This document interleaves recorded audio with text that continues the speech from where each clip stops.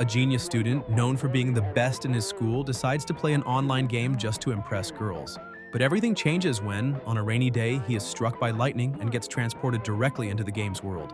Now trapped in a reality where monsters, demons, and even gods truly exist, he realizes he can't trust anyone, and that his only chance of survival is to rely solely on his own intelligence and strength. In an extremely dangerous world, he begins to grow stronger constantly, defeating increasingly powerful enemies and walking a brutal path where anyone who stands in his way must be eliminated. Anyway, let's get straight into it. Night falls over the school as Chen-Si Lee, lost in thought, once again shows himself to be the same genius he's always been, a student who has never encountered a question he couldn't solve. But this time, the problem is different. He's fallen for a troublesome girl. Tai Xiaomei walks up to his desk and hands him her notebook, saying she's giving him her homework again because she'll be gaming that night. The teacher notices and yells, telling her to get off her classmate's desk and stop disrupting the lesson. Chen calmly takes the notebook and says it's fine, but asks why she always does that. Xiaomei just smiles. Chen then asks if he can play with her, and Xiaomei agrees, saying she needs a healer, and setting their in-game meeting for 8:30 at the starter village, under the nickname Flaming Sweetheart. Later, the rain begins to fall and the news reports a severe storm approaching the city. Chen walks home under his umbrella, repeating her username as he goes. As soon as he enters the house, he calls for his mother and says he's back. She's surprised he's home early, and he explains that because of the storm, the students were released before time. Chen's mother remarks that the rain is heavy and tells him to rest a bit since dinner will be ready soon. He asks if any package arrived, and she replies that she left it in the hallway. Seeing the box, Chen recognizes the golden logo and realizes his long-awaited gaming helmet has finally arrived. His mother asks if he's started playing yet, reminding him she told him to relax sometimes. Chen rushes upstairs without answering, while she watches curiously, wondering if such excitement could be because of a girl. In his room, he looks at the open box and the sleek black helmet engraved with the word Cosmos. Lying on the bed, he says it's the most popular online game of the moment, offering a fully immersive mental reality experience. Smiling, he admits he should have started earlier, thinking Xiao Mei is probably already an experienced player. He adjusts the helmet, saying that for someone like him this should be easy. A notification pops up. Messages from Xiao Mei urging him to hurry up because she's waiting. Chen puts on the helmet and gets ready to dive into the world of Cosmos, thinking this might be the first time he's ever gone out with someone, smiling nervously before starting the connection. A beam of blue light envelops him, and his body begins to float before vanishing into the data stream. In seconds, he opens his eyes inside a digital space, taking in the surroundings as the game interface materializes in front of him. A system voice welcomes him to Cosmos and thanks him for his purchase. Chen, amazed, says everything feels too real. A panel appears explaining that Cosmos is a global survival game filled with treasures and mysterious artifacts, and asks him to choose a class to begin his journey. Remembering what Xiao Mei said, he taps the panel and chooses the healer class, ready to start his new adventure alongside her. On the character creation screen, Chen notices the first outfit set is free and jokes that since it's his first date, he needs to dress well. He picks an elegant suit, and in seconds, it fits perfectly to his avatar's body. The system confirms his selection and begins full synchronization. Meanwhile, outside, the news reports that the storm has reached maximum alert level and urges everyone to turn off electrical devices. A lightning bolt splits the sky and strikes Chen's house, causing a short circuit in the VR equipment. Excited, he says he's going to meet Xiao Mei for their first date. But before he realizes it, a surge of electricity bursts through the room, hitting him directly. His body convulses as the current surrounds him, and terrified, he tries to understand what's happening. The helmet sparks violently, launching Chen-Si Lee upward amid a blue surge that lights up the entire room. The flash spreads through the house and the thunder's roar fades into silence, along with him. Outside, the rain keeps pouring. Inside the room, the helmet lies on the floor, still smoking and crackling faintly. His mother hears the noise and wonders aloud why the power went out, but no one answers. She walks to her son's room, looks around, and finds it empty. Confused, she whispers, asking where he's gone, not noticing the fallen helmet beside the bed. Somewhere else, a group of dark creatures advances through the shadows, surrounding Xiao Mei, who lies on the ground, her dress torn and her face full of fear. Trembling, she screams for help as the monsters close in. Suddenly, a light cuts through the air, the creatures recoil in confusion, and among the flames rising in the forest, Chen-Si Lei appears, wearing white adventurer clothes. Xiao Mei recognizes him and calls out in relief. He assures her that everything's fine now and helps her up, apologizing for taking so long.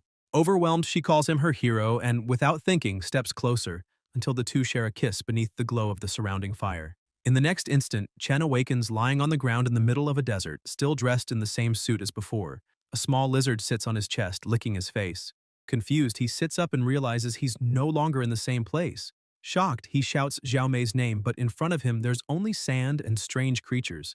Trying to make sense of it, he wonders if the game's transfer process is always this intense. Chen Zi Li slowly gets to his feet, his body tingling, and mutters that it feels like he's been struck by lightning, though oddly enough, the sensation is energizing. Looking around, he notices the blazing sun and the endless stretch of desert, concluding that he's finally entered the game. Bothered by the scorching heat, he's impressed by how realistic everything feels. Thinking of Xiao Mei, he tries to track the meeting point they had agreed on, but the system reports that there's no player with the name Flaming Sweetheart. Confused, he wonders if he typed it wrong and decides to head to the starter village on his own. He walks for hours under the blazing sun, sweating and breathing heavily as he stares at the floating map showing only his own location. Panting, he stops and questions whether he made some mistake during login, or worse, if the beginner village simply doesn't exist. Chen stares at the desert and, exhausted, wonders where he ended up. He tries contacting game support and watches the loading bar crawl upward, but the system soon responds that he's in an area outside service range. Shocked, he remarks that not even the game's support can connect and that something about all this is seriously wrong. The burning sun makes him sweat even more, and he estimates he's losing nearly a liter of sweat per hour. Realizing he'll dehydrate soon, he takes off his jacket and throws it to the ground, panting in frustration. Seeing no way out, he yells that he doesn't want to play anymore, worn out by the situation and the suffocating heat around him.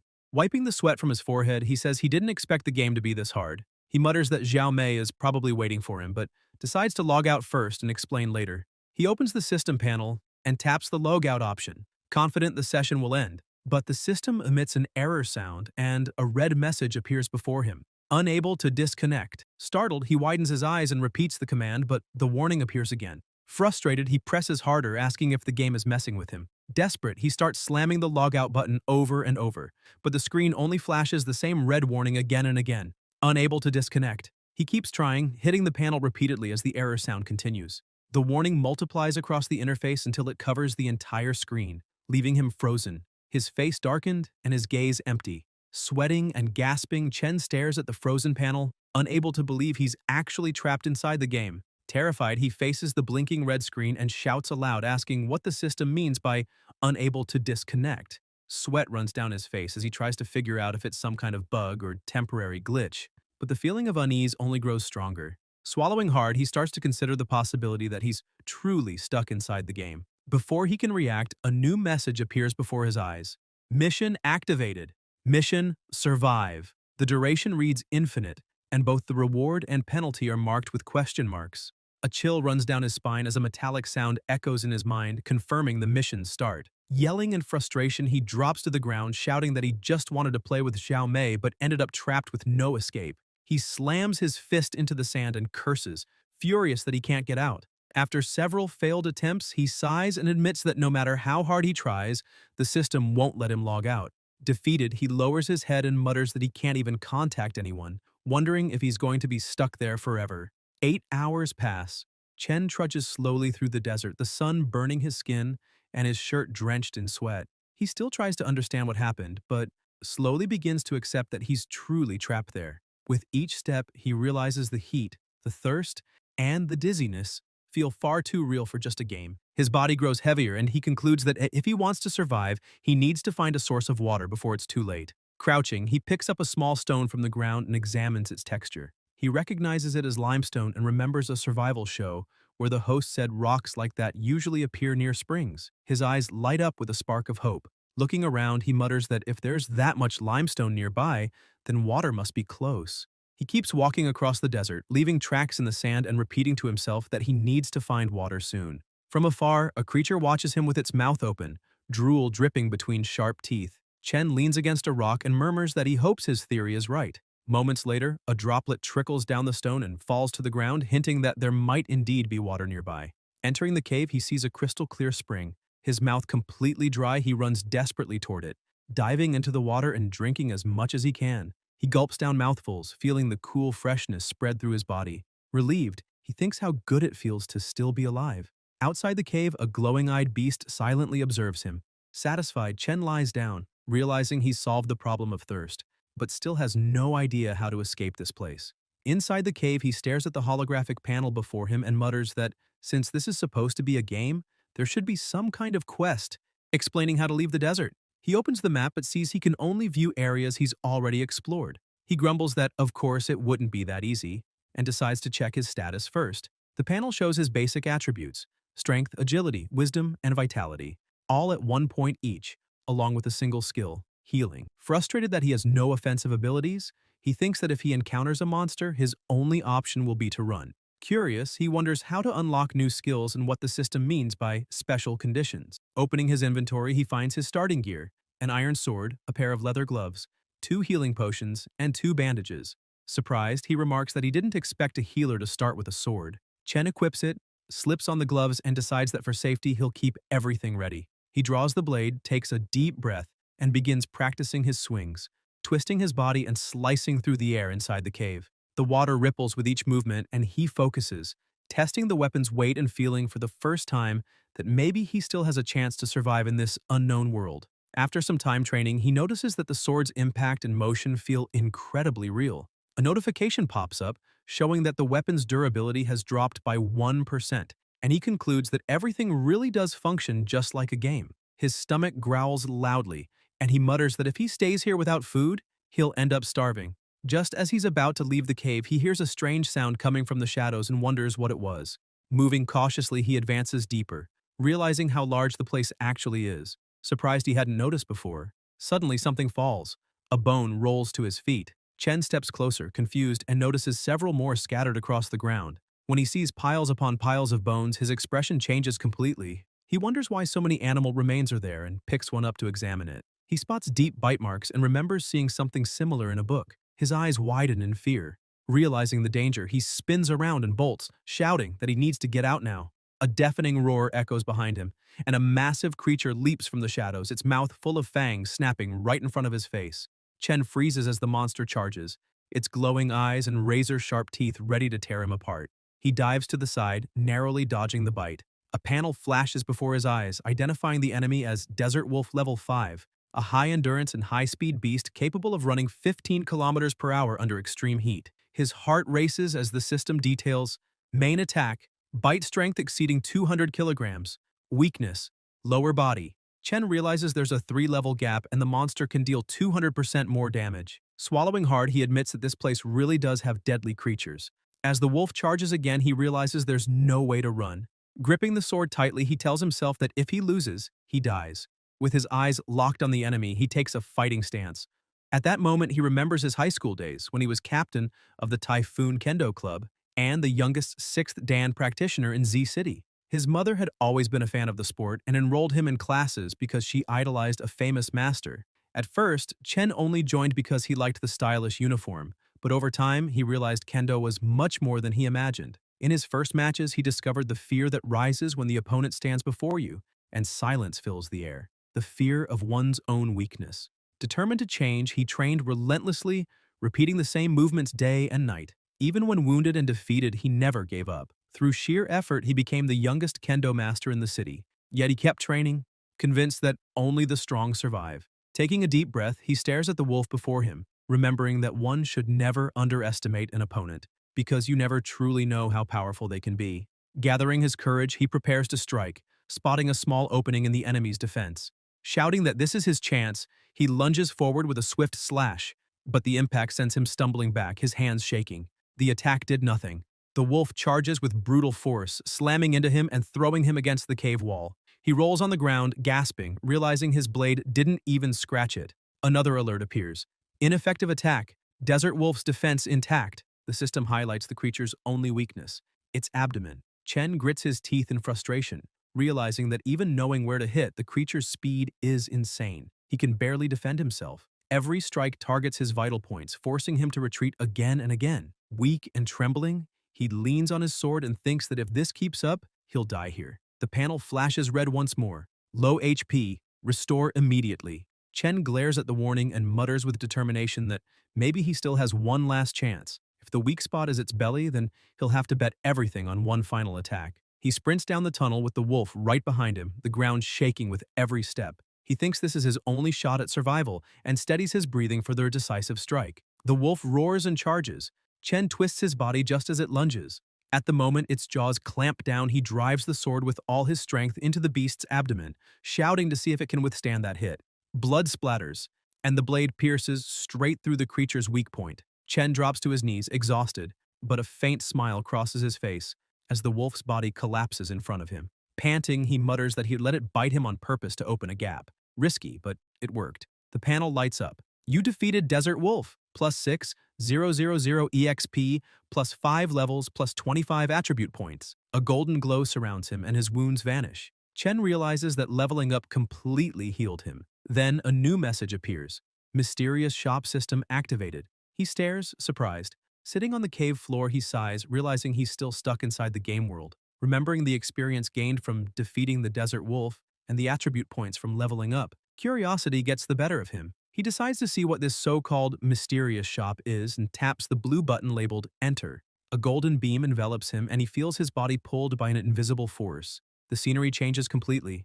When he opens his eyes, dozens of gleaming weapons float around him. Blades, armor, and all sorts of items, each with detailed descriptions. He gazes in awe at a red dagger shaped like sharp fangs called Blood Fang Dagger, boasting an attack power of 325, extra strength and speed, and a burn effect. Then he spots a golden spear, a Black Knight's armor with high physical and magical defense, and finally a sword engraved with the name Glory Excalibur. Chen blinks in disbelief and asks if this is seriously a store.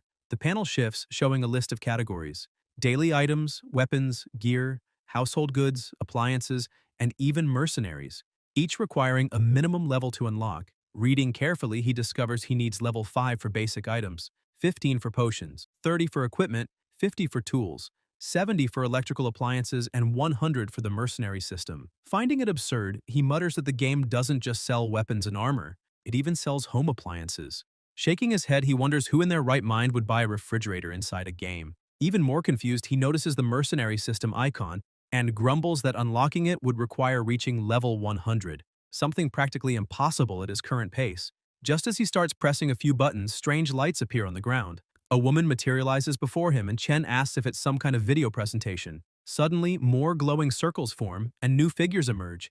Beings of attack, defense, magic, and even assassins surround him from all sides. Stunned, he watches as a woman with the appearance of a servant reclines on a bed, gazing at him with a seductive look. Chen panics, shouting who could have created something like this, convinced he's going to die a virgin trapped in this world. The system then states that with his current level, he can only unlock daily essentials, asking if he wishes to proceed. Chen takes a deep breath and says he has no choice, confirming the action. The screen flashes, and the panel announces, Daily Essential Items Unlocked, Levels Deducted, 5. In front of him appear the first results, 5 sweet buns and 3 bottles of water. Chen exhales in relief and laughs lightly, saying that at least the starving nerd finally has something to eat. Sitting in the cave, he realizes that, for now, he can only trade for a few items with his current level, but he needs to eat and recover his energy if he wants to survive. He then asks the system to display his status, and the panel appears before him showing ID. Chen Zili, Level 1 Healer. Condition stable with 100 GP, 100 MP, and 0 out of 100 experience. Has 1 strength, 1 agility, 1 wisdom, 1 constitution, and 1 endurance. His skills are heal and quick heal, and he has 25 unused attribute points, with a red warning below. Once attribute points are distributed, they cannot be changed. Chen studies the display carefully, realizing that even though he's in full condition, he still doesn't truly understand how the system works. It seems he can only grow stronger by increasing his attributes, and apparently, once assigned, there's no going back. He understands that these points will determine whether he lives or dies in this world. He begins analyzing calmly. Constitution defines health. Wisdom affects magical power. Strength influences attack. Endurance relates to defense. And agility determines speed. He remembers that even after defeating the Desert Wolf, there was a 5-level gap, and both its strength and speed far outclassed his own. So, if he wants to face stronger monsters later, he'll need an advantage in offense and mobility. Having made up his mind, he redistributes his points. 5 to Constitution to boost vitality, 10 to Strength for offensive power, and 10 to Agility to enhance reflexes and speed. As soon as he confirms, a surge of energy flows through his body. He feels every muscle tightening, his movements becoming lighter, quicker, and more stable. Amazed, he murmurs that he can actually feel the difference and smiles, thrilled by the sensation of getting stronger. But suddenly a noise echoes from the back of the cave. Turning around, he sees that the entire pack has returned. Dozens of wolves appear, blocking the exit, their eyes gleaming in the darkness. Chen stands up, gripping his sword, thinking it's time to test his new stats. He charges forward, eager to measure his strength. The first wolf leaps at him, but Chen moves like lightning. One clean slash, and the beast drops dead in seconds. His eyes widen in disbelief at the result. Now he doesn't even need to strike the weak point to deal damage. As the wolves rush him, he keeps cutting them down one after another without struggle. Each defeated enemy makes the system flash with new experience notifications. His swordsmanship sharpens along with his growing attributes, and his body reacts instinctively, as if he's practiced this art for years. Consumed by adrenaline, Chen leaps into the center of the pack, spinning his blade with precision and fury. The sound of steel echoes through the cave walls as he reduces the horde to a heap of corpses. Moments later, the system congratulates him. Level 15 reached, plus 24,000 EXP plus 75 attribute points. Chen smiles, sweaty and satisfied, thinking leveling up is much easier than he expected. All it takes is taking down a large number of monsters at once. Later that night, he decides to risk leaving the cave. It's late, but he has food and water, so he believes he can safely explore the surroundings. He walks through the silent darkness until he feels something under his foot. Looking down, he jumps in shock. Dozens of wolves lie dead, scattered across the ground. He crouches and studies the scene, trying to figure out why. Were they fighting each other? Hunted? Before he can reach a conclusion, a loud impact echoes nearby, and he watches in horror as another wolf is killed right beside him. Chen prepares to fight, but when he looks up, he sees something, or someone, taking down two wolves barehanded. He freezes, staring at the silhouette in disbelief. In the next instant, the shadow vanishes. Chen frowns, still staring at the panel's data, thinking how strange this is. He's certain he just saw something there, and the wolves' corpses scattered across the ground are proof it wasn't his imagination. That thought makes him wonder if there are other players trapped in this world just like him. As he steps closer to inspect the bodies, he notices the blood has been completely drained from them, as if something had sucked out every drop. While analyzing the scene, a presence begins to form behind him. Focused, Chen tries to make sense of what happened, reasoning that such brutal attacks couldn't have been caused by a human.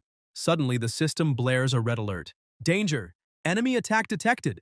And Chen instinctively spins around, reacting on pure reflex. He slashes hard, the blade cutting into something behind him. Blood drips down the edge, and what looks like a severed arm hits the ground. The system notifies weapon durability reduced by 25%. Still on guard, Chen's pulse races as he realizes that whatever he hit was definitely not human. Before him stands a monstrous figure, vaguely human in shape, with glowing eyes and a body covered in dark markings. The creature steps forward slowly, and Chen instantly understands it must have been the one that slaughtered all the wolves. The monster raises its arm, the very one he had just cut off, and, to Chen's horror, the flesh begins to regenerate before his eyes. Within seconds, the limb is whole again. The system identifies the enemy: Wandering Dominator, Hidden Level, ruler of absolute speed within the Lucknaya Desert, feeds on the blood of living creatures. No being can escape its class. A chill runs through Chen's entire body. The Dominator's killing aura is suffocating, as if the very air around him has turned dense, pressing him into the ground. His muscles lock up. He can't move a single finger. It feels like standing before a supreme predator, and every instinct screams at him not to breathe. Cold sweat trickles down his face as he realizes this is the first time he's ever felt such genuine soul-deep fear. Then the Dominator moves. In a blink, its body disappears, and less than a heartbeat later, it's already in front of Chen, striking with impossible speed. He barely dodges, sliding across the ground. Gasping for breath, he raises his sword and shouts that no matter how scared he is, he can't back down. With all his strength, he lunges at the monster's neck, but as the blade connects, he realizes something's wrong. It passes straight through the creature as if it's made of smoke. Chen spins, disoriented, and the Dominator is already behind him. A powerful blow hits him squarely, hurling him several meters away. He stabs his sword into the ground to stop himself, his face covered in dust and blood. Breathing heavily, he mutters that this must be the absolute speed the system warned about. The Dominator walks toward him slowly, murmuring strange words in an unknown tongue. Before Chen can react, it disappears again, reappearing right in front of him and landing another crushing strike that sends him sprawling to the ground. He collapses to his knees, coughing blood, his entire body racked with pain. He thinks that last attack could have killed him, but the monster chose not to. Confused and trembling, Chen stares at the creature, wondering what it actually wants. The Dominator steps closer, speaks again in that incomprehensible language, and, to Chen's astonishment, kneels beside him. Slowly, it picks up the fallen sword, then hands it back to him. Stunned, Chen grips the weapon and stares at the being, gasping, unable to understand what it's doing. The Dominator raises its own hand, mimicking a sword, and points directly to a spot on its body, showing Chen where to strike. The protagonist remains confused, wondering if the creature is toying with him. The battle between the two resumes, the distant desert trembling with the sounds of their clash. Once again, Chen crashes to the ground, his sword's durability now at 80%. Furious, he curses under his breath, thinking the opponent is far too fast, and that ordinary attacks won't hurt it at all. The Dominator walks up to him, grabs Chen by the collar, and lifts him off the ground, calling him human. Chen freezes for a moment, shocked to realize the creature can actually speak. With a threatening tone, the Dominator leans closer and says that humans are nothing but worms, a pathetically weak species. Chen, gritting his teeth, slashes at its arm and tears it clean off to break free, stumbling back and shouting through heavy breaths that the real worm here is him. The monster looks down at its severed arm and suddenly bursts into maniacal laughter as the limb begins to regrow, flesh twisting back into place. Amused, it says, "This is interesting, that it's been hundreds of years since it last met a human who could make it feel this excited." Chen steadies himself, eyes sharp, and replies that he's just as thrilled. It's been a long time since he's felt so alive, so burning with determination. A surge of energy builds around him, enveloping his body completely. Memories of his family and friends flash through his mind, and he tells himself he still has an entire life ahead of him. He refuses to die here. With that resolve, he screams inwardly for his family and friends to wait for him because he will return. A beam of energy bursts from his body, shooting into the sky, the pressure shaking the land around him. His eyes, hair, and stance begin to change as the system announces, "The player's extraordinary fighting spirit has awakened the special blessing of the god Latanaya." All his attributes rise by 100 points, and Chen braces for battle. The Dominator watches in silence before muttering that this is more or less the path he should be walking, then commands him to come. Chen vanishes in a flash and reappears beside the Predator, landing a direct hit that finally deals real damage. With murderous focus in his eyes, he unleashes a relentless flurry of strikes. The system flashes red. Weapon durability, 0%. Item broken. Mid-combo, his sword shatters. Chen tosses the fragments aside and keeps attacking barehanded, landing a solid punch to the monster's face that sends it flying. Brimming with confidence, Chen shouts that he'll finish this monster off and claim all the experience he can. But as the dust settles, the Dominator is gone. Before Chen can react, the creature reappears behind him in another form and unleashes a rapid series of slashes across his body. Chen collapses to his knees again as the Dominator mocks him, saying humans truly are fools, a species no better than worms. Exhausted and nearly defeated, Chen wonders if he really still can't win, while the Dominator rises into the air, raising one hand as it gathers an immense amount of energy. A massive Reaper-like construct forms above them. With a grim tone, the monster sends it down toward Chen, bidding the human farewell. The attack crashes into the mountain, the impact deafening, engulfing Chen completely. As the power tears through him, he feels something strange, asking himself if this is how he dies. The system's cold message appears. "Player Chen HP has reached 0. You are dead." Suddenly, Chen's eyes snap open. Gasping, he sits up, disoriented and confused, pressing a hand to his chest as he tries to understand if he's still alive. He looks around, then rushes to a nearby window, wondering if he's been thrown out of the game. But outside is a landscape he doesn't recognize. Uneasy, he mutters, asking himself where he's ended up. Opening the system interface, he notices it's still active, which means he's still inside the game. Chen tries to process what he's seeing, remembering clearly how he was killed by that monster. Yet now he's lying in a room, completely unharmed. Looking down at his body, he sees no wounds at all, only confusion swirling in his mind. Then, the door opens, and a beautiful young woman enters, startled to see him awake. Realizing his shirt is halfway lifted, Chen quickly pulls it down and greets her awkwardly, flustered. Blushing, the girl runs out of the room, shouting for her grandfather, Wu Bulai, that the young man has finally woken up. Still dazed, Chen wonders if this place could be a beginner's village. Outside, the old man Wu Bulai is gathering herbs. When they return inside, the girl, still startled, asks if what Chen just said was true, that he actually died. He confirms it, explaining that his body had been completely pierced through, though he still can't understand how he ended up here. The girl explains that her grandfather found him during a hunt. At the time, he was nearly dead, but still breathing. Wu Bulai looks at Chen and states firmly that this place is not a beginner's village, and they are not NPCs or any kind of digital characters like he mentioned. Chen starts to lose his temper, convinced that none of this can be real. Everything around him looks exactly like the game world, and something is definitely wrong. Then an idea strikes him. He opens his system interface and tells the two to look. He shows them his status window, the mission list, his equipment, even the map. The girl stares blankly and turns to her grandfather, asking if the young man hit his head and went crazy. Boulay nods slowly, saying that perhaps he really did suffer a hard blow, since neither of them can see anything he's showing.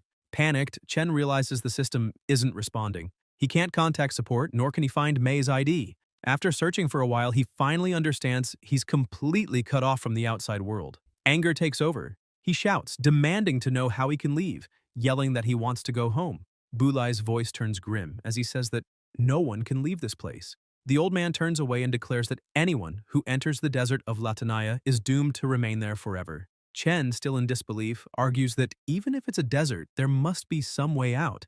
And if no one can escape, how did they get here in the first place? The girl, whose name is Sally, explains that years ago she and her grandfather traveled to the continent of Argama to hunt a dragon, but a storm struck, and when they woke up, they were already trapped here. Boulay confirms it, saying this is the legendary desert of Latanaya, a place said to imprison even gods, and that the only way to gain freedom is to find the palace of the god Kebli. Sally, her eyes welling with tears, adds that many have tried to find the palace, but almost none ever returned alive. After so much loss, the survivors gave up and chose to live here, accepting their fate.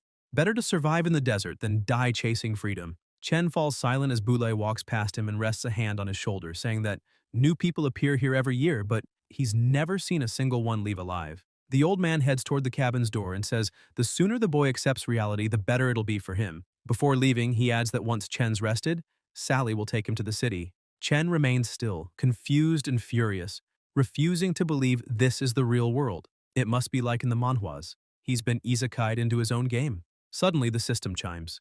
A new notification flashes before his eyes. Chen stares at the screen, shocked. The system reports a new mission. Avenge the death of the god Kebli. It asks if he wishes to accept. His body trembles as new messages flood the panel. Mission introduction. You have been reincarnated under the protection of the god Kebli. Your task is to remove the seal of the god Kebli. Mission objective. Find the palace of the god Kebli in the desert of Latanaya. Defeat the monster Nabus and free the god Kebli. Reward. The key to unseal the desert of Latanaya. Sometime later, lying in the grass, Chen stares at the system panel and thinks that even though he still doesn't understand how he got here, at least he's finally found a path forward. His goal is now clear. Find the palace of the god Kebli, defeat the monster Nabus, and maybe, just maybe, escape this place. Suddenly, someone calls his name. Sally runs toward him, out of breath, asking what he's doing there. She'd been looking everywhere. Chen stands up and apologizes, saying he just needed to be alone for a while and went for a walk. Pointing at the horizon, he asks if that's the desert of Latanaya. Sally explains that it's only part of it, emphasizing that the city is completely surrounded by that same desert, stretching endlessly in every direction. She gestures around to show how vast it is. Chen then asks how long she thinks it would take to find the palace. Worried, she asks if he seriously plans to go after it. Determined, he answers yes. He has to leave this place, no matter what it takes. Turning around, he starts walking, but Sally grabs his arm, pleading that there is no palace, that it's just a legend, and if he leaves the city, he'll die for sure. Chen keeps walking, replying that he's already died once, and he'll do whatever it takes to find the palace of the god Kebli and return home. He then calls Sally and suggests they head back to the city together for now. On the way, she asks if he really intends to search for that palace, and without hesitation, he confirms. Still anxious, Sally warns that the desert is filled with powerful monsters, ones even her grandfather doesn't dare claim he can defeat. Chen smiles and tells her not to worry. He's strong too. Suddenly, attacks fly toward them, catching them off guard. Explosions erupt, kicking up clouds of sand and smoke. Figures approach through the haze, and one of them laughs darkly, saying the prey has fallen right into their trap. Coughing and trying to see through the haze, Chen wonders what's going on. As the dust begins to settle, he's stunned to find that Sally has blocked the entire attack by herself. The man in front of them grins and remarks that she used the flame cage to stop his blades, and that it looks like they've met again. Furious, Sally glares at him. Boban! Chen, still confused, asks what's happening and why they're being attacked. Sally answers coldly that more terrifying than the monsters of the desert are the bandits. Trash who prefer hunting and robbing people instead of facing the beasts outside. Ban laughs loudly, releasing a strange energy that leaves Chen speechless, unsure what kind of ability he's witnessing. Shouting, Ban says that last time Sally managed to escape, but this time she won't get away with the same trick. Sally unleashes her own power and yells at Chen to run back and get Bulay's help, saying she'll hold them off as long as she can. Meanwhile, the old man is tending to the crops when a storm begins to form, lightning flashing across the sky. He looks up and mutters that another storm is coming, and that by now his granddaughter should have been back from the city. Ban faces Sally again, asking if she really thinks he'll let Chen run for help. He reminds her that she knows her attacks can't hurt him, so it would be better if she just came with him willingly. Maybe then he'd spare her idiot friend. Sally yells that not even in his wildest dreams should he say something like that. Ban frowns and says she can't blame him for being rough then. Sally turns to Chen and urges him again to run while she figures out a way to stop them. But he refuses, leaving her stunned. She asks what he just said, and Chen answers firmly that in his dictionary, the word run doesn't exist. Even though they just met, he's not the kind of person who abandons a companion and runs away. Ban grabs Chen by the face and slams him hard against a tree, bashing his head. Sally screams in panic as Ban presses him harder, calling him trash and demanding to know who he thinks he is to talk like that, saying that in this world people don't use words to prove themselves, only strength. Chen grips Ban's wrist and through clenched teeth asks if he really thinks he's strong, needing all that power just to make a cowardly sneak attack. He shoves back and Ban quickly dodges, retreating. Shocked, Ban realizes that Chen's raw strength alone was enough to wrench his wrist out of place. On the other hand, Chen is also taken aback, realizing Ban's speed is far beyond normal. Even with his boosted agility, he could barely follow the shadow's movement. Sally asks if he's okay, and Chen nods, telling her not to worry. She turns to Ban and demands to know what he's really after. Annoyed, Ban shouts that he's told her countless times already. He wants her to be his woman. Sally glares and says that's impossible, telling him to give up. Chen mutters that Ban's just being annoying to force her into saying yes, which makes Sally blush in embarrassment. Ban feels his jealousy boil over and growls, asking what she sees in him, insisting that the only reason she keeps rejecting him is because of Chen. Sally yells at him to stop saying nonsense, repeating that Chen is just a friend, but Ban snarls back, calling it an excuse, and challenges Chen to a fight, man to man. He swears that if he loses, he'll leave Sally alone forever. At that moment, the system window flashes in front of Chen, glowing in a different color. New side quest unlocked. Madness of Shadows. Condition: defeat the Shadow Swordsman, Boban. Reward: lost map of Latanaya. Chen stares in disbelief. Did that really just activate a quest? And if the reward is a map, then maybe he's finally found a clue to escape this world. Determined, he yells that he accepts the mission. Ban smirks, drawing his blade, saying the deal's sealed. His two henchmen watch from behind, sensing the thick tension of jealousy in the air. Sally, worried, asks if Chen's really sure about this, warning that he won't be able to win. Ban is the strongest shadow swordsman in the entire city. Chen frowns and asks what exactly a shadow swordsman is, and if Ban is really that powerful. Sally explains that these warriors have a natural advantage in speed and wield immense destructive strength. Their shadow-forged swords can tear through any defense. That's why Ban is so dangerous. Even so, Chen keeps walking forward, eyes locked on his opponent. It doesn't matter, he says. I've already died once, and compared to death, I'd rather fight for a chance to leave this place. The two charge toward each other, sprinting across the sand. Chen throws a punch with all his strength, thinking almost bitterly how a perfectly normal life ended up turning into this.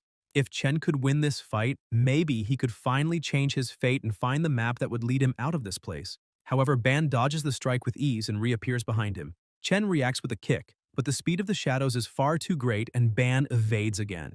The swordsman looks at Sally with disdain and asks if the strength of the man she's in love with is really just that. Still trying to grasp the situation, Chen notices something odd. Ban isn't attacking, only defending, which makes him suspect he's hiding something.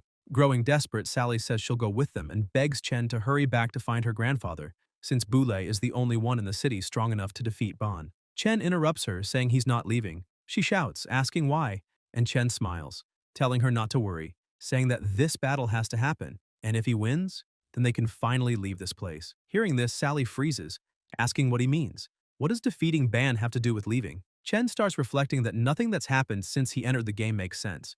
Trapped in a world he can't escape, killed and mysteriously revived, and now the system requires him to defeat Ban to get a map. It all feels like coincidence, yet deep down he senses that someone is pulling the strings behind these events.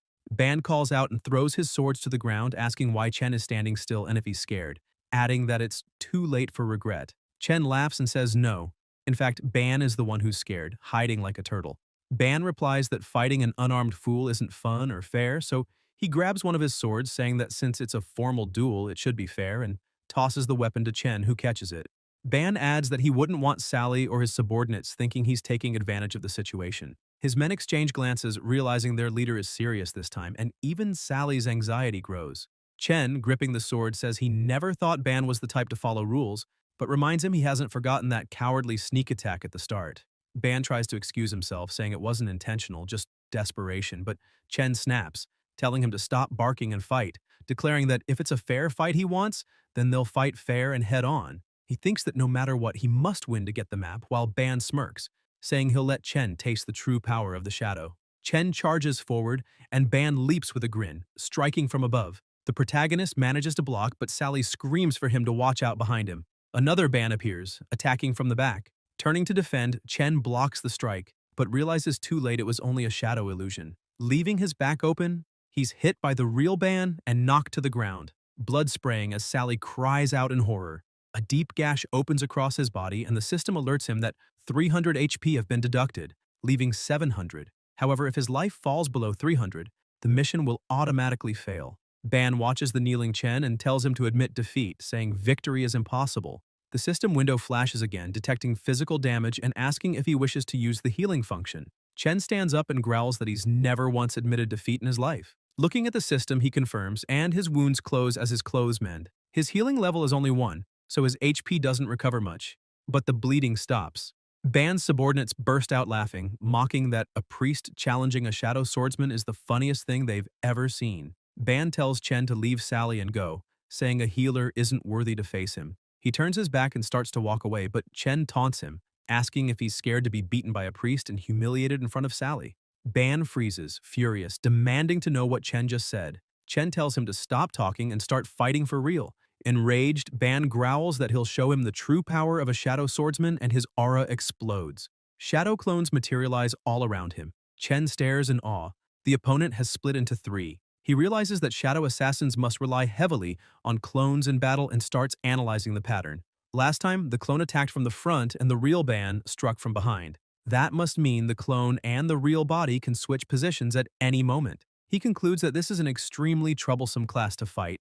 Ban keeps talking, saying that Trash, who awakened as a healer, disgusts him, and since Chen wants to see true power, before dying he'll let him witness the invincible attack of the shadow assassins. Chen tells him to stop talking and use everything he's got, then charges forward. Ban, thinking Chen is just an arrogant child, orders one of his shadows to play with him for a while. Instantly, the shadow rushes forward, and when their blades clash, the pressure in the air is strong enough to make even the onlookers flinch. They keep exchanging blows, and Chen realizes that the clone is so powerful he can barely block its attacks, and there are still 2 more. Suddenly, another shadow appears behind him. Ban laughs, saying that last time Chen was lucky enough to block, but this time luck won't save him. Blood sprays through the air and Chen's sword falls to the ground, leaving everyone stunned. But in truth, the shadow that attacked from behind is the one cut in half. Ban freezes, trying to understand how that's possible. He saw Chen dodge correctly, yet the outcome doesn't make sense. Chen steps back, breathing hard, thinking that was way too close. He almost died again. Then the system floods him with messages. Congratulations! Due to your increased agility, you have obtained a new skill. Explosive Slash, Level 1, Hidden Ability. While facing a fatal strike, you unlocked a skill based on agility. Explosive Slash. Effect. Dodges all physical attacks for 2 seconds, cannot dodge magic attacks, and the next attack deals 150% of normal damage. Cooldown, 5 minutes. Chen realizes that without unlocking that skill in that exact moment, his head would have been cut off. He steadies himself and prepares to face the remaining clones. Ban laughs, saying that was interesting. The boy dodged twice, but only managed to destroy 1 clone. He declares the real fight starts now. Ban calls his sword back. The weapon instantly vanishes from Chen's grasp and reappears with its master. Ban says that pitying one's enemy is cruelty to oneself and admits he underestimated Chen. Then, shouting, he warns the protagonist to open his eyes and watch closely. The shadows begin to move, their blades merging into one. Ban activates Limit Break, Spirit Strike. The shadows spread across the ground, circling Chen. One attack comes at him. He dodges. But immediately several more strike from every direction. He uses all his agility to evade, but the barrage grows faster, more intense, until the blades start grazing him. Outside the ring, Ban laughs and mocks that Chen can dance all he wants. The system warns that his HP has dropped to 30% and urges him to heal immediately. Chen realizes he's in serious trouble. Without a weapon, all he can do is dodge. Suddenly, Ban appears right in front of him, releasing a wave of darkness straight at his chest. Smirking, Ban says the Reaper has come to save Chen's life. A barrage of attacks follows, crashing down one after another without pause. Ban steps back, saying he'll find a nice spot for Chen's grave. But out of nowhere, a beam of energy shoots forward at incredible speed. Ban turns just in time to realize he can't dodge. He braces for impact, but then someone steps in front of him. The explosion's sound echoes for kilometers, leaving everyone stunned. Ban, speechless, looks back and sees Bulai with his arm extended, having stopped Chen's strike. The old man orders them to stop immediately. Rain pours down as Chen, panting and exhausted, still stands ready to fight. Bulai insists he stop, but Chen, still angry, only steps back. Sally rushes to him, asking if he's okay. He nods, eyes still fixed on Ban.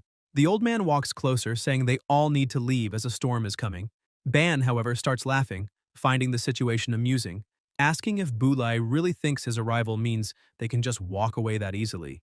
Bulai replies coldly that if he hadn't intercepted Chen's attack, Ban would already be dead. Ban hesitates, unsure if he heard right, then scoffs, saying that's impossible, that Bulai's talking nonsense because how could a priest kill him? He insists that if he hadn't gone easy, he would have finished Chen off long ago. At that moment, the system window appears once more. Mission complete. Madness of Shadows. Victory condition. Defeat the Shadow Swordsman Ban. 1/1. Rewards. Map X1, 15,000 EXP. Hidden key obtained. Chen is stunned, wondering if the system really counted that as his victory. Bulai completely ignores Ban, puts a hat on his granddaughter's head and says the storm is getting too close. They need to leave immediately. Ban's subordinates also try to convince him to retreat before the storm hits. Even so, unable to accept defeat, Ban yells for Chen to come back, shouting that their fight isn't over yet. Chen glances over his shoulder while Ban keeps calling out, demanding to finish what they started. For a brief moment, Chen just looks at him silently until Sally calls his name again, asking what he's staring at since the storm is almost there. He exhales and answers that he's coming. Sometime later, inside a cabin, Sally is treating Chen's wounds, telling him to stop moving. Bruised and battered, he replies that it'll be over soon and asks her to just hold on a little longer. Sally sighs, saying it's impossible to apply medicine if he keeps squirming. Chen apologizes, saying he's caused trouble for her and her grandfather again. She asks why he's apologizing and admits she never imagined he'd be that strong. Chen thinks to himself that even after gaining experience, his level didn't increase and his wound still needed real treatment, making him realize he must understand the upgrade system better. He changes the subject and asks if she knows Ban. Finishing the bandage, she nods and says yes.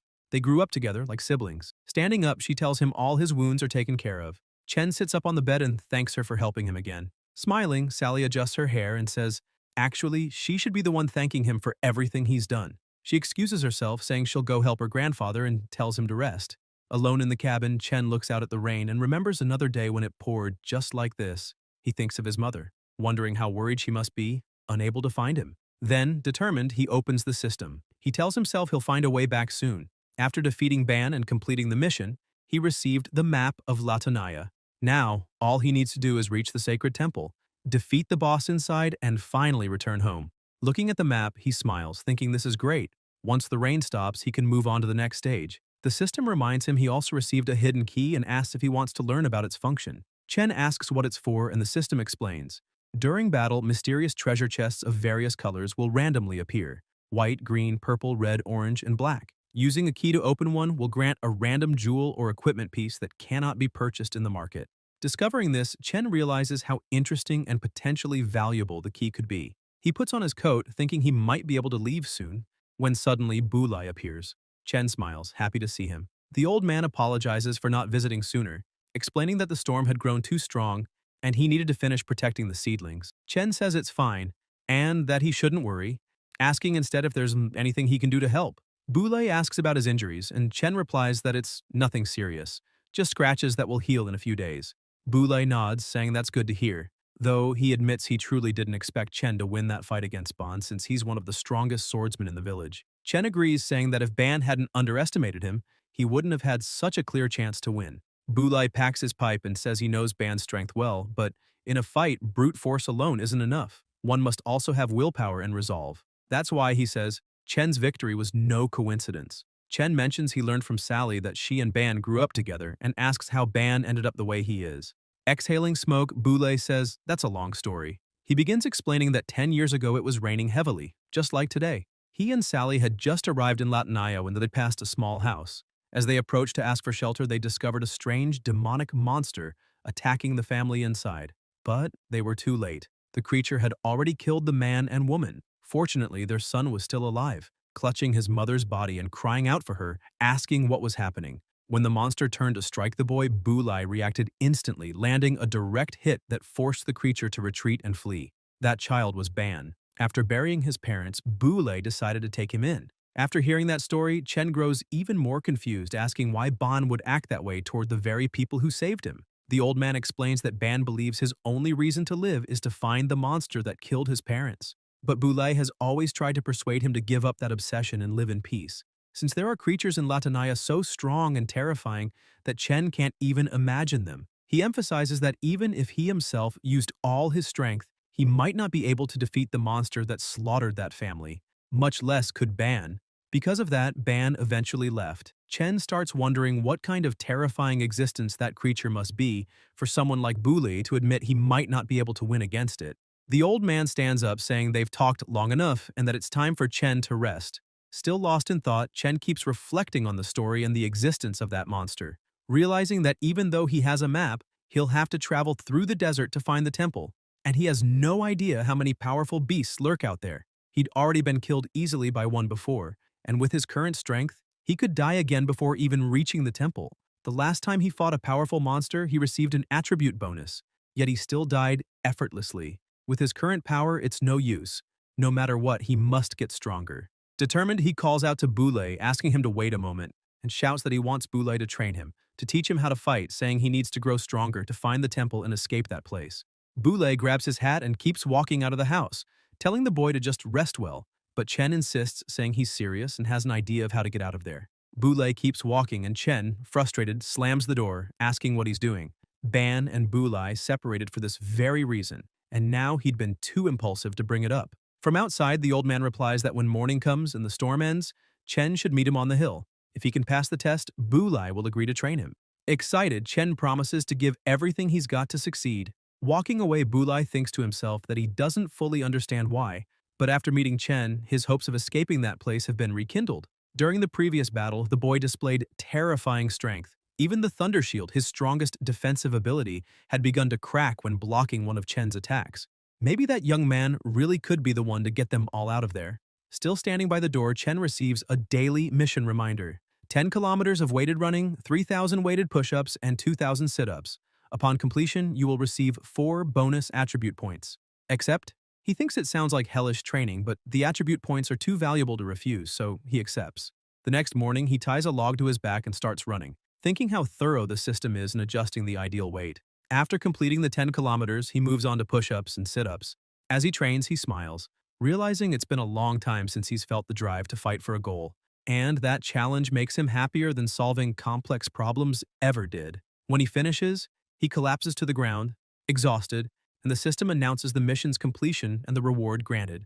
Lying in the shade, he wonders which attributes to enhance. Sitting under a tree, he concludes that, considering his healing and defensive skills, the best choice would be to add 2 points to intelligence and 2 to endurance. Suddenly, he hears someone calling his name. Sally runs toward him, wearing modest clothes, and Chen stands up, asking what she's doing there. She explains she brought breakfast and, not finding him at the house, asked her grandfather, who said he was probably there. Sally notices he's shirtless and asks if he's been training, saying that if so, he must be starving, then hands him a package with food. Chen explains that Bulai agreed to train him, so he came to prepare. Surprised, Sally asks if it's true her grandfather accepted to teach him to fight.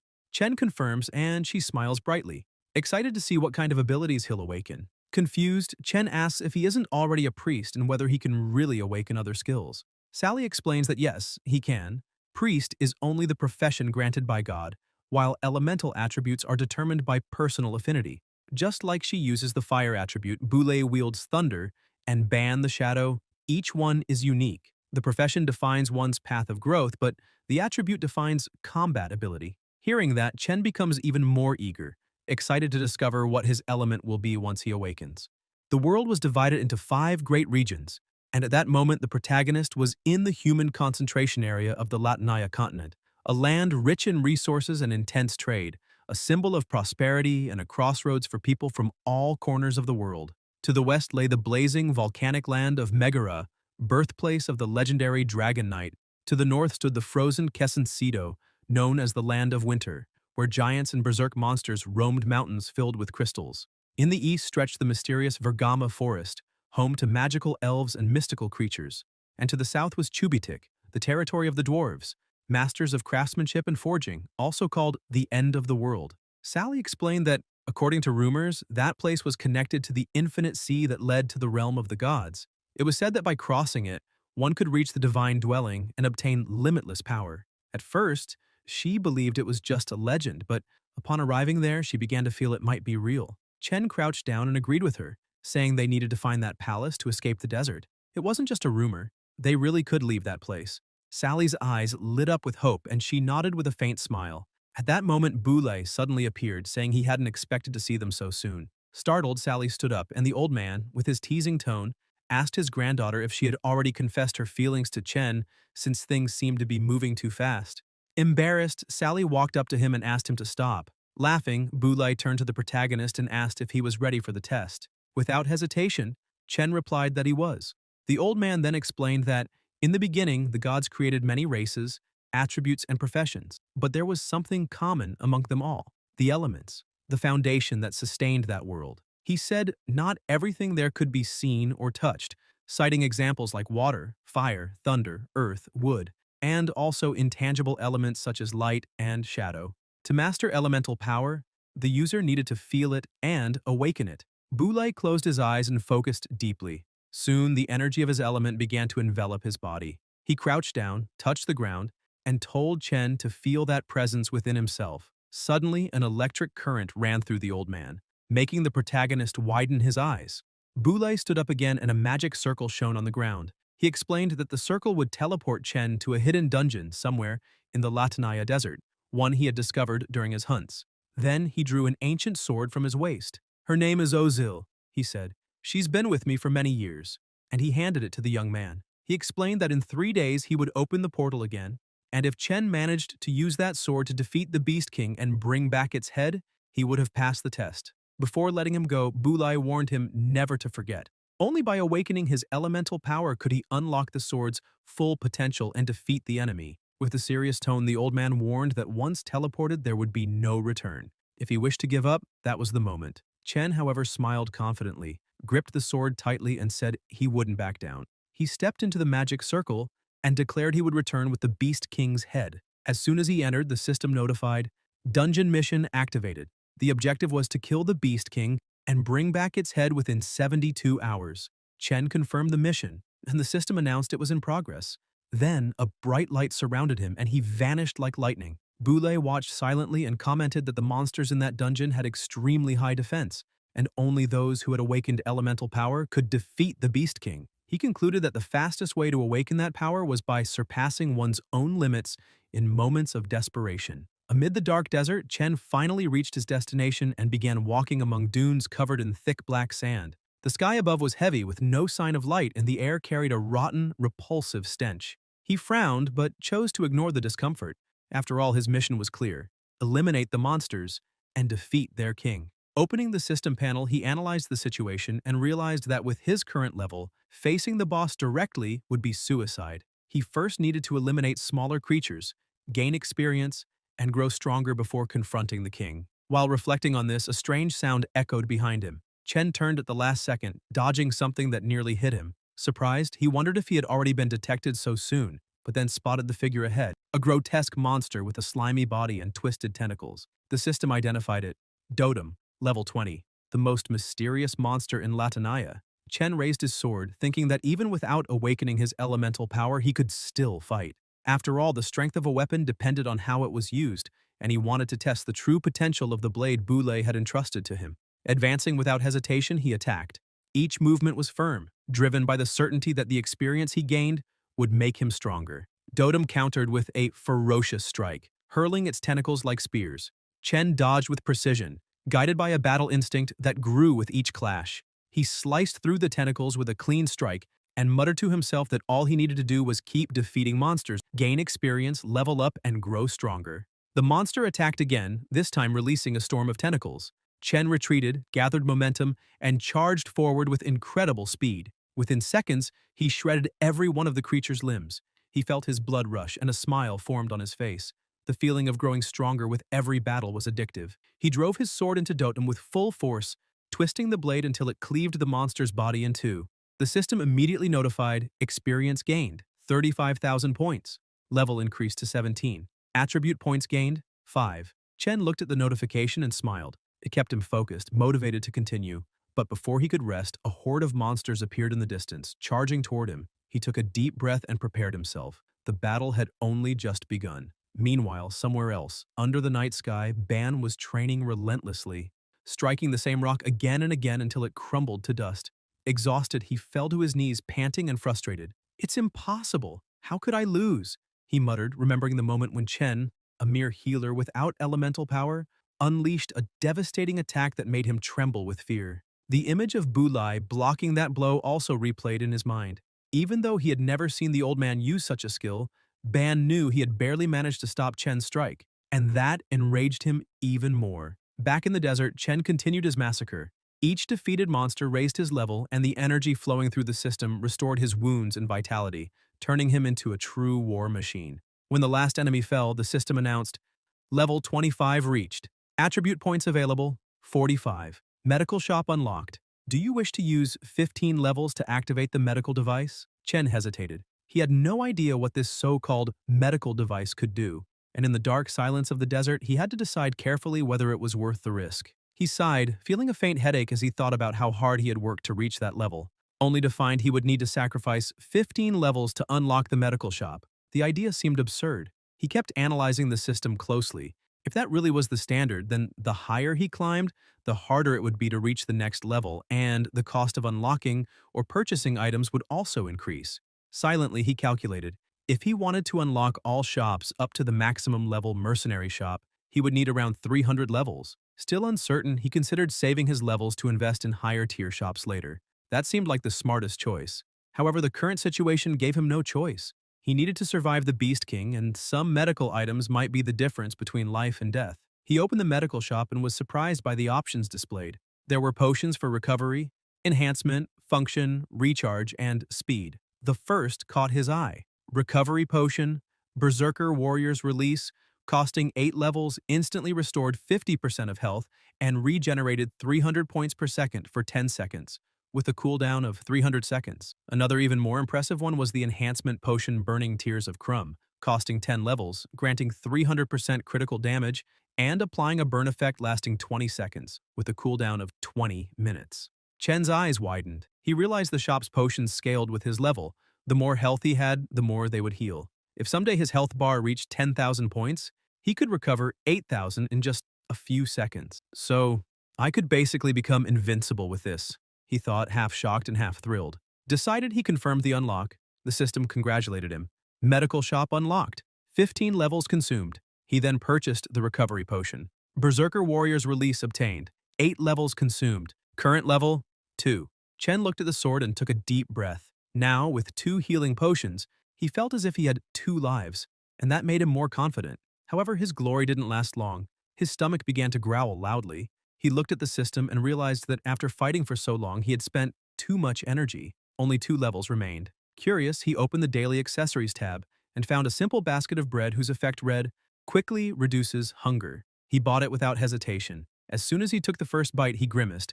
The bread was unbelievably hard. Sally's bread was so much better, he thought with a nostalgic smile. Walking through the desert while chewing, he opened the system map and noticed that 12 hours had already passed since he entered the dungeon. Around 60 hours remained to complete the mission. According to Bulai's instructions, the territory of the beast was northwest, so he needed to head in that direction to find the Beast King. Before advancing, the system notified him again. "Attention! You still have 45 unassigned attribute points." Chen blinked, remembering that he had completely forgotten about that. He opened the status panel and analyzed his stats. His strength and agility were high, but his health and defense were still low. Reflecting on his fight against the Dominator, he recalled how his attacks failed when his health dropped too much, and how he could die from a single hit before even using a potion. It's like an exam, he thought. To get a high score, you need to do well in every subject. The difference is that here I can retake it endlessly, adjusting my strategy each time. After thinking for a while, he began distributing his points. 15 in vitality, 15 in strength, and 15 in defense. Agility and magic each received 5 points. This way, he would have balance between offense and endurance. And if the battle became critical, he could use the Berserker Warrior's Lament to recover his health. "Perfect," he murmured, closing the panel with determination.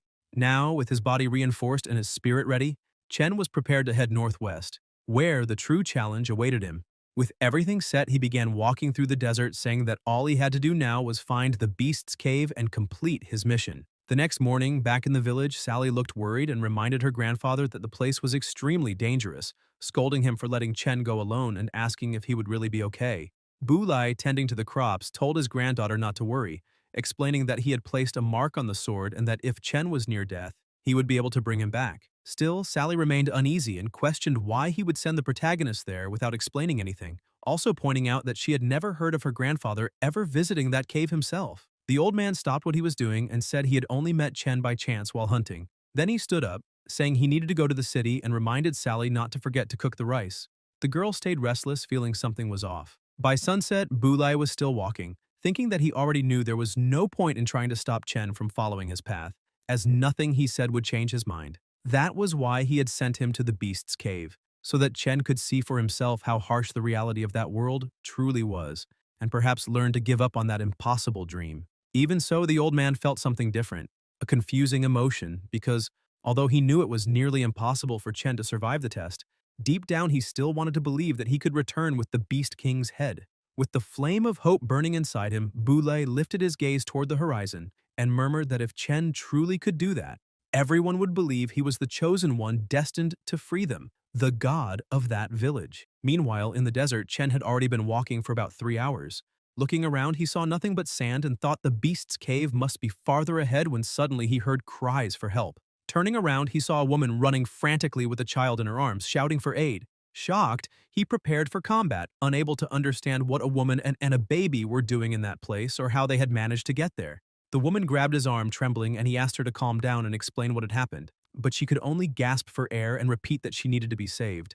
Suddenly, heavy sounds echoed through the desert and the woman began trembling even more, saying that there was a monster. Moments later, 3 creatures appeared, 2 gigantic beasts and 1 smaller figure. The 2 larger ones were demonic beasts from the Latinaya desert, creatures of overwhelming strength and endurance, tank-type monsters with slow movements. The smaller one was a barbaric beast man at level 40, a low-intelligence beast tamer capable of controlling the giants and commanding them in battle. Chen was surprised to finally encounter a beast man and told the woman to step back, realizing that this opponent was far stronger than any monster he had faced before, and, worse, possessed intelligence, just like the kidnappers he had fought earlier. Despite the danger, excitement stirred within him, for the presence of a beastman meant that their lair must be nearby. Before the battle began, he glanced back at the woman and her child, wondering if they too had been teleported there, just like him and the old man. The woman, panicked, held her child tightly, and Chen knelt beside her, assuring her that he would keep them safe. The beastman began to mock them, calling them foolish, cowardly insects, and Chen grew irritated, thinking this was becoming a joke. The last enemy he killed had called him the exact same thing. "Why does it always have to be insect?" he muttered before hearing the barbarian shout that they should stretch their necks and enjoy the pleasure of being chewed down to the bone. The beastman laughed loudly and commanded his monsters, saying it was time to feel the thrill of slicing those insects into pieces. However, before he could even finish his sentence, Chen charged forward and struck one of the giants with a devastating kick, sending it flying backward and slashing it repeatedly with his sword. Spotting an opening, he delivered another powerful strike, hurling the ogre far away. The woman, still clutching her child, watched in shock, astonished by the protagonist's strength. Chen realized he had indeed grown much stronger after leveling up. The beastman stared at the scene in disbelief, turned to the remaining creature and shouted, demanding to know why it was standing there like an idiot and ordering it to attack the human at once. But upon seeing its fallen companion, the ogre began to tremble in fear and then fled. Furious, the beastman roared, asking what the hell was going on, but quickly regained his composure, snarling that it didn't matter. He would show, all by himself, how to exterminate a worthless insect. In the blink of an eye, Chen's sword was already pressed against his neck.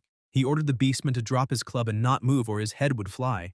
With no choice, the barbarian obeyed, and Chen demanded to know why he had been trying to kill the woman and child. The enemy answered arrogantly, claiming to be a servant of God and warning that if he died there, his god would curse Chen for the rest of his life. Chen then turned the blade and struck him across the face, making him scream in pain, warning that next time it would be the edge. He then asked where the beastman's dwelling was.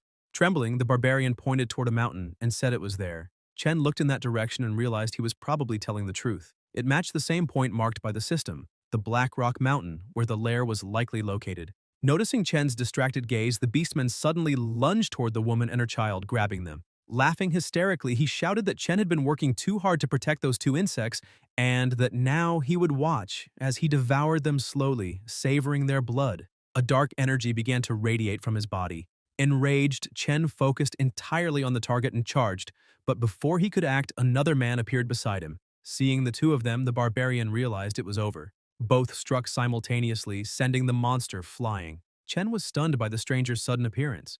The man smiled and complimented him, saying his move wasn't bad at all. Moments later, several others arrived, rushing to help the woman and child. Still confused, Chen asked who they were and how they got there. The blond man explained that he and his group had been mysteriously transported to the desert 3 days earlier and had been under constant attack from the beastmen ever since. During the chaos, one of their companions was captured, so they had followed the tracks until they found Chen. He introduced himself as Bros, a warrior, and said it was a pleasure to meet him. Behind him, a hooded man named Philoga, an assassin, and a green-haired girl named Rachel, a healer, were introduced. Chen shook Bros's hand and introduced himself as well. The warrior then asked if he happened to know why they had all been teleported there, but Chen replied that he had no idea, though that fallen beastman might know something. Trembling with rage and pain, the enemy growled that he had suffered yet another cowardly attack and that those insects were truly despicable. Glaring upward, he screamed that one day he would kill them all, but his expression changed to fear as he realized everyone was now standing around him. He demanded to know what they were planning to do. Still lying on the ground, the beastman shouted that they were all insects, nothing but food, questioning how they dared defy God and proclaiming that his God would kill them all. Chen stepped forward and slammed his sword against the ground, calling him by name, Rakidler. The beastman froze, startled, wondering how that human could possibly know who he was. The protagonist kneels down and says he has a few questions to ask, warning that Rakidler had better be a good boy and answer honestly if he wants to stay alive. Moments later, Rakidler was shouting that he had already told the whole truth, begging the protagonist to believe him. He had said everything he knew. As a lower-class member of the tribe, he only knew so much, but he confirmed that their god had indeed captured everyone to serve as food, and that he was merely following orders to guard that place. Beyond that, he knew nothing else. Suddenly, an extremely bright lightning bolt lit up the entire sky. Inside a church in Delktown, several people were murmuring that Boule must have gone completely mad, since even after all these years he still believed those rumors. They questioned what he intended to do even if he did find the palace. Hicks, a high-ranking mage of the wind element, claimed that they could never defeat the monsters guarding the palace, and yet the old man was placing all his hopes on a child who hadn't even awakened his elemental power. He also reminded everyone that Boule should know the consequences of angering God. The entire village could be in danger. Hicks urged the old man to heed his warning. Kill the boy in the beast pit, then quietly reflect, pray, and beg for mercy and forgiveness.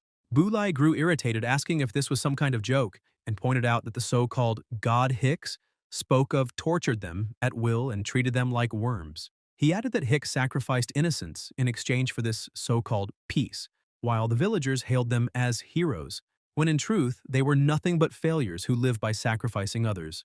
Offended, Hicks shouted, demanding to know what Boulai had just said, unleashing his power. He declared that he would execute the old man right there in God's name and charged to attack. But Boulai stood his ground, defending himself with his thunder shield. The attacks had no effect, and he ordered Hicks to leave immediately. Hicks rose, even more enraged and confused by what was happening. Boulai began to walk away, apologizing, but thinking to himself that he could no longer live at the cost of others' sacrifices for an illusion of peace. He decided to rely on his own strength to find a way to escape and protect the innocent. Determined, he vowed to do whatever it took to achieve that goal, even if it meant defying the one they called God. Hicks, humiliated, insulted him, telling him not to look down on them as if he were superior. But a person beside him ordered him to stop immediately. And though furious, Hicks didn't dare disobey. Back in the desert, Chen stared at the mountain and said that treating people like worms and throwing them into Latinaya as food for monsters was outrageous. He thought that as a player, he could simply see it all as part of a game setting, but after meeting Sally, Boulay, and the others, he realized he couldn't think that way anymore. Everyone there was alive, human, not mere NPCs, and for that reason, he couldn't abandon them. He needed to find the palace of the god Kebli and free everyone from that place. He remembered his time in the library reading about Egyptian legends, recalling that the god Kebli was one of the most powerful incarnations of the god Rashin. However, he couldn't understand why such a mighty deity would be sealed in a place like this. The words of Rakidler echoed in his mind. He had said he was guarding that area under the god's command, and that made Chen suspect that the palace of the god Kibli might be near the beast lair. He opened the system to confirm his theory but soon realized he was mistaken. That location and the god's palace were in completely opposite directions. Even so, he couldn't understand what was so important about the area that required such protection, wondering if perhaps another god might be sealed there. Bros called out, telling him everyone was ready and asking if they could head out to the beast lair. Chen glanced at the group and silently began to walk. He thought to himself that he didn't know what kind of monsters awaited them along the way, but in theory, the place should be safer. He watched everyone ahead without saying a word. Bros explained that although Rachel was a healer, she could also create magical barriers and amplify elemental attack power, so she would stay at the rear, protecting the group. She reassured everyone not to worry, promising to keep them safe until they returned. With everything settled, Bros announced it was time to move out. Ratchetler tried to stop them, shouting to Chen that he had already warned them. If they went to the beast lair, they would all be devoured by high-ranked creatures. Chen walked past him and replied coldly that, from the sound of it, Ratchetler was afraid of being eaten along with them. Enraged, the Beastman tried to attack, demanding what the protagonist meant and insisting he was no cowardly Beastman. Bros pulled the rope and said that if Ratchetler truly wasn't a coward, then he should shut up and start walking. The Beastman grumbled but eventually followed, shouting that everyone there was completely insane and that this was nothing short of suicide. He kept insisting that they should let him stay behind, saying he could guard the exit while they went inside, promising he wouldn't run away. The group ignored him and he continued to mutter that he didn't want to go. Meanwhile, deep inside the cave, several beasts lived in eerie calm, carrying humans trapped in cages. The beastmen set the cages down and bowed before their king, saying that this was all the food they had gathered that day and awaited his command. The Beast King observed them in silence, until a deafening explosion suddenly tore through the cavern, freezing all nearby creatures. A man appeared and introduced himself as Ngom, a great mage, urging the prisoners not to fear, for he and his fellow heroes had come to set them free. Furious, Ngom shouted that killing so many innocent people out of greed was unforgivable. Channeling his elemental power, he roared that he would make the Beast King pay for it, launching his most powerful spell, Blizzard of the Ice Sword. The attack shot forward toward the king, but with a single word, all the shards of ice stopped midair. Ngom didn't understand what had happened, but he suddenly began to float. The other heroes, terrified, realized the king was doing something, though none could tell what. A wave of unbearable pain surged through Ngom's body as if a strange energy had invaded and expanded inside him. The Beast King continued to intensify his power and Ngom's body began to swell until it burst. Blood splattered over the other heroes, who trembled in horror at the sight of the massacre. Before them stood the overwhelming power of the Beast King, Sunil, level 85. Some distance from the mountain, Chen's group fought several beasts, effortlessly defeating them all. Ratchetler watched in disbelief, astonished by the strength of those people. His gaze fixed on Chen, noticing that the boy had grown even stronger than before, and he couldn't help but wonder who he truly was and where he had come from. After the battle, Chen reflected that the closer they got to the lair, the more creatures appeared, their level and attack power increasing drastically. He opened the system, thinking that even though he had been spending level points to unlock new skills, the experience required to level up remained the same. Despite the monsters giving a decent amount of experience, his progress was slowing down and he needed to find a faster way to evolve. Bros noticed the protagonist's silence and asked if he wasn't used to the intensity of battle yet. He commented that although demonic beasts moved slowly, taking them down required tremendous power, and Chen was the first person he'd ever seen defeat one so easily without using elemental energy. That's why, Bros said, he believed fate had brought them together. The warrior grinned, saying he enjoyed Chen's company, and that if they managed to get out alive, he hoped Chen would join his guild. Chen looked confused and asked what he was talking about. Bros wrapped an arm around him cheerfully, saying there were many beautiful women with amazing bodies in his guild, and that he could introduce him to some, asking whether Chen preferred older women. Clearly uncomfortable, Chen demanded to know what that was supposed to mean. Filoga interrupted the banter, asking if Bros hadn't said his guild only consisted of himself. The warrior froze for a moment, then awkwardly laughed it off, telling Chen not to take those comments seriously. Filoga cut him off and pointed ahead, saying that the area in front of them must be the entrance to the beast lair. The three looked up to see a massive cavern before them. Chen turned to confirm with Ratchetler if that was indeed the place, only to realize the beastmen had vanished. Bros remarked that he had probably run away while they were fighting the other creatures. Inside the lair, Ratchetler was sprinting as fast as he could, thinking that he needed to warn the Beast King about the human invasion. Perhaps he'd earn a reward for it. Outside, the three continued to examine the cave entrance and concluded that it indeed had to be the lair. Bros said he could smell the stench of beastmen, proving that at least this time Ratchedler hadn't lied. He declared that it was time to go in. The group stepped into the cave, its walls lit by torches flickering in the damp air. The warrior commented that the place felt strange. They had walked quite a while without encountering any beastmen. Chen told him to look ahead. 3 separate tunnels stretched out before them. Bros sighed and said they'd have to split up there. He took Chen's hand and drew a symbol on it, explaining that it was the mark of the Flame Gate. With the mark, any of them could teleport to the other side if they found themselves in danger or discovered something important. Bros decided to take the left tunnel, Philoga chose the right, and Chen advanced through the one in the middle. Before parting ways, the warrior reminded them to memorize the mantra he had taught. If any of them were in trouble, all they had to do was recite it.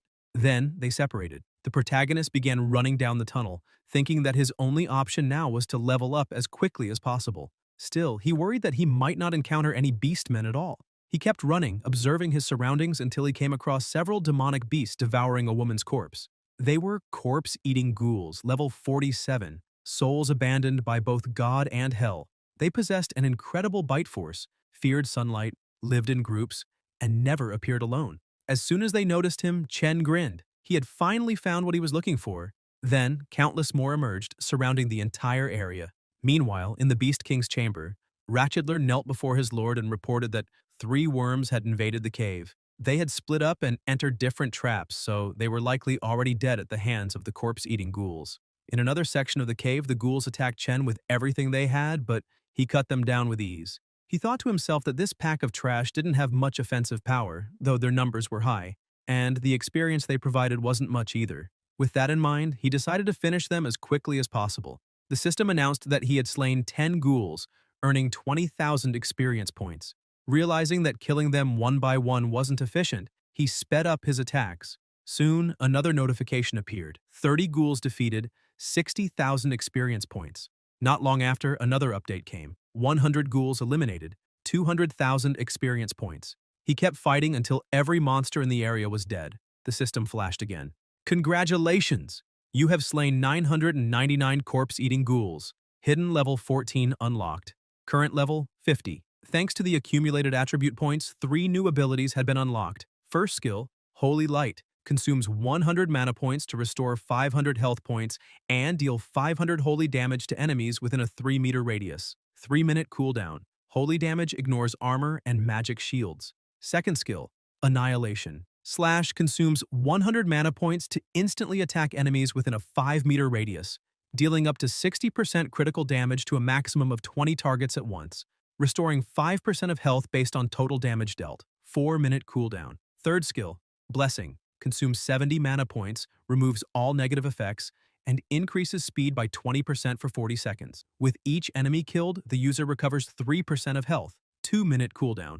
He could only choose 2 of the 3, so he began analyzing carefully. Blessing and Holy Light seemed like a good balance between healing and survival, but Annihilation, Slash, and Blessing formed a devastating offensive combo with built-in regeneration. Chen noted that all 3 skills were designed for close combat, allowing him to use Blessing to boost his speed and close the distance, then follow up with Holy Light or Annihilation Slash. However, the range of Holy Light was too short. If he wasn't close enough, it wouldn't deal damage, making its healing effect unreliable mid-fight. He dismissed that option and chose Blessing and Annihilation Slash. The system confirmed his decision. Professional skills acquired. Blessing and Annihilation Slash. Holy Light discarded. Chen began to worry, wondering if his 2 companions were safe or facing similar problems. But when he looked at the flame mark on his hand, he saw no signal, meaning for now, they were likely unharmed. As more monsters appeared, he decided to keep moving forward, cutting through them without hesitation. Meanwhile, in the left tunnel, Bros stomped his feet and unleashed hellfire, incinerating every monster that dared approach. Suddenly, he heard something strange. It sounded like music. The monsters seemed to hear it too, and immediately turned toward the sound, bowing and trembling in fear. From within the smoke, a figure began to emerge, chains wrapped around her feet, sharp claws on her hands, and a woman approached, singing softly. Bros demanded to know if she was the one sending all those monsters and warned that if so, he would turn everything there into ashes. The woman only smiled. Then, the ground beneath him cracked open, and from the darkness below, countless black hands reached out and seized his body. He tried to break free, but his strength was gone. It had to be the effect of the song he'd heard moments earlier. The woman laughed darkly, her hungry eyes gleaming. Her tongue, long and grotesque, slithered out as she whispered that it had been ages since she'd tasted such a delicious little worm. Then she drove her claws into Bross's abdomen. He struggled to move, but his body refused to respond. Panic rose within him as he realized he couldn't do anything. The woman laughed louder, saying she would save her every second, and Bross wondered if this was truly how he would die, devoured by such a monster. Suddenly, a flash cut through the air like lightning. Chen appeared, slicing off both of the woman's arms in a single motion. The shadowy hands holding Bross dissolved instantly. Smirking, Chen asked his companion if his timing was perfect. The woman staggered back in shock, demanding to know how he had escaped from Dakar. Chen tossed something toward her and replied, "You mean this?" A severed monster's head rolled to her feet. He remarked that Dakar had indeed been stronger than the ghouls, but even so, killing him hadn't been difficult. Enraged, the woman screamed and unleashed her sonic magic. Bross tried to warn him, but the spell hit before he could react. The system identified it. Death Spirit Sorceress. Skill, Enchanting Cry. Effect, Paralysis. The sorceress started laughing, saying that now the two of them could, but she never finished. In an instant, Chen activated Blessing and moved so fast that he decapitated her before she realized it. He commented coldly that her voice was so irritating he had to silence it. Bross was left stunned by the sheer speed and power he had just witnessed. Then both of them noticed the flame gate mark glowing brightly, and instantly shouted Philoga's name, sensing danger. In the right tunnel, a hell serpent, level 55, a monstrous being covered in infernal flames capable of spewing devastating fire, was rampaging. Philoga fought desperately, managing only to defend. The difference in strength was enormous. Even maintaining his elemental barrier was nearly impossible. Cracks spread across it rapidly before the wall behind him exploded, hurling him violently into the rocks. Gravely wounded, he looked up at the advancing serpent, wondering if this was truly his end. The creature lunged with all its might, but at the last second, Chen appeared once again, stepping in front of his comrade and unleashing a flurry of strikes that slammed the serpent into the wall, saving him at the very last moment. Turning to him, Chen asked if he was okay, his breathing heavy. Philoga could barely think of anything other than how Chen could possibly be that strong. Bross reached for the assassin, saying that both his and Chen's tunnels had been traps, which meant this one must be the true path leading to the Beast King. Philoga smiled faintly, relieved to see them both alive. The warrior helped him to his feet, asking if he was hurt, and the assassin replied that he was fine, but admitted that the monster was incredibly powerful, unlike anything he had ever faced. It seemed like one of the creatures from old legends. Philoga warned that if they encountered the Beast King now, all of them would die there. Bross began to waver with fear, but Chen interrupted him, saying the Beast King wasn't the greatest danger, and their own fear was. The two men fell silent as Chen continued, explaining that in battle, fear only drags you closer to death. Confident and resolute, he declared that it didn't matter whether it was the Beast King or something worse. He was getting out of Latanaya no matter how many monsters he had to face. Even if it cost his life, he would fight to the end. The serpent rose again, flames burning hotter than before. Chen shouted for them not to let fear control their emotions. The three prepared themselves and charged at the creature. Bross roared that he'd take the first strike, gathering all his strength and kicking the serpent hard, but it barely flinched. The beast turned and countered with a torrent of hellfire, forcing him to dodge just in time. Philoga seized the opening, activating his elemental power, though his hands still trembled with fear. He took a deep breath, telling himself he had to overcome it. He couldn't be a burden. He had to fight with everything he had. Concentrating, he invoked Jizzo's hand, and a massive spectral hand rose from the ground, gripping the serpent tightly. "Now, Chen!" Bross shouted. The protagonist leapt from a cliff, sword in hand, driving it into the serpent's head, but the blade barely pierced its scales. The system flashed. Hell Serpent's scale armor durability reduced by 20%. Chen pulled the sword free and kept attacking. Armor reduced by 50%, then 80%. Finally, he broke through the creature's defenses. Channeling all his strength, he dragged the blade down, splitting the serpent clean in two. The group erupted in cheers, shouting that Chen had done it. The system appeared again, announcing that he had defeated the Hell Serpent and gained 200,000 experience points, leveling up. He had slain the hidden boss and obtained a secret weapon, the Infernal Flame Gauntlet, which added 15 to strength, 15 to physical, 10 to magic power, and 35 burn damage, with durability 100 out of 100. No unique skill. Description: the Hell General Higgisley used the Infernal Flame to forge a gauntlet with the fire attribute, a high-tier offensive weapon from the depths of Hell. Chen stared at the notification, surprised to have acquired a weapon from that fight, and noticed his stats rising across several rankings. The system asked if he wanted to equip it, and without thinking, he accepted. The Infernal Flame Gauntlet integrated with his body. Bross watched from a distance, impressed. It had been only a few hours since they split up, yet Chen's combat abilities had skyrocketed. He wondered how such a thing could be possible. Meanwhile, the system asked if Chen wished to hide the new weapon's appearance. He confirmed, and the gauntlet vanished from his hands while remaining equipped. The warrior kept watching, intrigued, and asked who that man could possibly be. Suddenly, a new noise echoed through the cavern. The protagonist and the warrior exchanged a quick look and attacked at the same time, repeating the tactic from the previous fight. Bros asked Rakudler what he was doing there. The Beastmen tried to play it off, saying he was lost because the Beast King must have triggered the traps. Chen thought it made sense now why they had encountered so many monsters along the way. None of it was coincidence. Rakudler rose slowly, saying the three of them were lucky to still be alive. The warrior stepped forward and kicked him, shouting that he'd better lead them to the Beast King, warning that if he tried to run again he'd be killed without hesitation. The Beastman replied that it was fine and that this time he would guide them there. Bros added in a threatening tone that if he tried any trick he'd be castrated on the spot. Rakudler muttered something strange and a magic seal began to glow over the gates, causing them to open before them. Meanwhile, in the village the storm grew increasingly violent. Bulai looked out the window, then turned with determination and opened his old wardrobe. Inside was his ancient battle armor, something he hadn't touched in years. Just then, Ban appeared at the doorway, remarking that after avoiding that place for so long, the old man had finally opened it. He recalled that in the past, Bulai never allowed him or Sally near that room. They had always wondered what was hidden there, and now they finally knew: his battle armor. Ban added that perhaps he had been wrong all along, because what was truly sealed inside wasn't the armor, but the old man's desire to leave that place. Bulai frowned, wondering when the boy had arrived. He hadn't sensed his presence at all. Ban continued, saying he'd heard the old man was assembling a team to leave Latanaya, and that maybe the monster who killed his parents could be found along the journey. He went on to say that ever since he left that house, all his years of training had led to this moment. Resolute, he declared that he wanted to join Bulai and asked if, this time, the old man wouldn't stop him. Back in the beast lair, the three followed Rakudler. Every few minutes, Bros threatened the beastman, warning that if he tried anything, he'd be killed instantly. Rakudler swore he wouldn't and pointed ahead, saying that the grand hall of the beastman's nest lay before them, where the Beast King awaited. Chen asked if he knew where the captured people were being held, and Rakudler nodded, saying he knew the place well. Chen then began walking, telling the others he would head for the Beastman's Hall while they focused on rescuing the prisoners.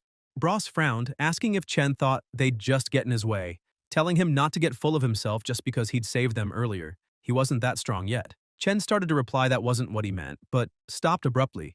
The system began flashing red warnings. Unknown entity detected ahead. Current strength insufficient. Estimated chance of victory and survival, 10%. The system then asked if he accepted the mission. Chen hesitated. Only 10% survival? After all his grinding, all his leveling without even awakening elemental power, the odds shouldn't be that low.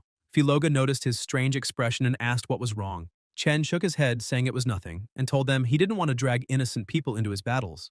Once inside, they should focus on freeing the captives. He'd take on the Beast King alone. Bros immediately refused, saying he would never abandon a comrade to fight alone in a place like this. Chen turned to him and warned that the monster inside wasn't as simple as they thought, that his odds of victory were barely 10%. The warrior shot back that it didn't matter. If Chen hadn't saved them before, they'd already be dead. Even if the chance was 0, he wouldn't run. Filoga agreed. Chen fell silent for a moment. He remembered how, growing up, at school or in kendo, he had always handled everything on his own. He'd never thought of himself as someone who struggled, yet somehow he had always been alone. Looking ahead now, he realized this was the first time he wasn't. Rakudler pointed forward, saying the Grand Hall was just ahead, but that he'd wait outside. The Beast King would kill him if he entered. The three looked toward the entrance, and Bros muttered to Chen that if he wanted to die, fine, but he didn't. Chen gave a faint smile, and they all agreed to go in together. Upon entering the hall, they saw the throne, empty. Chen frowned, wondering why no one was there. He turned to Rakudler, reminding him that he'd said the Beast King was always in that chamber. The Beastman looked confused, saying he didn't understand either. The hall was normally heavily guarded, yet now it was completely empty. Suddenly, the massive door behind them began to move on its own, slamming shut and sealing them inside. Filoga felt a strange pressure in the air, then began to float. Chen traced the source of the energy and saw that the Beast King had returned, now seated upon the throne. Filoga coughed up blood. Seeing his friend in pain, Chen rushed forward to attack, but his strike was blocked by an invisible barrier. The Beast King countered, the shockwave throwing Chen backward. Filoga, weak and bleeding, began to fall. Chen sprinted to catch him midair, shouting his name and asking if he was all right, but no answer came. Confused, he looked toward the throne, wondering since when that monster had been there. and realizing that it had nullified his attack effortlessly. Even trembling and wounded, Philoga stood up and tried to activate his elemental power.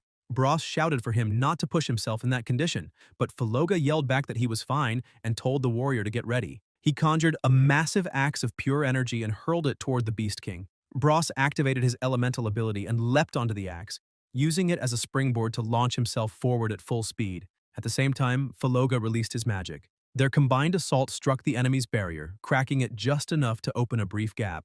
Seeing the opening, Chen moved behind the throne and struck with all his strength. A violent explosion shook the hall, destroying part of it. But when the dust settled, the Beast King stood unscathed. Chen couldn't understand what had happened. The boss merely smiled, slowly rising to his feet, then unleashed his true power. A massive shockwave filled the room, throwing everyone backward, except Chen, who managed to defend himself in time. Excited, Ratchetler began cheering, saying the Beast King truly was incredible. Chen was stunned to realize the enemy's defensive ability covered his entire body, and that his attack power was terrifying.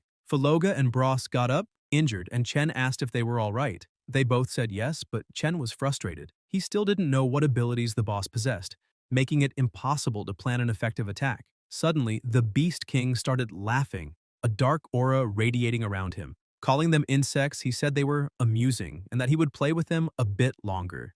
A black mist spread through the air and the Beast King vanished before their eyes. Chen looked around, trying to locate him until he noticed something and shouted for Bros to be careful. The boss appeared right in front of the warrior and landed a brutal punch to his stomach, making him kneel in agony. Bros tried to fight back, but the Beast King grabbed his arm and snapped it effortlessly. The warrior screamed in pain and tried to kick, but the enemy dodged and headbutted his leg, breaking it. Helpless, Bros collapsed to the ground. The Beast King watched for a moment, then launched another devastating strike, causing a massive explosion. Philoga shouted his comrade's name. When the dust cleared, the boss realized his attack hadn't hit. Looking to the side, he saw Chen carrying Bros's body and laying him down carefully. Philoga ran over to help, and Chen told him to take care of the warrior. Then the protagonist turned back and walked toward the Beast King. Even with his body wrecked by pain, Bros tried to rise, apologizing for being a burden again. Chen gripped his sword tightly, his eyes firm, and declared that from here on, they could leave the rest to him, because he swore he would kill that piece of trash. The Beast King smiled again, saying this was only the beginning and that those useless worms were worth nothing. This time, Chen realized he was going to try the same trick as before and fixed his gaze firmly on the opponent. In the blink of an eye, the boss appeared beside him, shouting that it was time to die. Chen blocked the strike with the gauntlet. He stated that even if he couldn't surpass the monster's abilities, in terms of raw strength and agility, he was no longer weaker. Bros watched in disbelief, saying that Chen had actually stopped the Beast King's attack, something he himself couldn't do even after 10 more years of training, and admitted that Chen was truly different, someone strong beyond reason. The Beast King laughed, surprised, saying it was the first time a mere worm had ever blocked his strike and that this was starting to get interesting. Still, he sneered that it didn't matter. Chen was still just an insect, and this fight would serve only to amuse him. Using his skill, he lunged again, declaring it was time to end it all. Chen deflected the blow with his sword and, in a steady voice, promised that first he would make the monster pay for everything he did to his friends, and then he'd cut off his head. He activated Blessing and vanished before the boss's eyes, reappearing beneath him and launching him upward with a crushing strike. Mid-air, Chen unleashed a relentless flurry of slashes, shouting that he'd show him what an insect was capable of. He kicked the Beast King in the head, yelling that he'd make him regret ever underestimating humans. As the enemy fell, Chen triggered his Annihilation Slash and struck him head-on, but before he could celebrate, the Beast King vanished, leaving only his crown on the ground and reappeared behind him. Chen reacted just in time, unleashing a burst of blades to counterattack. Using the impact, he leapt away and propelled himself off one of the walls, keeping a safe distance, as he vowed he would never again let that monster hurt innocent people. Everyone watching was stunned. The boss was hurled to the ground, causing a massive shockwave, but quickly rose again, now enveloped by an even denser aura. Ratchetler, terrified, shouted that the Beast King had begun to release his elemental power and that they were all doomed. The boss's body began to change, completely surrounded by pure energy. His speed increased to a terrifying level. He charged forward, and while Chen tried to defend, the Beast King appeared above him. Chen saw the movement but had no time to react. The blow struck him directly. His sword flew from his hand and the explosion shook the entire floor. Blood dripped slowly from his wounds, yet even injured, Chen remained standing. The Beast King smiled once again, raised his hand and began absorbing his own weapon, his aura growing monstrously stronger. Chen tried to move his injured arm but realized he could no longer control his body. His energy and abilities were completely drained. He wondered if this was truly the end. The Beast King's body began to mutate, muscles twisting and expanding until he took on a new form. In a flash, he dashed forward, striking Chen and sending him flying upward. Before the protagonist could react, the boss leapt again and hit him midair. Chen's vision blurred as his body was flung across the hall, and before he could hit the ground, another blow landed squarely, smashing him headfirst into the floor. Motionless and drained, he couldn't even raise his arm. The Beast King materialized two new weapons and declared that worthless insects deserved to be crushed to death, ordering Chen to accept his fate. Unable to move, Chen could only wonder if this was truly how it would end. Then, faint voices began echoing in his mind, the same voices that had haunted him his whole life. People mocking his name, laughing, asking why his parents would name him after an insect, saying it suited him perfectly. Others had called him short, a nerd, and said they hated him. Even when anxiety consumed him, all he ever heard was that he wasn't good enough for her. And after finally getting the chance to play with the one he loved, everything fell apart. That voice, trembling and broken, repeated over and over in his head. Slowly, he began to rise. The air pressure shifted, the ground cracked, and stones around him started floating. Then he remembered his mother's face, pleading for him to come home. Suddenly, a dark aura engulfed his body, expanding violently as everyone nearby hid in terror of what was coming. When the darkness cleared, a completely different sword appeared in his hand. The Beast King watched as the energy around Chen formed into ribbons of shadow that wrapped around his body like armor. A mark appeared across his face and one of his eyes turned black. Moments earlier, Chen had heard someone calling his name, urging him to wake up. He opened his eyes and found himself floating in a void. Looking around in confusion, he asked what was happening because moments ago he'd been fighting the Beast King. Then he noticed something moving below and shouted, asking where he was. When no one answered, he looked at his own hands and wondered if he was dead. A voice answered that he wasn't. Not yet. He turned and saw a man standing there. The stranger called him by name and Chen, shocked, asked how he knew who he was and who he himself might be. The man replied that he didn't really know who he was either. Only that ever since he awoke, he had been trapped there, uncertain if 1,000 or 10,000 years had passed. Chen, still confused, asked what he was talking about. The man kept walking, saying he once heard a voice tell him that someday someone would free him from that place. And it seemed Chen was that person. Still bewildered, Chen asked only that he tell him how to leave. The man then knelt, extended his hand, and begged Chen to accept him as his disciple. He explained that the voice had said only the one he recognized as his master could leave, so he pleaded for Chen to take him as his teacher. Without hesitation, Chen agreed, saying he'd accept him as a disciple, but he wanted to leave immediately. The man smiled and the two clasped hands. Instantly, the man's aura began flowing into Chen's body. Back in the present, Chen realized he had truly returned. That meant the man hadn't lied. Moreover, he felt an overwhelmingly powerful energy surging through him. He wondered if this was the result of accepting that man as his disciple. The system notified him. Element awakened. Chaos. Seeing the message, Chen thought it all made sense. That mysterious man must have been the embodiment of his elemental power. The Beast King couldn't believe it. That worm not only survived, but seemed stronger than ever. The system announced that with the activation of his elemental power, all his abilities had been enhanced and a new one unlocked. Obliterate. Effect. Sacrifice 90% of health to activate the power. Drains 100 health points per minute while the chaos element remains active. All attacks become infused with chaos energy, ignoring defenses and dealing true damage. All skills are elevated to the elemental level. Duration, 5 minutes. Cooldown, 30 minutes. The Elemental Awakening had also removed the seal on his weapon. Ozil, weapon attributes, strength plus 250, health plus 150, stamina plus 100, wisdom plus 30. Chen looked at the sword in his hand and realized this must be the true form of the old man's blade. Before, it hadn't provided any bonuses at all, but once he awakened his elemental power and broke the seal, everything changed. Now, it was time to strike back. The protagonist charged at the Beast King, and the furious boss recreated his shield, asking if Chen really believed that just awakening his elemental power made him capable of facing him. But Chen's strike cut through the barrier and shattered the boss's mask, triggering an explosion so powerful that the entire mountain began to collapse. Enraged, the Beast King counterattacked, refusing to accept that he could lose to a mere worm. That was impossible. Deciding to hold nothing back, he swore he would crush him like the insect he was. Chen activated his explosive chaos slash, unleashing countless blades of energy that tore into the Beast King, who couldn't comprehend how he was being overwhelmed. Consumed by rage for everything the monster had done to his friends, Chen unleashed his ultimate ability. obliterate. His body began to bleed, his life dropping by 90%, but the final blow destroyed the boss Sunil completely. The system congratulated him for defeating the enemy, awarding 400,000 experience points and 2 bonus levels. The mission Beast King was completed, granting another 500,000 experience points and a black treasure chest. Meanwhile, back in the village, the old man Bulai scolded Ban, telling him that if he truly wanted to help, he had to do things properly. Ban replied that he wasn't being careless, just rusty, since it had been so long since he last trained. Nearby, Sally sat beneath a tree eating an apple, asking her grandfather if the protagonist was all right.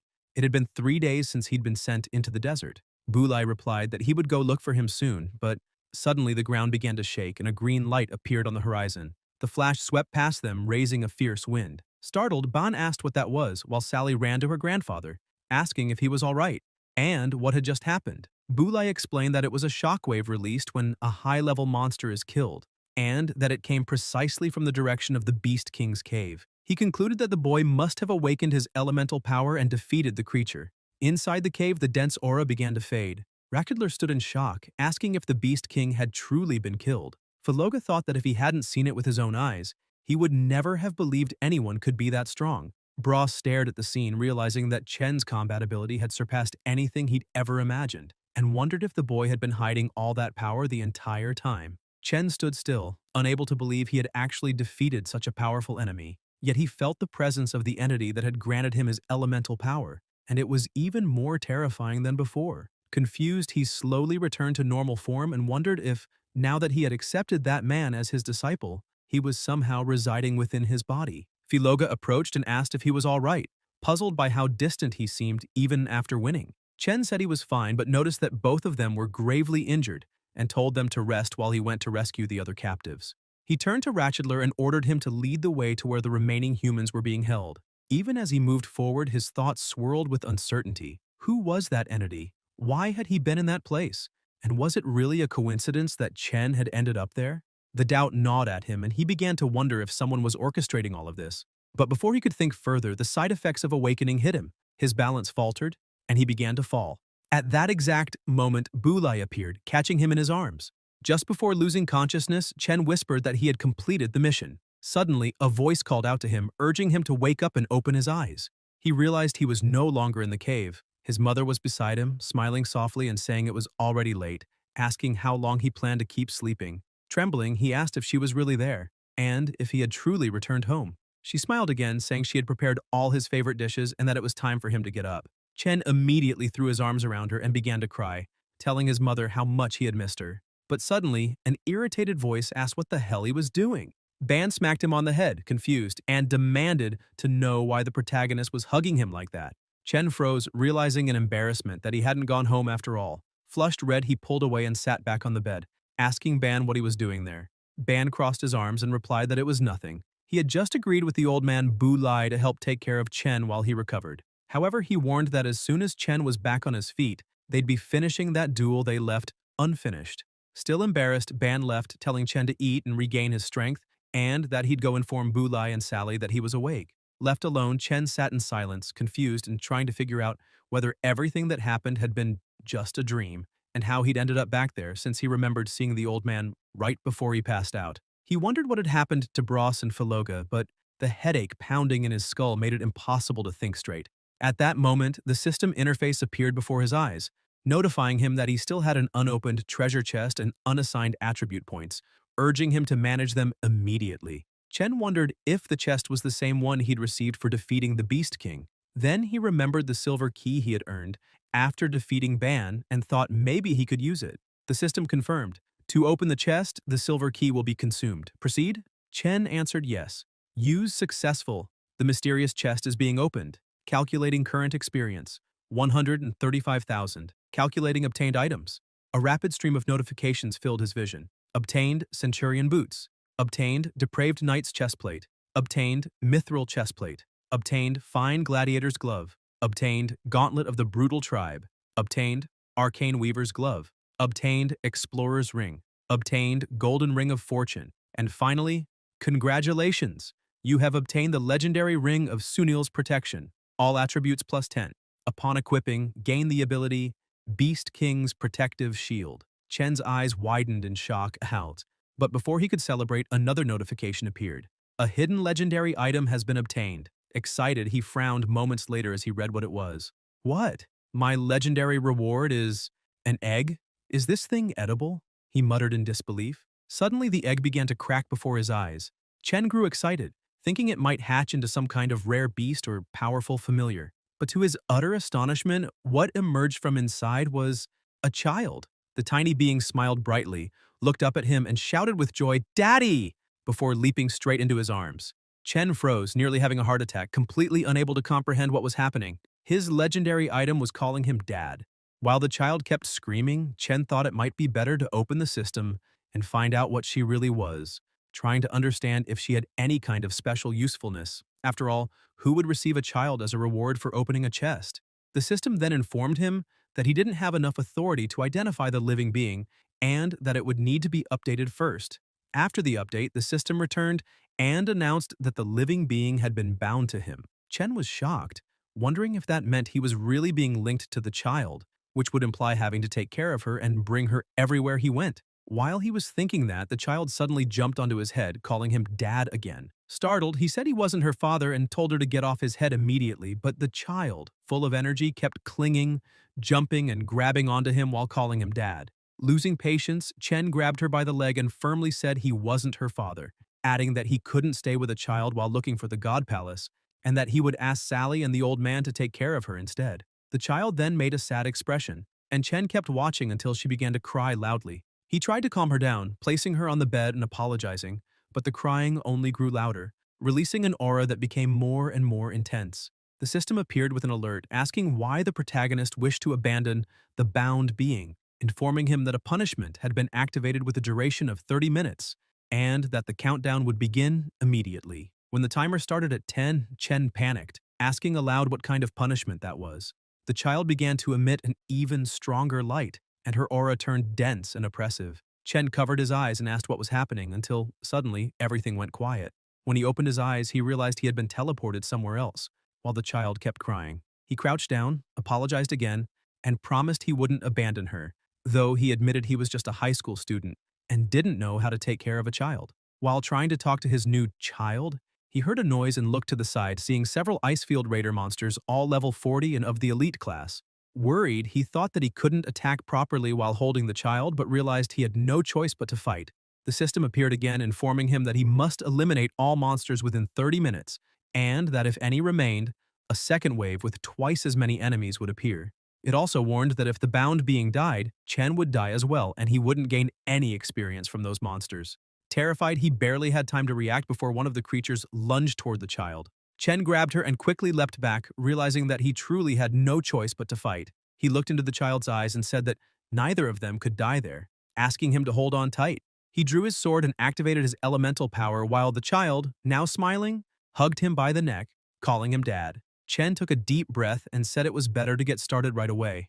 Meanwhile, Boulay was heading home, commenting that Sally had gone to the city to buy food but hadn't returned yet, which made him worried about Chen's well-being. Ban, standing beside the old man, said that the protagonist was probably fine since he had always been full of energy, but soon changed the subject, asking if the old man had managed to gather people willing to join the search for the God Palace.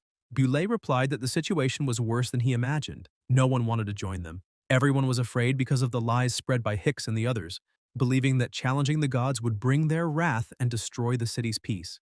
Annoyed, Ban said that if they couldn't recruit anyone, they themselves would find the God Palace and leave. The old man, however, kept walking and explained that the monsters outside the city were much stronger than they could handle and that he wouldn't risk the lives of family and friends without a real chance of survival. Boulay then suggested going to check how the protagonist was doing, since he could describe the level of danger outside more precisely. At that moment, Sally appeared running and asked what they were talking about. The old man felt relieved to see her and said it was good that she was back since Ban had told him the protagonist was awake. Sally, excited, praised Ban for taking good care of everyone and said she needed to see him immediately, eager to find out what kind of elemental power he had awakened. Holding the old man's arm, she ran off, dragging him along while Ban just watched. Meanwhile, in the frozen region, the battle was coming to an end. Almost all the monsters were already defeated. Chen kept attacking until he eliminated the last one. The system then congratulated him for completing the punishment. Exhausted, he was breathing heavily while the child kept jumping and shouting joyfully, calling him Dad. Chen closed his eyes, feeling a bad premonition and thinking that if he really was that child's father, difficult days were surely ahead. Suddenly, he was teleported back to the room. Relieved, he took a deep breath and murmured that he had finally returned. However, before he could rest, the door burst open and Sally entered, calling for him. When she saw the child, she was surprised, and the child, in turn, stared at her curiously. Sally quickly approached, picked the little one up, and started playing, charmed by how cute she was, asking where she had come from. Chen replied that the little one had come out of an egg. Laughing, Sally told him to stop joking since she had never heard of a child being born from an egg. Chen, on the other hand, thought that it didn't make much logical sense either, but he couldn't send her away or leave her with anyone, which only made things more complicated. Soon after, Boulay and Bon arrived. The old man asked why there was so much noise, saying he could hear the shouting from far away. Sally lifted the child and excitedly explained that Chen had brought her from somewhere, asking if she wasn't adorable. The two were shocked, and Ban commented that he hadn't seen any child with him before, asking what had happened. Trying to play it off, Chen joked that maybe she had crawled out of bed, but deep down he knew there was no way to explain it, and even if there was, no one would understand. So he decided to just say that he had rescued the child from the beast's cave. Boulay sighed and scolded the protagonist, reminding him that he was still recovering and shouldn't be causing such a commotion. Then he asked Ban and Sally to prepare something to eat so they could talk more calmly over a meal. Ban pointed at the child's horn, curious, asking if they were real. Sally was surprised by the question but soon set the child on the ground and, smiling, told her to behave since her big sister was about to prepare a delicious meal for her. The child watched attentively, as if understanding her words, and tried to make a few sounds, seeming to want to communicate. Outside as they walked, Ban asked Sally if she had ever thought about being his girlfriend. Without hesitation, she refused, saying she wasn't interested. Inside the house, Chen noticed the child calling him insistently, saying she was hungry. He crouched down and asked if that was true, explaining that they just needed to wait a little longer since the big sister was cooking. The child then started running and playing around the room, and Boulay took the moment to approach and apologize to the protagonist. Surprised, Chen asked why. The old man explained that he had been careless not to imagine that a high-level monster was hiding inside the beast's lair, and that the boy had almost died because of it. Chen told him not to blame himself, saying that going in there had been entirely his own decision, and that, in the end, that mission had given him more clarity. Thanks to it, he had understood the old man's words, and realized that his arrival in that place hadn't been an accident. He told him that when he was about to die fighting the Beast King, he ended up entering some kind of spatial dimension, where he met a mysterious man who said he had been waiting for him for a long time. That man told Chen that he could only leave if he agreed to become his master. With no other choice, he accepted, and upon returning, he awakened the power of the chaos element, something that seemed destined from the very beginning. Chen looked at Boulay worried and asked if he might be overthinking it, wondering if everyone who awakened an elemental power went through something similar. The old man replied that they did not, saying he had never heard of anyone entering a spatial dimension to obtain an elemental power. He then explained that the chaos element was something he had read about only once, in ancient manuscripts over 1,000 years old. Curious, Chen asked what those books said, thinking it might give him some clue about what had happened. Boulay told him that, according to the scriptures, thousands of years ago the evil god Murius descended into the human world, spreading chaos, massacres, darkness, and pain. Humanity, desperate, fought to survive, but Murius's power was overwhelming, and the human army was almost completely annihilated. When all seemed lost, a hero appeared, Hesiod, who wielded the power of the chaos element, something never before seen. With that power, he gathered an army and fought against the evil god and his servants for years, until he finally defeated Murius, sealing his soul within the infernal tower known as Altalos. However, the price was high. Hesiod also had to remain sealed inside. Intrigued, Chen asked if the person he had seen could have been Hesiod himself. Boulay replied that if Chen truly controlled the chaos element, then it was quite possible that the mysterious man was indeed the legendary hero. Elsewhere, beneath a dark and turbulent sky, a dragon cut through the clouds toward the lower world. On a castle balcony, a man toyed idly with a flower until he saw the creature land. The dragon took human form and Hades smiled, saying that Argolis had finally arrived. The dragon man asked why he had been summoned so urgently, and Hades replied that he had completely lost the connection with Sunil's energy in Latonia, as if he had simply vanished, and therefore strongly suspected that Sunil was dead.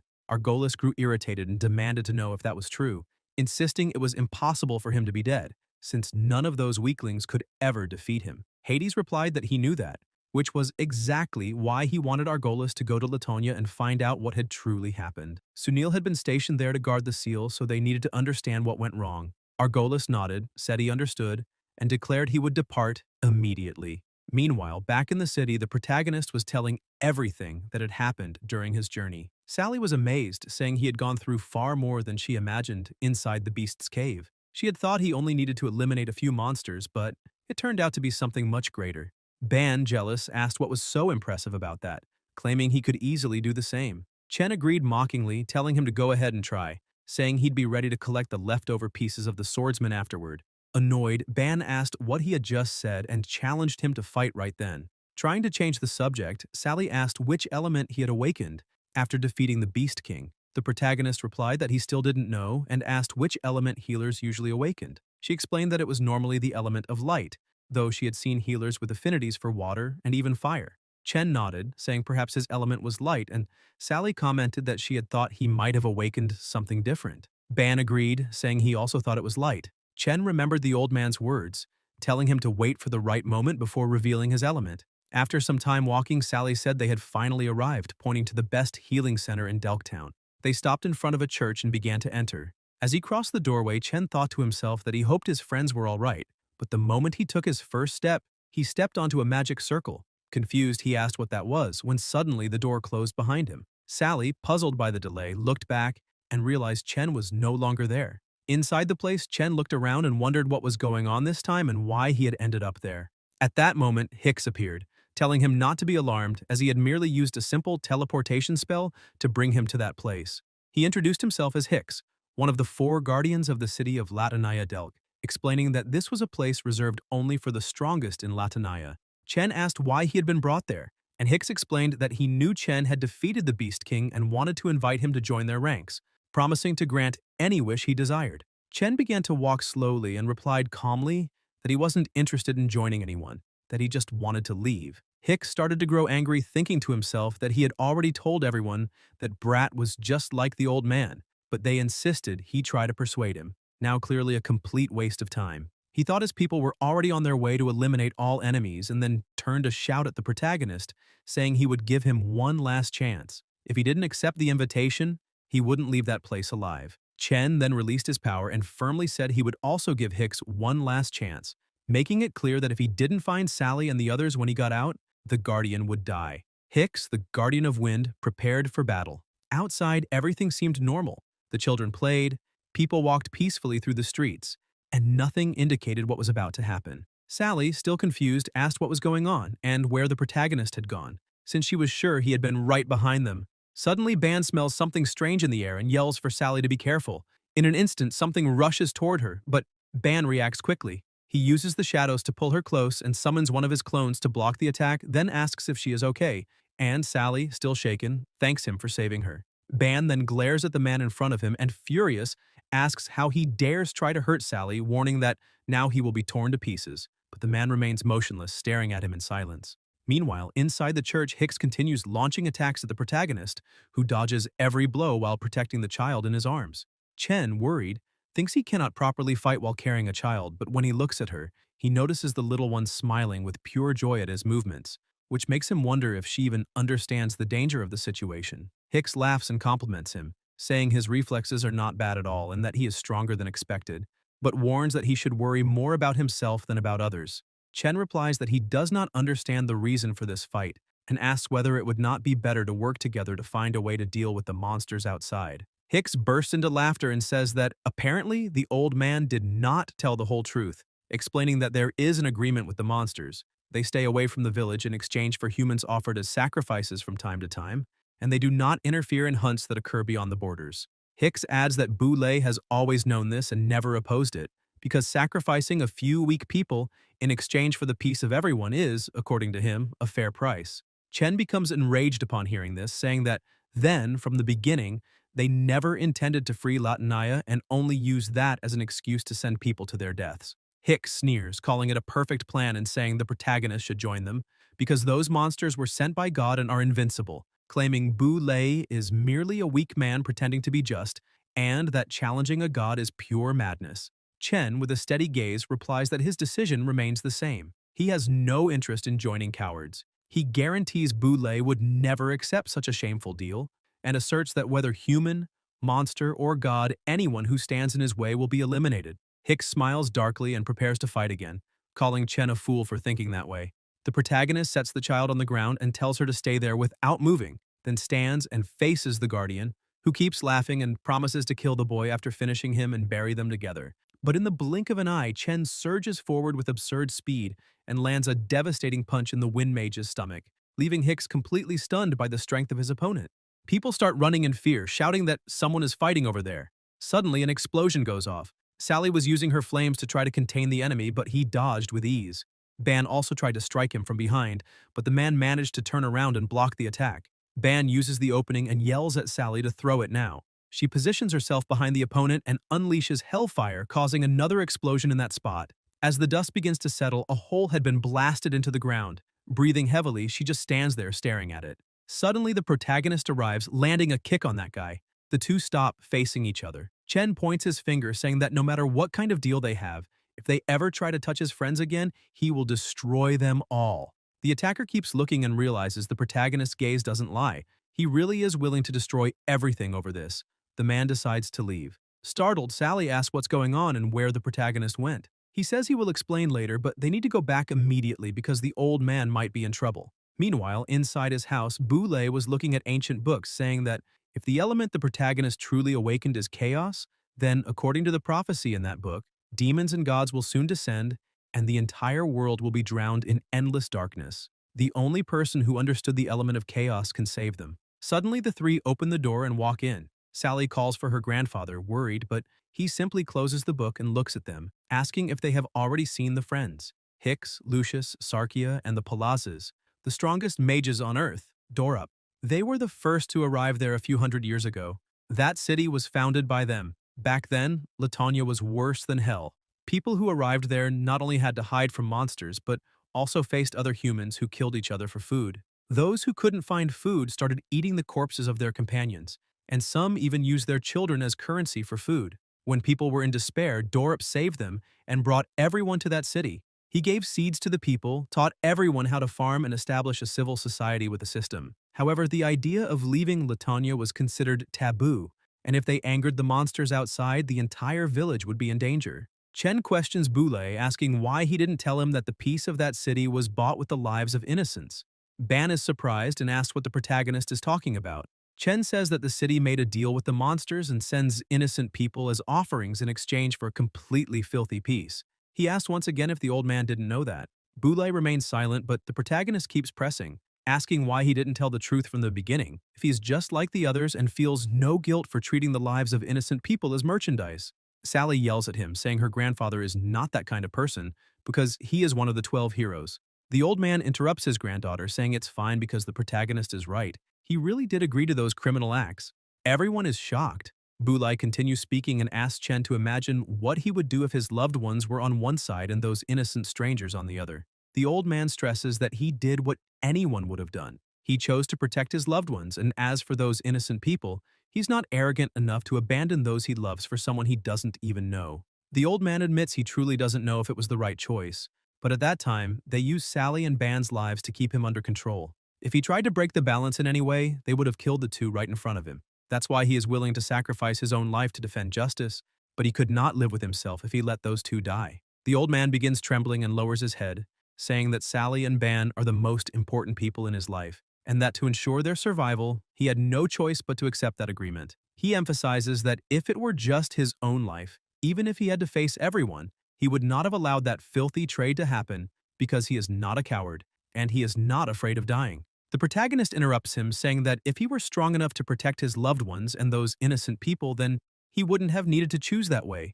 Words that leave the old man stunned. Chen continues, stating that Boulay only accepted the deal because he cannot defeat the four guardians and protect his family at the same time. Ban gets angry, accusing Chen of disrespecting the old man and warning him to be careful or he might get stabbed if he keeps talking like that. Sally also gets irritated and says it's not like that because even if the protagonist is strong, there will always be someone stronger. That doesn't prove the old man is weak. Chen interrupts everyone, looks at Boulay and asks what he would choose if he had to pick between Sally and Ban. Everyone falls silent. The protagonist adds that this is just his point of view, and if he offended anyone, he apologizes. Boulay replies that he doesn't need to apologize. In fact, the one who should be grateful is him, because Boulay had already accepted staying there forever until the protagonist appeared and rekindled his desire to leave that place. He emphasizes that Sally and Ban are already adults, and so he must allow them to make their own choices, making it clear that if they don't want to take the risk, he will prepare everything right there to protect them. Sally declares that no matter where her grandfather chooses to go, she will always follow him. Ban states that no matter what the old man plans, he will always stay by Sally's side to protect her. Chen stands up and says, it seems the time has come to fight back, that they will fight for the innocent residents who are gone and for those who still live, for their loved ones, and for freedom. That's why they will fight together. Boulay is moved and immediately gets up, saying that if they want to leave the city, they must first defeat all 4 guardians. The Wind Mage Hicks is the weakest, but defeating the other 3, Lucius, Sarkia, and the combat specialist Dorop, will be the greatest challenge. From what he understands, they will come after them as soon as Hicks recovers. So their time is extremely limited. If they can't beat the Guardians, trying to find the Palace of the Gods will be suicide. The old man says that the 3 need to surpass their limits here and now, because from this point on, whether they survive or not will depend solely on their strength. The protagonist thinks that maybe it really has to be this way, since very few people could survive his true, complete master. Suddenly, he receives a system notification, a message from Bursting Sweetheart X100. Surprised and confused, he wonders what is going on and whether he really received a message from May. Still suspicious, he opens the message, thinking that maybe he can communicate with the outside world now. When he opens it, he reads, Chen Zile, are you online? I'm near the gate of the Floresas Church in the newbie village. Come quickly or I'll get mad. Hey, Chen Zili, why are you ignoring me? I've waited for you for a long time.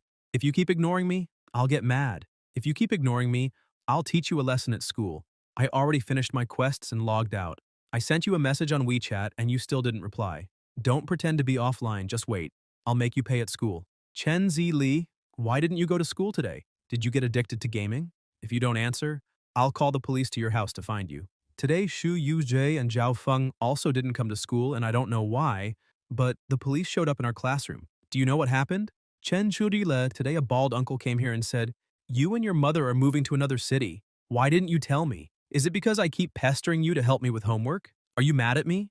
If you hate me, you could just ignore me, but don't leave. The truth is, I like being with you. If you see my message, please answer. Signed, Xiao Mei. After reading all that, the protagonist is confused, asking himself if the game is showing that he is still online, and why his mother would be moving if he doesn't even know who that bald uncle is. He doesn't remember any man like that among her friends. Suddenly he gets scared, thinking something must be happening in the real world and that maybe because his consciousness is stuck inside the game, his physical body has entered a vegetative state. He keeps staring at the messages as he gets lost in thought, imagining whether his mother intends to sell the house and move to another city for some reason, but soon realizes that makes no sense since the best hospital in the country is in City B, and with the wealth she has, she wouldn't need to sell anything. These thoughts begin tormenting him, and he yells, asking what the hell is happening and how he is supposed to find out the truth. At that moment, a child picks a flower and approaches, calling him dad and trying to hand it to him. But the protagonist reacts aggressively, saying he doesn't want to see anything or anyone right now, pushing the child and knocking him to the ground, telling him to go play alone. The child lies still and suddenly, with glowing eyes, screams that, yes, he is his father, a bad father, and that it is true. Hearing that, Chen panics and apologizes, begging the child not to cry, but it's useless. The child opens his mouth and begins screaming loudly. The system notifies that a punishment is being activated because the living being educated by the protagonist is feeling sad and unhappy. He watches the child crying and asks what he did to deserve all of that, saying his life is already hard enough. Suddenly, a bright light appears around him and the teleport effect activates.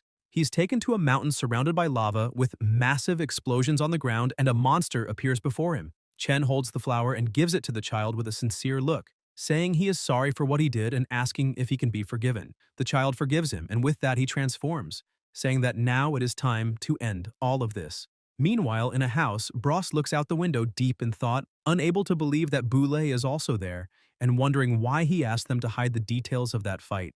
What was his intention? He remembers the conversation they had in which they said the old man is one of the 12 heroes, the one who defeated the demon Quink in the Battle of O'Brien, the strongest lightning warrior. He emphasizes that he never imagined seeing someone like that in person and cannot understand how someone of that level could be trapped there. Boulay says all of that is in the past and now he is just an old man. Besides, he has been in that place for a long time, so he asks Bros not to mention anything about his past. Still astonished, Bros replies that he cannot believe he is seeing the hero from the legends right in front of him and asks if Boulay looked for him for any particular reason. The old man confirms, saying yes because he needs him to promise something. Bros is surprised and asks what the great hero wishes, since it must be something important for him to have come personally. Boulay then reveals that it is about the protagonist and asks that if anyone asks for details about how Chen killed the Beast King, everyone must be as discreet as possible. He insists they should not reveal any important information about the boy. Bros answers that he can rest assured because even without understanding why Boulay wants to hide that, he promises not to tell anyone anything. The old man stands up saying he understands and thanks him, stating he will not bother him anymore and asking Bros to recover quickly. Bros watches the old man walk away and thinks that if even one of the 12 heroes is trapped there, then the desire to leave that place is nothing but a dream. However, before Boulay truly leaves, he turns back and tells Bros that if he really wants to get out of there, the only way is to find the Palace of the Gods, hidden somewhere in the desert. He explains that they are recruiting talented people from the city, and if Bros is interested, he can look for them on the south side of the city. Suddenly, someone arrives and asks if Bros is already up, since it seems his wounds are almost healed, but because it is late at night, they question why he is not asleep yet. Bros responds that thanks to the high-level healer there, his broken bones have already fully regenerated, and in a few days he will be back to normal, but after living through so much in these past days, his heart cannot be at peace. He then asks if one of the 12 heroes that Boulay also met Philoga to talk about the protagonist and the Palace of the Gods. Philoga is shocked, asking what he means by that and if that old man is really one of the 12 heroes. Bros confirms, saying that since they are both warriors, he recognized the man's portrait on the wall and used it as his goal, and if it weren't for that, he might not have recognized him at all. Philoga is unsettled, saying it cannot be true because the hero who ventured alone into the Black Sea and defeated the terrifying demon Quick in the Battle of O'Brien is also trapped there, and that the title of 12 heroes is not just symbolic, since they are truly the 12 strongest in the world. Every 5 years, the world holds a battle to determine the strongest. All guilds send 5 heroes to fight, and the 12 finalist guilds choose the supreme champion. That is how the 12 heroes were born. That year, the Black Horse and Thunderbird guilds shocked the world when Boulay made everyone remember his name through his own strength. Even though Boulay's Thunderbird guild lost to Chen Butong's Yunze and Azarsk's Phoenix, both won by a small margin, and their 5 heroes had already been 12 heroes in previous tournaments, being much older and more experienced. Even so, the newly formed Thunderbird defeated almost all former 12 heroes with Boulay as the main victor. But shortly afterward, the rising star of the guild disappeared after the Battle of O'Brien. Some say that besides the old man, everyone else died in that battle, and that Boulay went alone to the Black Sea to face the terrifying monster Quick, ending the war. Bros, upon hearing the story, is so shocked that he can barely think, and comments that Chen's abilities are equivalent to those of the heroes. He remembers that back then, Boulay shouted for his companions to be careful, but the enemy attacked quickly, knocking 2 of them down, and Boulay panicked when he saw it. He then looks at the pendant with the photo of Morse and Luna, Sally's parents, and thinks about how he decided to take Sally and leave Latonia. During all those years, he lived consumed by guilt and regret, unable to accept the truth and resigned to his own fate, telling himself that being trapped there was his punishment, but knowing that Sally was innocent. She shouldn't suffer with him. She deserved to live freely and enjoy life. That's why he placed the lightning god's enchantment inside her body, so that if she ever faced mortal danger, the spell would activate and not even a god could harm her. Gripping the pendant tightly, he promises himself that this time he won't break his promise. Back at the top of the mountain, the teleport brings the protagonist back breathless as the system announces the punishment has ended. He comments that this punishment was much harder than the last and wonders what is going on. Suddenly, the system notifies him that with each new activation, the monster's combat ability will increase by 10%. Shocked, he stands up and questions why, realizing the punishments will only get more difficult. The child looks at the system screen thoughtfully and asks if that's really all. The protagonist asks what she means, confused by the tone of someone who seems to understand the matter, and complains that he had terrible luck. He expected to summon a weapon or a pet, but ended up receiving a child to take care of. The child gets annoyed and tries to speak to him, but he interrupts saying he can't understand what she says. Then he notices something and asks if she can see that. She smiles and answers yes. He is surprised since neither Grandpa nor Sally can see the system, but that child can, and he doesn't understand why. Even so, he decides to take advantage of it and asks if, by being able to see the system, she knows something he doesn't,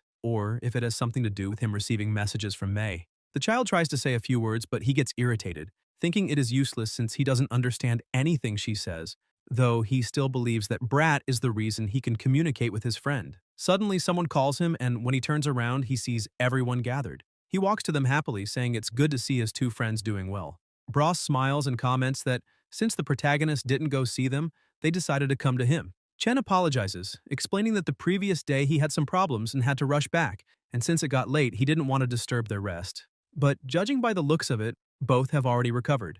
Bros confirms, saying that thanks to Sally and Ban, they were able to recover so quickly. Ban, confused, asks who took care of them and if they know them, and Bros, embarrassed, asks him not to bring that up there. Chen changes the subject, saying the important thing is that everyone is fine, and asks why they came there. Filoga explains that they also want to join Bulai's expedition because they don't want to remain trapped in that place. Bros approaches, curious, and asks who that child is, saying he never imagined the protagonist was already a father. The child bites his finger, and the protagonist is left speechless as she strikes a pose and says, "Ya Luca."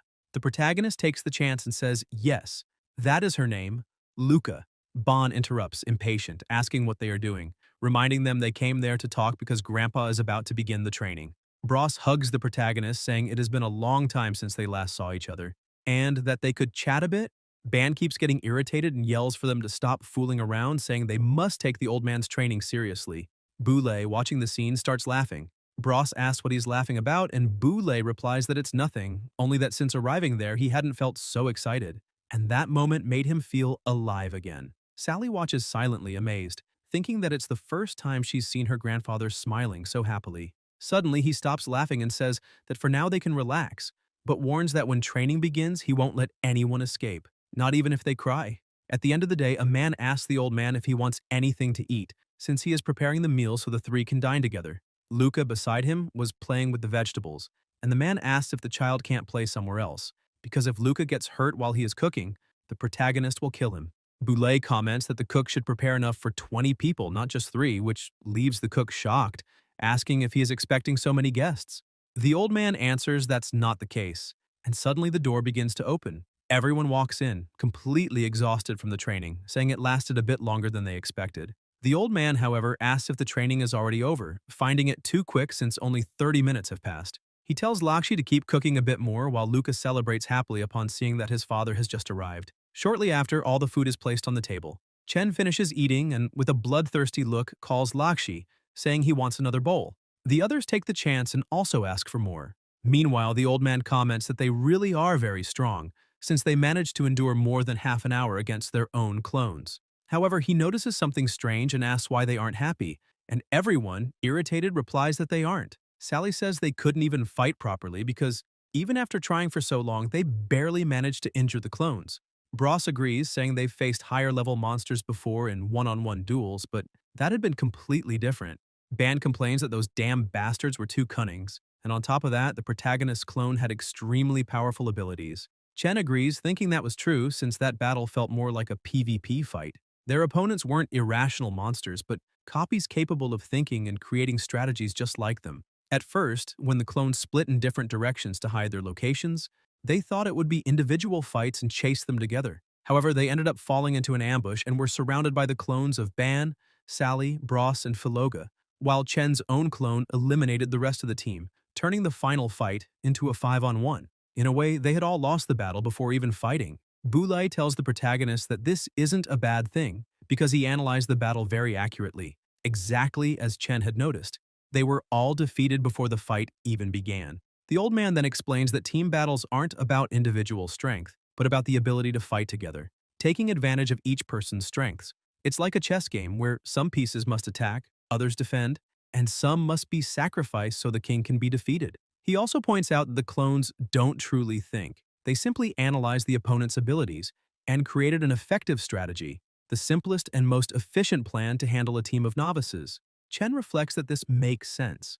It was like solving a math problem. If you fully understand it, the answer is easy, but if you try to solve it without understanding, you fall into a trap. That's why they needed to learn how to fight as a team, recognize their weaknesses, and find ways to defeat enemies efficiently. Boulay then announces that the day's training is over and that the next morning everyone will be trained to work together, recommending they rest well at night. Lying in his bed, Chen begins thinking that even if it was just training, seeing his companions die without being able to do anything made him feel useless. If it were a real battle, the ones who would have died would be Luca or his mother. That feeling bothers him deeply, and he concludes that he is still very weak and needs to become stronger to protect the ones he loves. Suddenly, he hears a strange voice and asks if it's his uncle, looking around for an answer, but silence remains. Intrigued, he gets up, trying to understand what happened because he is sure it was his uncle's voice. He asks Luca if he also heard a strange voice, but the boy just shakes his head. Chen finds it strange. If not even Luca heard it, perhaps it was just exhaustion, and he was starting to imagine things. Luca then climbs on top of him, calling him dad, and Chen complains, saying that if the little one keeps holding on to him like that, they won't be able to sleep. But when he looks, he sees the boy is already fast asleep. Carefully, he lays him on the mattress, covers him with a blanket, and, watching his son, wonders how his mother managed to raise him alone. With a determined look, he murmurs to his mother that he will return soon because now that everything is clearer, he just needs to get stronger, defeat the Guardians, and leave that city with Boulay and the others. He remembers that even after defeating the Beast King, the strongest enemy he had ever faced, he realized that strength alone isn't enough. Suddenly, his uncle's voice echoes again, saying it's good he understood that so early. Surprised, Chen feels relieved to realize it really was his uncle, but still confused by being once again in another dimension. The man explains that compared to the brainless Beast King, the clones had much more refined combat abilities. But that wasn't all. Chen looks around, trying to understand where he is, and asks what that place is and why he was brought there. His uncle then replies that this is the inner world of Chen's heart and that, ever since he became his master, the uncle has lived there. Chen still doesn't fully understand, and the man approaches, saying that ever since he left that place, he had been too weak and needed time before appearing before him again. Chen says he understands and thanks him for all the help he has given, since it was thanks to him that he managed to defeat the Beast King. Curious, the protagonist asks why the inner world is filled with flowers. The man explains that a person's inner world reflects what they value the most, and apparently those flowers are connected to Chen's deeper consciousness. Holding one of the flowers, Chen asks if they are really connected to him, since he doesn't remember ever having any interest in flowers. His uncle replies that he can think about that later because the reason he is there is far more important. Staring at the protagonist, he asks if Chen would believe him if he said he could make him much stronger. Suddenly, an intense light radiates from the man. Releasing a crushing pressure, he states that even though he has recovered only 1% of his combat power, that is already enough for Chen to understand how terrifying the power of a chaos element is. The man adds that right now, Chen can't even unleash 0.001% of that power. Shocked, the protagonist asks if that is a joke, because that would mean a difference of 1,000 times between them. The man answers that this is only a conservative estimate. Surprised, Chen asks whether he meant conservative or exaggerated, and the man explains that he wants his disciple to learn how to access the true power hidden inside him and become the strongest, because if Chen dies, both of them will cease to exist. Suddenly, the system notifies Path of the Chaos, Element Master, Mission Requirements. Survive for 3 minutes against your opponent. Reward 400,000 experience points. Shocked, Chen thinks he only needs to survive 3 minutes to receive such a reward. The Chaos Master then asks if he is ready. Chen transforms, pulls his sword from within his own body, and declares that it's time to fight. Meanwhile, in the church, a healer was treating Hicks and commented that the protagonist must be truly powerful because he had never seen Hicks so injured. The Wind Mage, irritated, retorts that Chen is weak and that he only got injured because he was careless. At that moment, another person approaches and asks if that is really true. A woman named Lucius removes her hood and says that if Chen had used his full killing move, Hicks would already be dead. The Wind Mage becomes furious and asks what she means by that.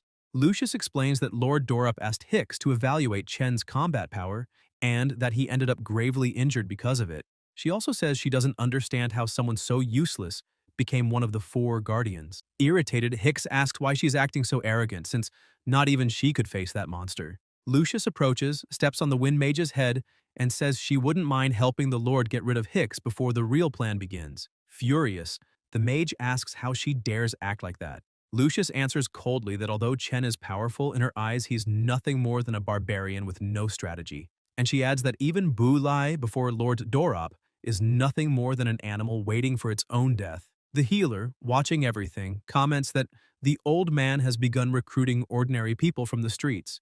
And since he is one of the 12 heroes, the people trust him. But if Lord Dorup intervenes, the entire city will fall into chaos and panic will spread everywhere. Lucius asks what the healer is trying to say, and he simply summons a monster, shocking the other two. It is a waiterer of Latanya. The man orders the wolf to go and enlighten those people of the city quickly, and the wolf runs off to carry out its mission. Meanwhile, inside his subspace, the mission timer was at 2 minutes. Chen keeps running, thinking that he is sorry, but he must avoid fighting the Chaos Master until the 3 minutes are up. As soon as he gets the reward of 400,000 experience points, he will train properly. Then a massive explosion occurs. Throwing him far away, he tries to hold on by driving his sword into the ground, and when he looks ahead, he cannot believe it because a massive fissure has opened. He asks how that can be considered training, and wonders if the Chaos Master is trying to kill him, because he had to use the Beast King's protection shield to dodge the attack. Otherwise, he would already be dead. The Chaos Master on the other side of the fissure asks if the protagonist is trying to avoid direct confrontation. He notes that he truly didn't expect the boy to dodge that attack, and apparently he underestimated him. However, he warns that those tactics will no longer work. Chen asks the Chaos Master who is behind him, and the moment the Master turns to look, the protagonist bolts off again, saying he just needs to stall things a little longer to finish the mission. However, he realizes he might be caught again, so he tries asking if they could rest for a bit, promising they can continue fighting as soon as he catches his breath for a few minutes. The Master says that running from a fight is not the solution, and suddenly appears behind the protagonist with incredible speed, shouting that a real enemy will never give him a chance to stop and breathe. He strikes, but Chen dodges and flashes behind his opponent using the explosive slash, launching an attack toward the Chaos Master, but the Master nullifies it. Chen thinks that since the Master attacked physically, he was able to use explosive slash to escape. Meanwhile, the Master is confused, wondering how that boy appeared behind him, since he couldn't see his movements, and it looked like he teleported directly behind him, so maybe. The protagonist stares at his opponent, thinking that his skill has a 5-minute cooldown, and if his uncle attacks now, he might fail the mission. The countdown is at 30 seconds. Chen throws his sword on the ground, says he understands, and once again asks if the Master can let him rest at least a little this time, promising that afterward he will continue training and will not run even a millimeter. The Chaos Master approaches slowly and says, "Fine," but only if the protagonist explains the technique he just used. Chen is confused, wondering if he means his explosive slash, and right then the system notifies that the countdown has ended and the mission is complete. With that, the protagonist receives 400,000 experience points and levels up. Chen begins explaining that those abilities are produced by the system when he levels up, and that using skills is like following a command. He thinks about it and his body moves on its own to execute the technique. He says he used explosive slash to dodge the attack and asks if there's a problem with that.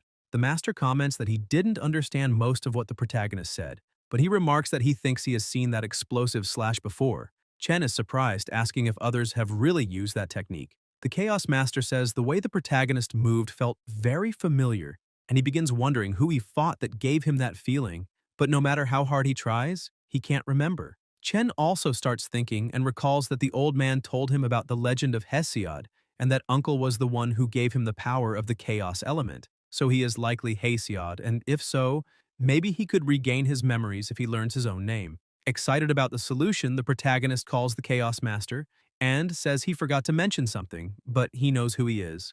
The Chaos Master is surprised, and Chen continues telling the story, pointing his finger and declaring that the Chaos Master's real name is Hesiod, the one who killed the evil god Murius and saved the world. Chen asks if hearing that helps him remember anything, and Hesiod begins to think about that name. Meanwhile, in the real world, Loxi was sleeping and snoring loudly. Ban wakes up irritated, thinking it's fine that his grandfather brought a beast man back to the village, but he can't understand why he made that monster sleep beside him. He gets up annoyed, saying he can't stand the noise anymore, but then he smells something and becomes terrified, asking what that smell is. When he looks forward and realizes what it is, he dodges the first attack just in time as the bed is completely destroyed. The Beastman wakes up confused, asking what is going on. In front of them was Waderer. Laxi starts getting up, complaining that he is in pain and asking what is going on since the house is heavily damaged. He looks around and asks where Ban is, wondering if he is under the debris and calling for him without getting an answer, which makes him panic, thinking Ban might have been crushed to death. Suddenly, a rock hits his face and the Beastman becomes furious, yelling who the hell is throwing things around at midnight, because whoever it is must be begging to die. But when he looks forward, he realizes a fight is happening right in front of them. Ban manages to dodge an attack and tries to counterattack, but is instantly disarmed, and he thinks he is not mistaken. Consumed by rage and memories flooding his mind, he begins losing control, saying that this is the demon beast that killed his parents, and that he will never forget that smell, even if the monster turns to ashes. He unleashes all his power, saying he worked hard all those years just to one day find it and finally end everything by ripping off its head. But he never imagined the creature would come to him. Loxi shouts asking if Ban is alright and why there is a demon beast there. Vengeance had already taken over Ban's mind, and he looks back, ordering the beast man to get out of there immediately. He begins walking slowly toward the monster, saying that today he will tear it apart piece by piece, rip out every bone one by one, and then spill its blood over his parents' grave. He takes a deep breath and charges forward with everything he has, screaming for the monster to die. Meanwhile, outside, the three of them watch everything. Lucius comments that this is very interesting. Hicks says that only those people being attacked in the whole city seems far too specific, and the healer states that the Wind Mage is right, which is why he already summoned other demon beasts into the village. And when the time comes, they only need to lure Bulai out, because Lord Dorup will personally kill him. He orders Hicks to go deal with the other rookies, saying that this time he cannot fail. Lucius gets excited, saying he can leave that new healer to her, since she hopes he lasts for a while. It wouldn't be fun if he died too quickly. Laxi runs as fast as he can toward the old man's house, begging for help and saying the situation is bad because there is a demon beast in their house. Bulai opens the door asking what is happening, and the beast man, panicking, says Ban is fighting a demon beast. The old man looks toward the city and realizes it is under attack and, without hesitation, starts releasing his lightning power, ordering the beast man to find the protagonist and tell him to protect Sally. Still inside the subspace, Chen keeps explaining the story, saying that the legends describe the savior Hesiod as someone who can use the power of the chaos element, that he defeated the evil god and sealed him inside the Inferno Tower Altalos, but in the end had to remain there as well. So he believes the Chaos Master really could be Hesiod, and that the place they first met must have been that tower. He asks if Hesiod remembers anything, but the Master says nothing comes to mind, and his thoughts remain blank. The protagonist thinks that in anime and manhwas people regain their memories when they hear their names. The Chaos Master says he truly has no memories of that world and that the name is just a title to him. And even if he is Hesiod, he still cannot recall what happened. However, seeing the technique the protagonist used gave him a familiar sensation for the first time and made him feel slightly connected to that world. Chen stays quiet listening and starts thinking about what is happening to him, why he is there, why he saved Hesiod, why he obtained the chaos element. There are so many mysterious things going on that if his uncle regained his memories, maybe he could answer some of his questions. In the middle of the city, there is complete chaos. Everything in flames because of the attack. Monsters are everywhere and people run as fast as they can, screaming for help. A young girl sits beside her mother lying on the ground, screaming for her to wake up. One of the monsters notices and rushes to attack her, but at the last moment Bulai uses the triple thunder and lands an extremely powerful blow on that monster, throwing it far away. He holds the girl in his arms and asks if she is hurt, and she shakes her head saying no, but suddenly he is surrounded by other monsters, and just as he is about to be hit, another strike comes and takes down all three monsters at once. Bros and Philoga arrive to help. Bros asks what is going on and why the monsters suddenly attack the city. The old man sets the girl down in a corner and explains that the city has a barrier around it, and people guarding it 24 hours a day to prevent monsters from entering, so those creatures should not have been able to reach the center without any commotion. This means those bastards can't wait any longer, and that these monsters are just a distraction, because the real objective is to kill them. The old man stands up and orders the two of them to save all the citizens and take them to his house. Bros asks where he is going, and Bulai replies that he needs to go to the outer area of the city to reseal the barrier. The warrior says that place will be full of monsters and that they will go too, but the old man immediately refuses, saying he doesn't need them because they must stay there to protect the people. He uses the first flash of the royal thunder and shoots off rapidly toward the outer zone. Chen and Lucius finally meet. She says his speed is much higher than the last time they fought.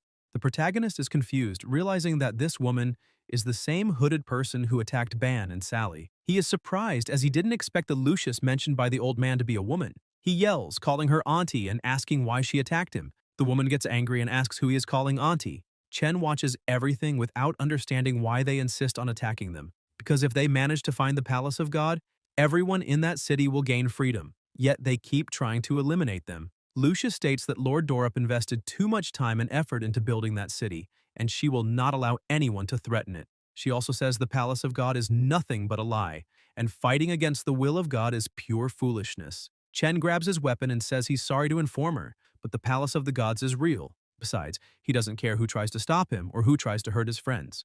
Whether humans, monsters, demons, or gods, he will kill them all. Lucius smiles and draws her sword as well, saying he is arrogant and full of himself, asking if he seriously thinks he's strong just because he defeated that trash wind mage, the weakest of the four guardians. Confident, she declares she is someone as strong as Lord Dorop. She opens her cloak and summons the Shadow Sword Wolf, level 45, a dark assassin summon known for extreme speed and flexibility. As soon as the wolves appear, she orders the demon shadow battle to begin. The wolves charge at the protagonist, who remains still. With a single attack, he destroys every wolf, shocking the woman, who thinks it's impossible. But she quickly uses the 3,000 shadow blades. The protagonist raises the Beast King's shield and blocks all the blades effortlessly, asking if that was truly her strongest attack. Lucius is stunned again, realizing he blocked everything without the slightest struggle and that she underestimated him. Then she begins to float, saying that wasn't her strongest attack. She was only warming up. Suddenly, a colossal wolf appears beneath her feet, and she says she wants to see how long he lasts before her true power. The system appears again. Mission updated. Delk defense. Defeat the enemy leader. City integrity, 67 out of 100. Beast tide. Progress, 1 out of 100. He simply stares at Lucius as the battlefield intensifies. On the outside, the city barrier now had a small opening, and some monsters were managing to cross. The guards fought with everything they had to protect the core and stop the invasion. One of them, exhausted, says they're holding on for now and asks how much longer the mage needs to fix the crack. She replies breathless that there are too many monsters and the energy she absorbs isn't enough to block the attacks or seal the breach fully. If it continues like that, the barrier will collapse entirely. The leader shouts for everyone to hold the line, reminding them that their duty is to protect that area at all costs, even if it means dying. The group is inspired by his words and keeps fighting with renewed strength, but the barrier continues to break, more cracks forming everywhere. The mage then screams for help from Professor Daemont, saying they won't hold much longer. At that moment, a powerful bolt of lightning descends from the sky and hits the crack, which starts closing by itself. Everyone is shocked to see the barrier regenerating.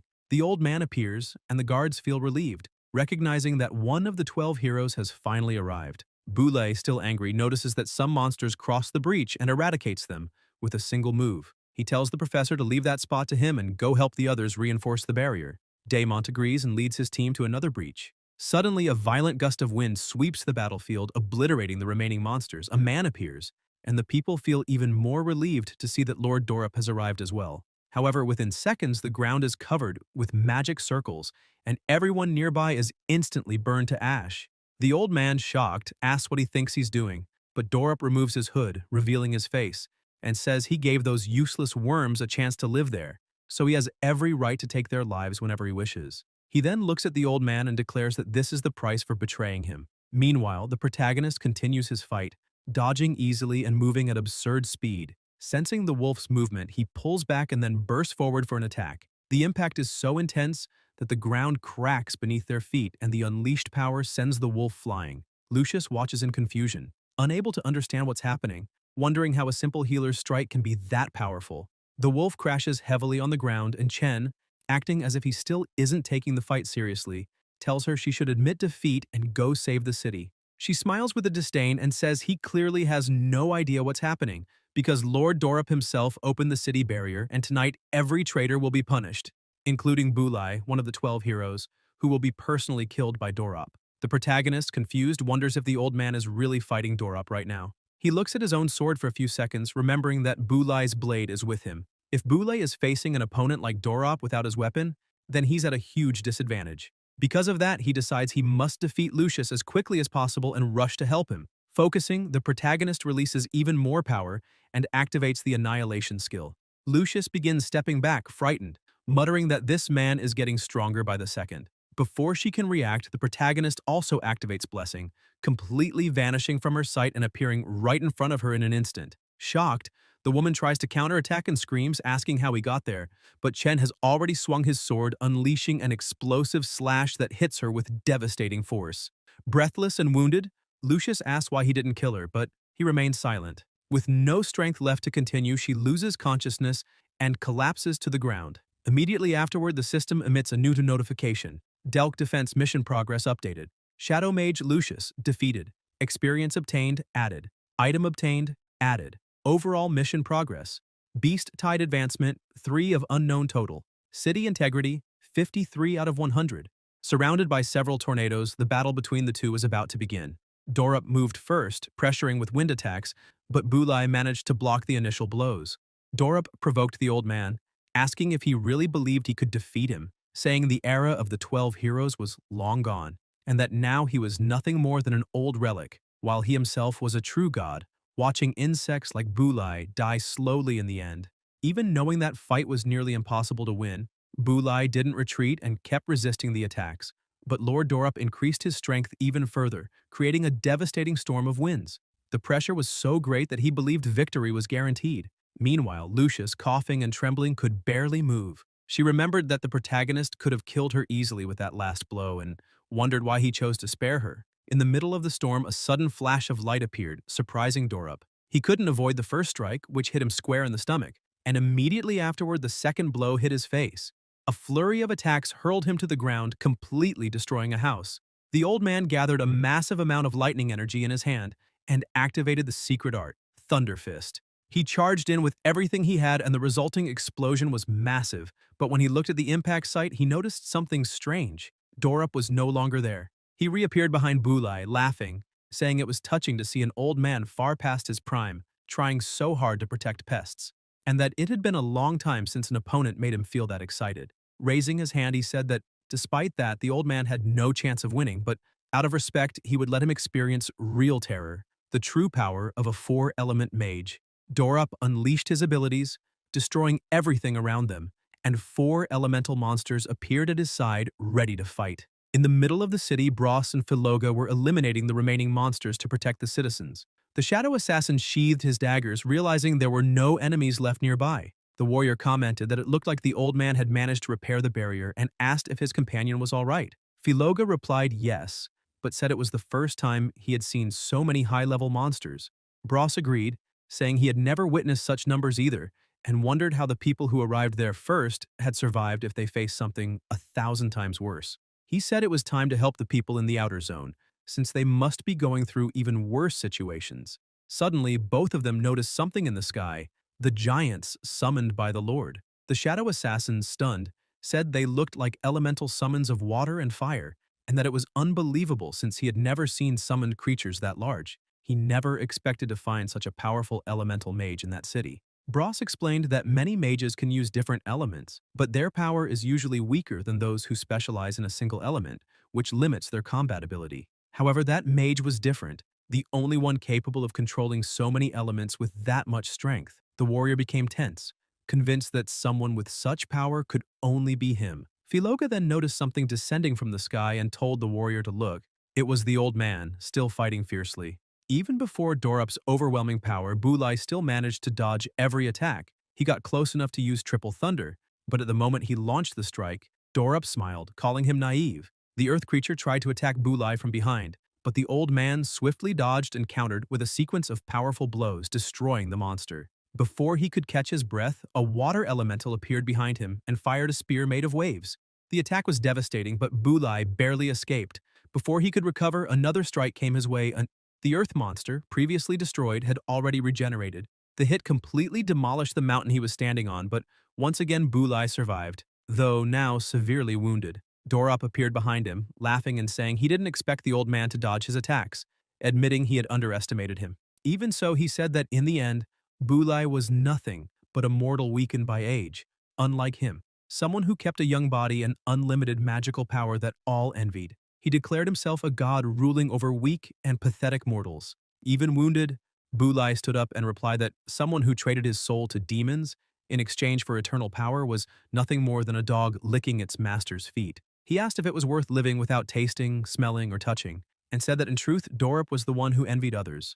Enraged, Dorup told him to shut up and cast a spell that hit him full force, dragging him with magic and saying that the old man's life and death were in his hands, and killing him would be as easy as crushing an ant. The Lord states he will tell everyone it was Bulai who opened the barrier and that he, Dorup, is the hero who defeated the traitor and saved the city. He says it's time to dispose of the trash, but before he can act, the protagonist appears like a demon, charging at absurd speed and landing a direct blow, slamming Dorup violently into the ground and saving his master. Confused, the Lord asks who that boy is. Chen turns to Bulai and asks if he is alright. The old man replies that yes, he only suffered a few minor injuries and asks what he's doing there. Chen explains that after defeating Lucius, she told him Dorop planned to kill him right there, so he ran as fast as he could to bring the sword back. Regretful, the boy apologizes, saying that if he had remembered sooner, maybe his master wouldn't be so badly hurt. Bulai smiles and tells him not to worry because even with his sword he wouldn't have defeated Dorop. After all, the enemy had already given his soul to the devil in exchange for unimaginable power. The old man lowers his head and admits that the enemy is right. He is no longer the man he used to be. His body has aged, his strength has faded, and as a mortal he is simply descending the mountain of life. Even so, he stands and reveals he left a teleportation seal on the campus. He orders Chen to take Sally and the others and flee, because he will stay behind to face the monster. Chen becomes irritated at hearing this and says he's not leaving, that he will never abandon his companions. He extends the sword and says his mother always taught him that living in that world would never be easy, but that one should never accept fate. One must fight for what they believe in. The protagonist declares that they are going to defeat Dorop and take everyone to the Palace of God, leaving that place together. Bulai becomes emotional, takes the Ozil sword, and at that moment a system window appears before Chen. Mission complete. Ozil sword returned. Attributes reduced. Reward: 150,000 experience points. Dorop starts laughing, mocking him and asking if he really thinks he can defeat him. Gathering unmatched strength, the elementalist concentrates an immense amount of magic and creates a glowing sphere that explodes violently upon hitting the ground. But when the smoke clears, none of the three have even a scratch thanks to the Beast King's shield. Laughing even louder, Dorop calls them trash for daring to challenge him and announces they will witness the power of a god before invoking the skill Explosive Fire Rain. Flames begin falling non-stop, bombarding the field, and even though the initial defense holds, the shield begins to crack under the pressure of the devastating assault. Chen watches, worried, thinking the enemy's attack is far too strong. The system warns that the Beast King's protective shield is about to break. A few seconds later, the barrier shatters and the attacks continue mercilessly. After some time, Dorop finally stops the attack and, laughing, says no one could survive that, declaring that the old man must have turned to ashes. But when the dust settles, he is shocked to see another protective barrier raised before them. Chen and Bulai are also stunned as they see Luca in the air maintaining the new defense. Angry at the destruction and arrogance of the enemy, the boy glares at Dorop, who cannot believe what he is seeing, and asks how a child could use such a powerful magic shield. The system displays the message: Luca's battle will activated. Luca level 5, health 3000, mana 300, skill Aegis shield. Description: a powerful magic shield capable of absorbing damage and converting half of it into magic damage.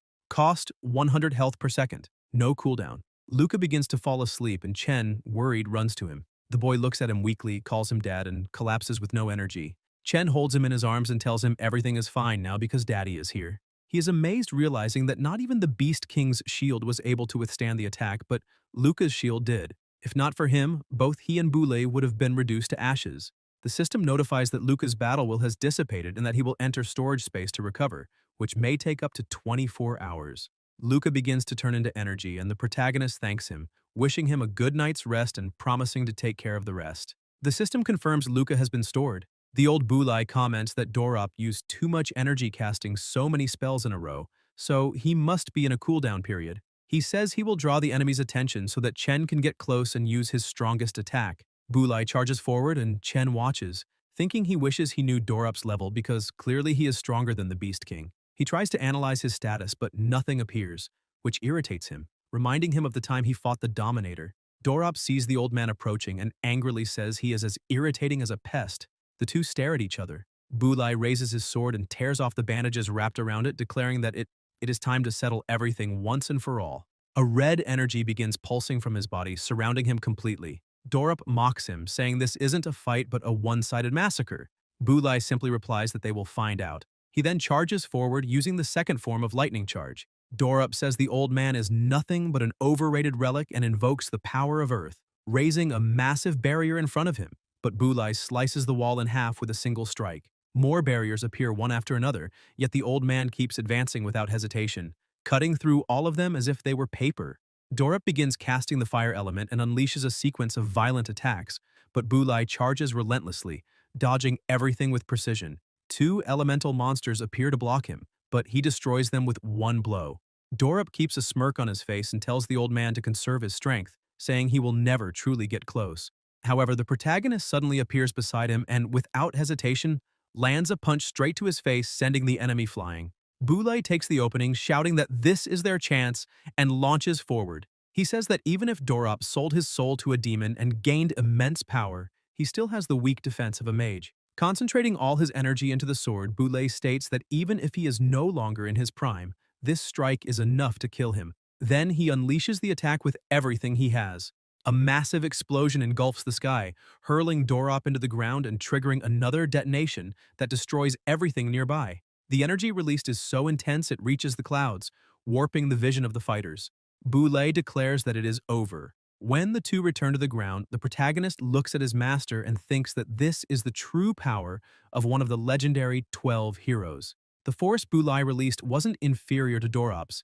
It may have even been greater. The old man then comments that the barrier still needs many repairs and suggests they split up to cover more ground. He orders Chen to go west while he goes east where monsters are attacking. Chen agrees and says he can handle it. But before they move, the protagonist feels something strange, as if he is forgetting something important. The feeling grows quickly and he realizes that even after the battle, the system didn't send any victory notification, which can only mean one thing.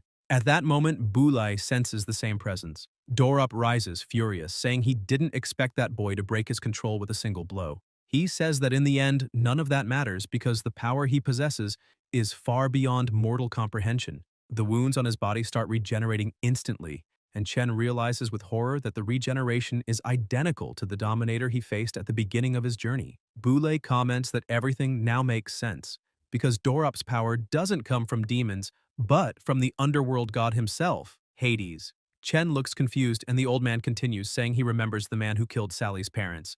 The power he used was very similar to Dorop's. Back then, Boulay heard Argolis mention the name Hades. He remembers that after Argolis slaughtered everyone on the battlefield, he held Sally's mother and said none of them were the chosen ones, tossing her aside and complaining that he had come there for nothing, and didn't know how to explain it to Lord Hades. Wounded on the ground, Boulay cursed him and shouted that he would kill him, but Argolis ignored him and flew away. Even nearly unconscious, Boulay swore that no matter where that man went, he would one day find him and kill him. Now he says that the power he feels coming from Dorop is the same type of energy as that bastard's, which means there may be a direct connection between him and the reason everyone is trapped in Latonia. Dorop is surprised, admitting he didn't expect the old man to know so much. He says he intended to eliminate him without resorting to his true power, but now he sees that even at his age, Boulay is far more troublesome than he imagined. The Lord asks if they still haven't understood, since no elemental power can hurt him and all physical attacks are useless against him. Dorop says he wanted to give them a painless death, but now he will torture them until they beg to die. Suddenly, the Lord's body becomes wrapped in a strange force and disappears completely. Chen and Boulay look around trying to understand where he went, while the system flashes red warnings to the protagonist, repeating that the target has vanished. Chen says it wasn't a matter of speed. Dorop truly vanished from the spot. Then he senses a presence behind him, but it's already too late. Dorop appears behind Boulay, saying he's right there, and strikes him directly in the back, sending him flying. He then lands several consecutive blows. Chen rushes as fast as he can to help his master, but Dorop uses his abilities to push them apart. Even so, the protagonist recovers and charges for a counterattack. Just as he is about to hit the Lord, Dorop simply disappears again. Chen can't understand what is happening, since his punch passed through the opponent's head as if it were air. Then the Lord reappears, landing a devastating strike on his abdomen and mocking him, asking where he is looking. Dorop laughs and keeps attacking, calling the protagonist a useless existence and saying it's pathetic that he dares challenge him. Countless blows hit him, crushing him with overwhelming pressure until Chen is hurled violently against a boulder. He gets up with difficulty and the system informs him his health is below 10%, asking for immediate recovery. Hurt, Chen thinks that bastard really must have an invisibility skill, and that the previous strike was absurdly powerful. He watches the Lord and concludes that even receiving only a fraction of a god's power has pushed both him and Boulay to the brink of collapse. Then he realizes that is the true power of Hades, the underworld god. Chen becomes furious, wondering if to the gods they are nothing more than insignificant ants. Dorop asks what's wrong and whether he's feeling insignificant, commenting that humans are cruel by nature. After all, even children enjoy torturing ants on the ground. He smiles and continues using his abilities, saying humans are like ants, and that he never gets tired of watching them struggle desperately. Chen is pulled by Dorup's force until they are face to face. The Lord says he should abandon the dream of saving the world because it is nothing but a joke. However, if he can entertain him a bit longer, he might earn the right to stay alive. While they speak, Bulai approaches from behind and angrily unleashes the Thunder Slash, cursing the enemy as a bastard. But Dorup, far more powerful, disarms him with a single movement, throwing the sword far away and trapping him immediately after. He then says Bulai still hasn't understood. For someone who possesses the power of a god, all elemental attacks are useless. It doesn't matter how strong mortal power is. It is impossible to kill a god, and that is the hopeless reality. Chen begins to wonder if elemental attacks are truly useless against gods, and whether this scenario is really part of the game Cosmo. Meanwhile, Dorup wraps the sword with his power and raises it before the protagonist, saying he had promised one more chance, and that chance had arrived. Laughing, he proposes a cruel game. If Chen kills the old Bulai with his own hands, then everyone can leave alive. Without hesitation, the protagonist refuses. Dorup then changes his tone and says that, in that case, he will have to watch the old man being tortured to death, and his companions will be next. The Lord pulls countless stones and begins crushing Bulai's body slowly, mocking him and asking if Chen can feel the pain the old man is suffering, provoking him to end his suffering quickly. Chen shouts for Dorup to stop, threatening to kill him if he touches Bulai. The Lord simply smiles and says there are only two choices. Either everyone dies, or Chen kills the old man to save the others. Bulai screams in pain and Dorup insists, asking what the choice will be. The protagonist is torn, wondering if there is truly nothing he can do except watch everyone die. He thinks of his son, of the friends he made, and of his mother, remembering that he still hasn't gone back to understand what happened in his house. Doubt consumes him until a voice rises inside his heart. Hesiod laughs, calling Dorup trash and asking how something like that could be considered a god. Surprised, Chen is pulled back into his subspace, the same place where flowers float everywhere. He asks himself if he's really inside his consciousness, unable to believe he ended up there at such a moment. Hesiod asks if he's going to give up, saying it would be shameful if the master he chose died to a worm like Dorup. Chen answers that it's impossible to hurt him, since he possesses the power of a god, and elemental powers were granted by the gods themselves. Hesiod agrees, but asks why would the gods who rule over mortals give them a power capable of killing them? Naturally, common elemental powers cannot affect them. Chen then notices the tone in his voice and asks if he has something up his sleeve. Hesiod smiles and says that if Chen dies, he will also disappear, so he cannot allow them both to be beaten by someone like Dorup. He says the power of the underworld god is truly terrifying, but what matters is that Dorup recognized Chen, and that changes everything. Confused, the protagonist asks if they are really talking about him. Hesiod explains that yes, common elemental powers are useless against gods, but Chen is not an ordinary mortal. The chaos elemental power he received is the only one capable of killing gods, and now it is time to show just how terrifying that power can be. He raises the chaos energy to 3% of its total strength. Outside, Dorup continues laughing and taunting, saying that if Chen has given up, then he will kill them both, starting with the old man. At that moment, the protagonist interrupts him and asks whether the one who should die there isn't actually him. The system warns, Divine Blessing successfully recharged, Holy Strike ready. Chen activates Divine Blessing, and the system announces that all negative effects have been nullified. His speed is increased by 20%, and he will now absorb life with each strike. Dorup laughs even harder, saying the human is entertaining, but will always remain nothing more than an insect before him. He tries to attack, but Chen, eyes firm and unwavering, grabs the blade of Dorup's sword with his bare hands. Dorup freezes in shock, unable to believe what he is seeing, but before he can react, he takes a punch straight to the face. Chen shows no mercy and continues attacking non-stop, blow after blow, crushing Dorup's health completely until he lands a devastating kick that slams him into the ground with terrifying force.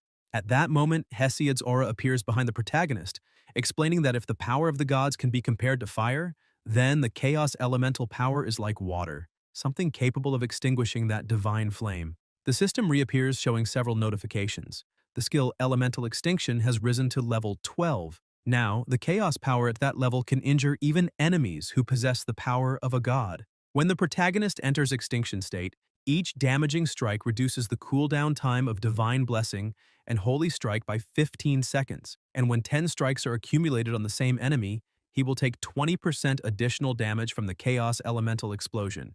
Eliminating elite or insane level enemies instantly restores all cooldowns. Hesiod then says the protagonist is now a true Godslayer. The system indicates Extinction active. 20 seconds remaining. Bulai watches from afar, impressed, asking if that is truly the power of the chaos element. The protagonist asks Hesiod why he only released that power now, and he replies after reflecting for a moment, if the enemy had not used divine power, he would never have revealed the god-killing power because it is an absolute taboo. No god would allow such a thing to exist. Now the gods have surely sensed the protagonist's presence with their sharpened senses. Hesiod warns that from this point on they will send the strongest to hunt him, and that future enemies will no longer be mere lackeys, but the true gods themselves. At that moment, a divine voice echoes, "Mission prompt. Due to the full release of the Chaos Elemental power, you have obtained the high-class elixir, Scattered Tears. Mission activated. Chaotic Trials. Requirements. 1. Use Scattered Tears. 2. Use Divine Blessing or Holy Strike twice in battle. 3. Use the god-killing power to annihilate Dorop." Chen tells Hesiod not to worry, declaring that he will get out of there no matter what, even if it means becoming the enemy of the gods. The system displays the item information, Scattered Tears, tears left behind by monsters. Upon use, instantly restores 1,000 health points and 700 mana. All abilities have their cooldowns restored and recovery speed increases by 100%. Attacks regenerate 50 health points per strike for 6 seconds. After use, the Eyes Scattered effect remains active for 1 minute, allowing you to see all hidden units. Chen drinks the elixir, saying that what he needs to do now is kill that bastard. Thinking it's time to end everything, the system warns, Extinction active, health restored by 1,000, mana by 800, abilities recharged, Holy Strike, Divine Blessing. Extinction cooldown recovery speed increased by 100%. Dorop begins to rise, saying that this cannot be possible because Lord Hades had already taken his soul and removed all his senses, yet he still trembled in pain. He stares intensely at the protagonist, confused, asking what this guy did, because maybe he was the legendary one. Suddenly, he panics when he senses an attack coming his way, tries to dodge, but is thrown backward. The protagonist advances like a true godslayer, using Divine Blessing and Holy Strike. Dorop tries to use his invisibility ability to escape, shifting to the side, but Chen tracks him using only his eyes. The system warns, Eyes Scattered activated, opponent's concealment nullified, target locked. Desperate, Dorop begins to wonder if that man could really see him. The protagonist's attack hits him and Chen keeps striking non-stop. The system shows 3,600 health deducted, 30 attacks accumulated, explosion damage tripled. Dorop keeps losing health rapidly. The system announces the cooldown of Divine Blessing is complete. Chen uses it again, removing another 3,000 health. Opponent's health below 10%. The system indicates. Scattered Tears effects end in 2 seconds. Extinction state ends in 5 seconds. Chen gathers all the remaining energy in his body for one final attack, shouting for Dorop to go straight to hell, but before striking he notices Dorop is smiling and asks whether that is truly the power of a godslayer. Chen launches his maximum attack, generating an explosion so intense the entire forest trembles. His companions far away notice the light streaking across the sky. The system announces Dorop has been completely annihilated. The protagonist has obtained 3 million experience points. Items acquired, Red Key, Wind Elemental Stone, Ice Armor, Earth Ring. Level up, requirements fulfilled, use of Scattered Tears during battle, use of Divine Blessing twice, and use of the God-slaying power to annihilate Dorop. Mission complete, Chaotic Trials. Additional reward, 1.5 million experience. Item acquired, God Essence. Level up. New features unlocked, Composite Forging System, Illustrated Manual, Map, and Detection. The battle finally ended. Chen returns to his human form and Bulai runs to him asking if he is alright. With a faint smile, he looks at the old man and says he managed to win. Exhausted, he collapses right after. Meanwhile, in the underworld, several souls were trapped in bottles behind the Lord of the Underworld. Suddenly, one of them begins to fade. Hades notices and wonders if Dorop's soul truly disappeared, since he was the guardian of Latonia. With that, he is certain the Godslayer has truly resurfaced. At that moment, Argolis should already be in the middle of the infinite sea. Sailing, he begins complaining that the boat is so slow it's irritating, but it's the only possible way to cross that sea. He asks Cecil how long until they arrive, and she replies they're almost there. Argolis then smiles as he sees the portal that connects the underworld to the other world. Chen begins to hear someone calling his name and slowly starts to wake up. However, he panics when he thinks his mother is nearby and shouts for her, causing the people around him inside the subway to feel annoyed. The protagonist remains confused and wonders what is happening and why he is there. One of the passengers starts acting aggressively, asking if the protagonist is crazy for shouting like that, since he scared everyone around. Suddenly, an announcement starts playing, informing that the next station is She Yuanlu and that passengers who are about to get off should hurry. The protagonist starts to wonder if he has really returned to reality, and, upon noticing the people around him, shouts again, saying that he has finally come back. The aggressive man then speaks, completely confused, questioning what he is talking about. Another announcement informs that the train is arriving at the station, and that everyone should keep away from the doors. The protagonist apologizes, saying that he just had a nightmare. However, the system issues an alert about a nearby danger, warning him to be careful. The protagonist becomes confused, wondering why he is still hearing system alerts after having returned to reality. Some people farther back begin to ask what the two of them are doing. The bully gets irritated, saying that the kid is ignoring him and that it seems he wants to get beaten up. Suddenly, someone shouts for Chen to run and get out of there. The protagonist continues to understand absolutely nothing, questioning himself about what is happening and whether the voice he just heard telling him to leave really does not belong to his mother. Suddenly, he is teleported and the bully starts asking why that guy simply disappeared. The men in black who were approaching ask the bully where that high school boy went. The bully replies that the boy simply disappeared, asking if they did not see that happen. However, the men in black only observe without saying anything. Suddenly, the protagonist wakes up again, sitting up in shock and breathing heavily. Looking around, he realizes that he has returned to Latanaya and wonders if everything he just saw was only a dream. However, everything felt so real. And even if it had been reality, how could he have heard his mother's voice out of nowhere? Sally enters the room, beautiful and radiant, saying that he has finally woken up. The protagonist asks if she is okay and how Grandpa and the others are doing. Sally tells him not to worry, as everyone is fine. Moreover, Boulay rested for 10 days and was feeling very bored, so he insisted on helping everyone repair and rebuild the city. Chen starts looking at his own hands, asking if she really said 10 days, and wonders if he had been sleeping all that time. Sally confirms and emphasizes that his injuries were healing, but he did not wake up, which gave everyone a big scare for a while. Laxi spent a lot of time and effort making a medicinal tonic and food for the protagonist. She places the tray beside the bed and smiles, saying that she now needs to go help Boulay and the others, asking him to go to the city after he finishes eating. Before leaving, she points out that she almost forgot to mention that the residents prepared a grand banquet that night to thank the protagonist for saving the entire city, and that now that he has woken up, he should prepare his speech, since he is the new savior. Chen asks what speech, as he is confused, but she just continues leaving, saying that she prepared some new clothes for him and that he needs to change before going. He thinks that Luca must still be inside the system space and that, since many days have already passed, he must have recovered. When he tries to summon Luca, the system returns an error, saying that Luca has not yet managed to recover. The protagonist is surprised to see that he has not recovered even after 10 days. Suddenly, the system notifies that he has an unread email. Chen is surprised but decides to open it to see what it is about. Upon opening the email, he reads the message stating, "Congratulations, you have completed the first area of the Infernal Difficulty chapter of the Godslayer Cosmos of Latanaya.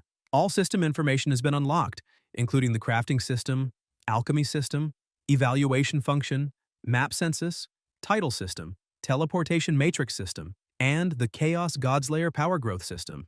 The protagonist wonders if it is because of the infernal difficulty that he cannot leave the game. In addition, he has just unlocked the complete system, which is absolutely insane. However, he decides to leave all these questions for later because first he needs to check the new features that were unlocked in the system. When he taps one of the functions, the system notifies that he has activated the crafting system. That is the basic system for crafting weapons and equipment. First, crafting equipment requires the necessary materials and blueprints. The protagonist's current crafting level will affect the quality of the equipment. If the level is too low, the crafting will fail and all materials will be destroyed. Materials can be obtained in different territories, and blueprints can be acquired after defeating bosses. Second, gem crafting. He can add gems to equipment, increasing their attributes, and the crafting level will also affect the success rate. Third, dismantling. He can dismantle equipment to obtain part of the original materials, and the crafting level will also affect the dismantling process, or the damage caused to the materials. Chen comments that this creation system is similar to what he knows from games, so alchemy must be something similar as well.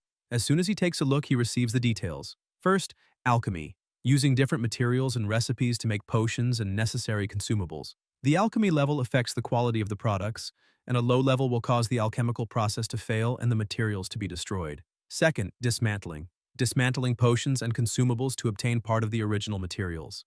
A low alchemy level will affect the dismantling process and may damage the materials. He thinks that all of this is really similar to a game. In addition, there is the evaluation function, so if he encounters someone dangerous, he can evaluate them to obtain information. He enters the evaluation system, and the details say that after activating the function, the system will automatically record all creatures and items he encounters. If the protagonist wants to evaluate higher-level beings, he will need to upgrade the evaluation system. While observing, he notices that Luca and the Dominator appear only with question marks, and it seems he will only be able to see their details after improving the evaluation system. He takes a look at the map census, which will detect nearby high-level monsters, making it easier to find and eliminate them to level up. Titles can be obtained after accomplishing unique feats, and different titles grant different bonuses. The teleportation system uses the power of the area's element and creates teleportation zones, with the current limit being 3 zones. After carefully analyzing everything, the protagonist comes across the main feature, the Chaos Godslayer Power Growth System. The system informs him that he possesses an element that has slain gods and that, by using it, he will release 1% of its power, asking whether the protagonist wishes to use it. He realizes that, originally, to release this strength, he would need to obtain the power of the divine element, and that currently he can only release 3% of the Godslayer power. Because of that, he needs to find the palace of the god Kebli and defeat the monster Nabus, so it would be better to increase his strength first. He then tells the system to use the Godslayer element. A dense aura begins to emanate from his body, and he watches the energy surrounding him, thinking that it is only a 1% increase in power. But as he feels this energy, it seems like an endless sea. He remembers that he obtained some items and begins to analyze them. The system informs him that it is the Ring of Earth, a ring that possesses a high-level earth element and, when worn, grants 30 more wisdom and 25 physical points, as well as a passive that grants 30% more resistance to earth element damage. The ice armor is a high-level body armor that grants 35 vigor, 20 wisdom points, and 5,000 health points, as well as a passive that releases an ice shield around the user when attacked and applies a 50% movement speed reduction effect. The protagonist puts on the armor to test it and then equips the ring. He uses his ability to make the equipment disappear into his body even while still equipped. Now the only thing left is that key. The last time he used a key, he obtained the egg that contained Luca, so he is curious to know what it will do this time. Meanwhile, in the city, Bros tells Boule that he has already made sure all the injured have been treated and that the barrier has also been repaired everywhere it was damaged. He emphasizes that now they only need to take care of a few minor things and that the city should return to normal starting tomorrow. Boule comments that this is great and asks about the ceremony that will take place that night. Bros replies that Lakshi and Filorga woke up early in the morning and began the preparations, so everything should already be practically finished. He adds that the 2 guards, Hicks and Lucius, are imprisoned and being watched by Ban, but that the last one, Sarquia, escaped and his current whereabouts are unknown. The old man asks whether he really escaped the city, since that is a strange being. Bros emphasizes that if he chooses to live outside the city, he certainly will not survive for long. Boulai says that maybe so, however he feels that Sarkia has some secrets of his own. Secrets that could make him even more dangerous than Dorop.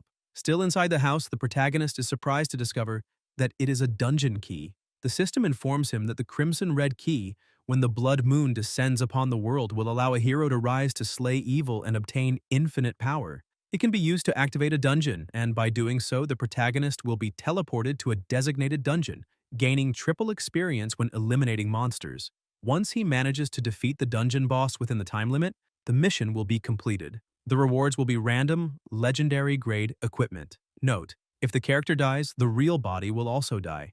The system asks whether he wishes to use it now. Chen begins to think about the message stating that if his character dies, his real body will also die, because he received a similar notification when he was inside Luca's punishment space. He remembers that when he was previously killed by the Wandering Dominator, the system did notify that his character had died, but it did not say anything about his real body. He realizes that apparently it is his consciousness that is trapped inside the game. But, if that is the case, why did his body disappear on that train? He starts to become irritated, once again questioning whether that was a dream, since he can no longer distinguish what is real and what is not. Hesiod appears behind him, asking if he is okay. The protagonist asks how he is, and Hesiod replies that this is only his ghost, but that this is not important, because what he really wants to say is that it was not just a dream. He states that the protagonist really managed to leave Latanaya, although he does not know how or why. Chen is shocked and asks what he just said, questioning whether he really managed to get out.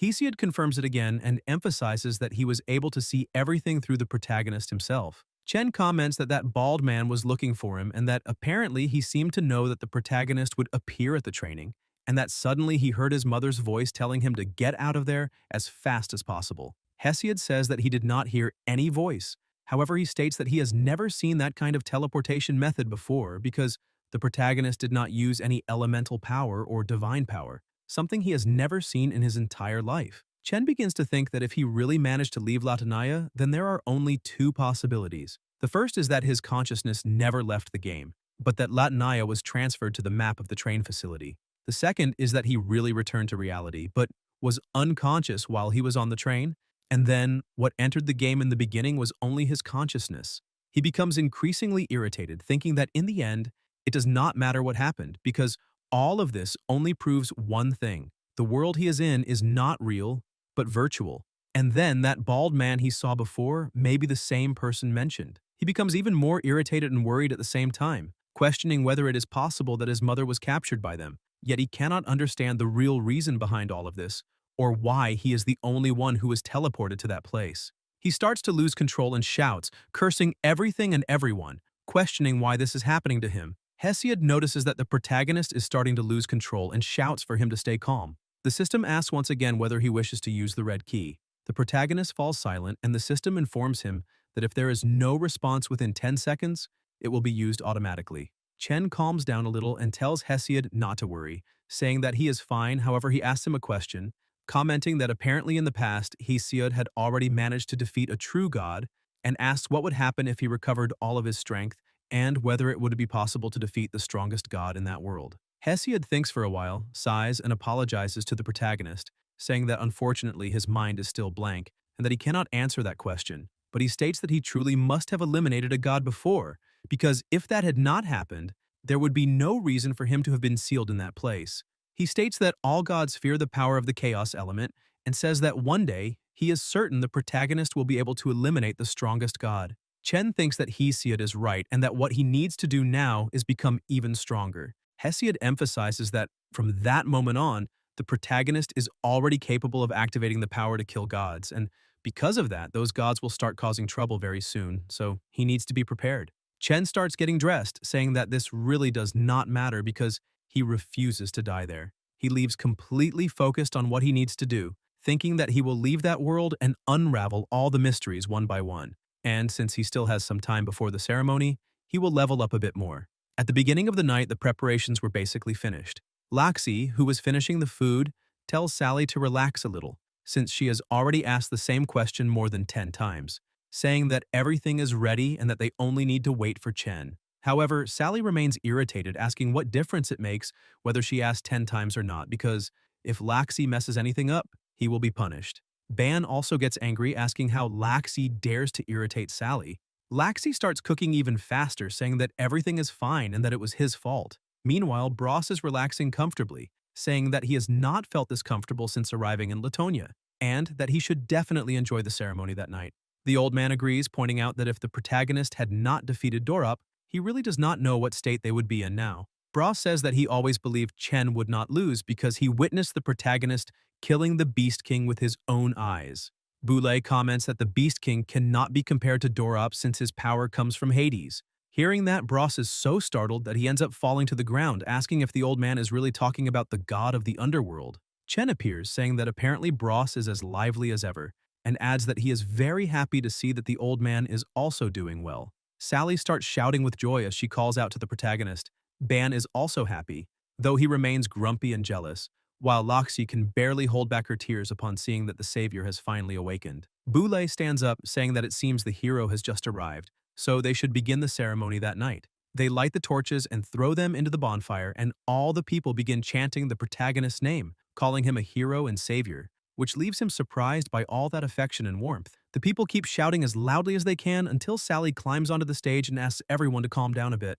With a smile on her face, she extends her hand and says that she would like to invite the hero Chen Zile, who saved the entire city, to give a speech. The old man asks him to go up as everyone is waiting. The protagonist tries to speak, but Boulay interrupts him, asking if he is nervous about speaking in front of everyone. The protagonist replies that it is not exactly that, and with his gaze lowered slightly, says that he simply does not think he is a hero because the city was saved thanks to everyone's efforts, and all the people who fought to protect it are also heroes. Moreover, if it had not been for Bulai's help, he would never have been able to defeat Dorop, and for these reasons, he cannot take all the credit alone and allow everyone to praise him as a hero.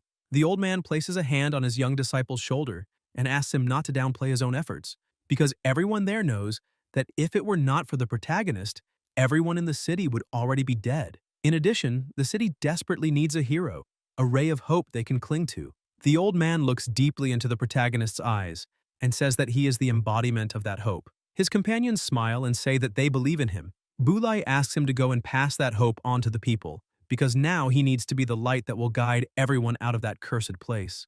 Those words deeply touch the protagonist. He walks toward the stage thinking that everything the old man said is right, because the city's residents have just experienced a small-scale war and what they need now is someone they can trust. And since everyone sees him as a hero, he needs to become much stronger to protect all the people who are placing their last hope in him. Being a hero is really not easy, but the feeling of being loved and praised feels very good. As soon as he reaches the center of the stage, everyone begins to shout even louder. He greets everyone and introduces himself, saying that he is not really sure if he is a hero, however, he is sure of one thing. He declares with absolute conviction that he will leave that place and that if everyone believes in him, he will lead them all out of that hell. Argolis arrives at his destination and asks Cecil to stay there and wait, saying that he will return shortly and that even after hundreds of years, the time in that place remains extremely bad. He begins to smile, saying that now he can find out what really happened to Sunil, as well as finally learn who the being strong enough to kill him truly is. Argolis transforms into a dragon and begins to scour the area. Meanwhile, Chen is sitting alone on top of a building, drinking his beverage and thinking about life. Suddenly his friends begin to approach, and Bros praises him, saying that the speech was truly good, because he never imagined the protagonist could remain so calm and composed while speaking in front of so many people. Ban points out that it was nothing special since anyone can say pretty words and they do not mean anything useful, so Chen needs to prove it through his actions.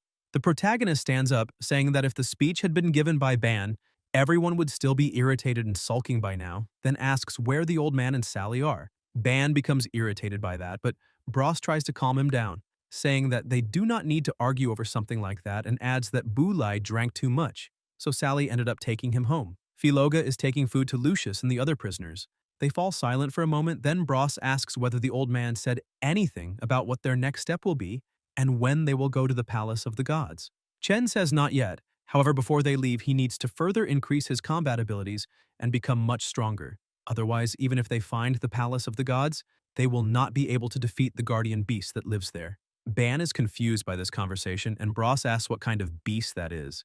The protagonist replies that, from what he has learned, compared to the guardian beast, Dorop should be nothing more than a weak child. Therefore, if they truly want to overcome this challenge, everyone needs to find a way to become even stronger than they are now.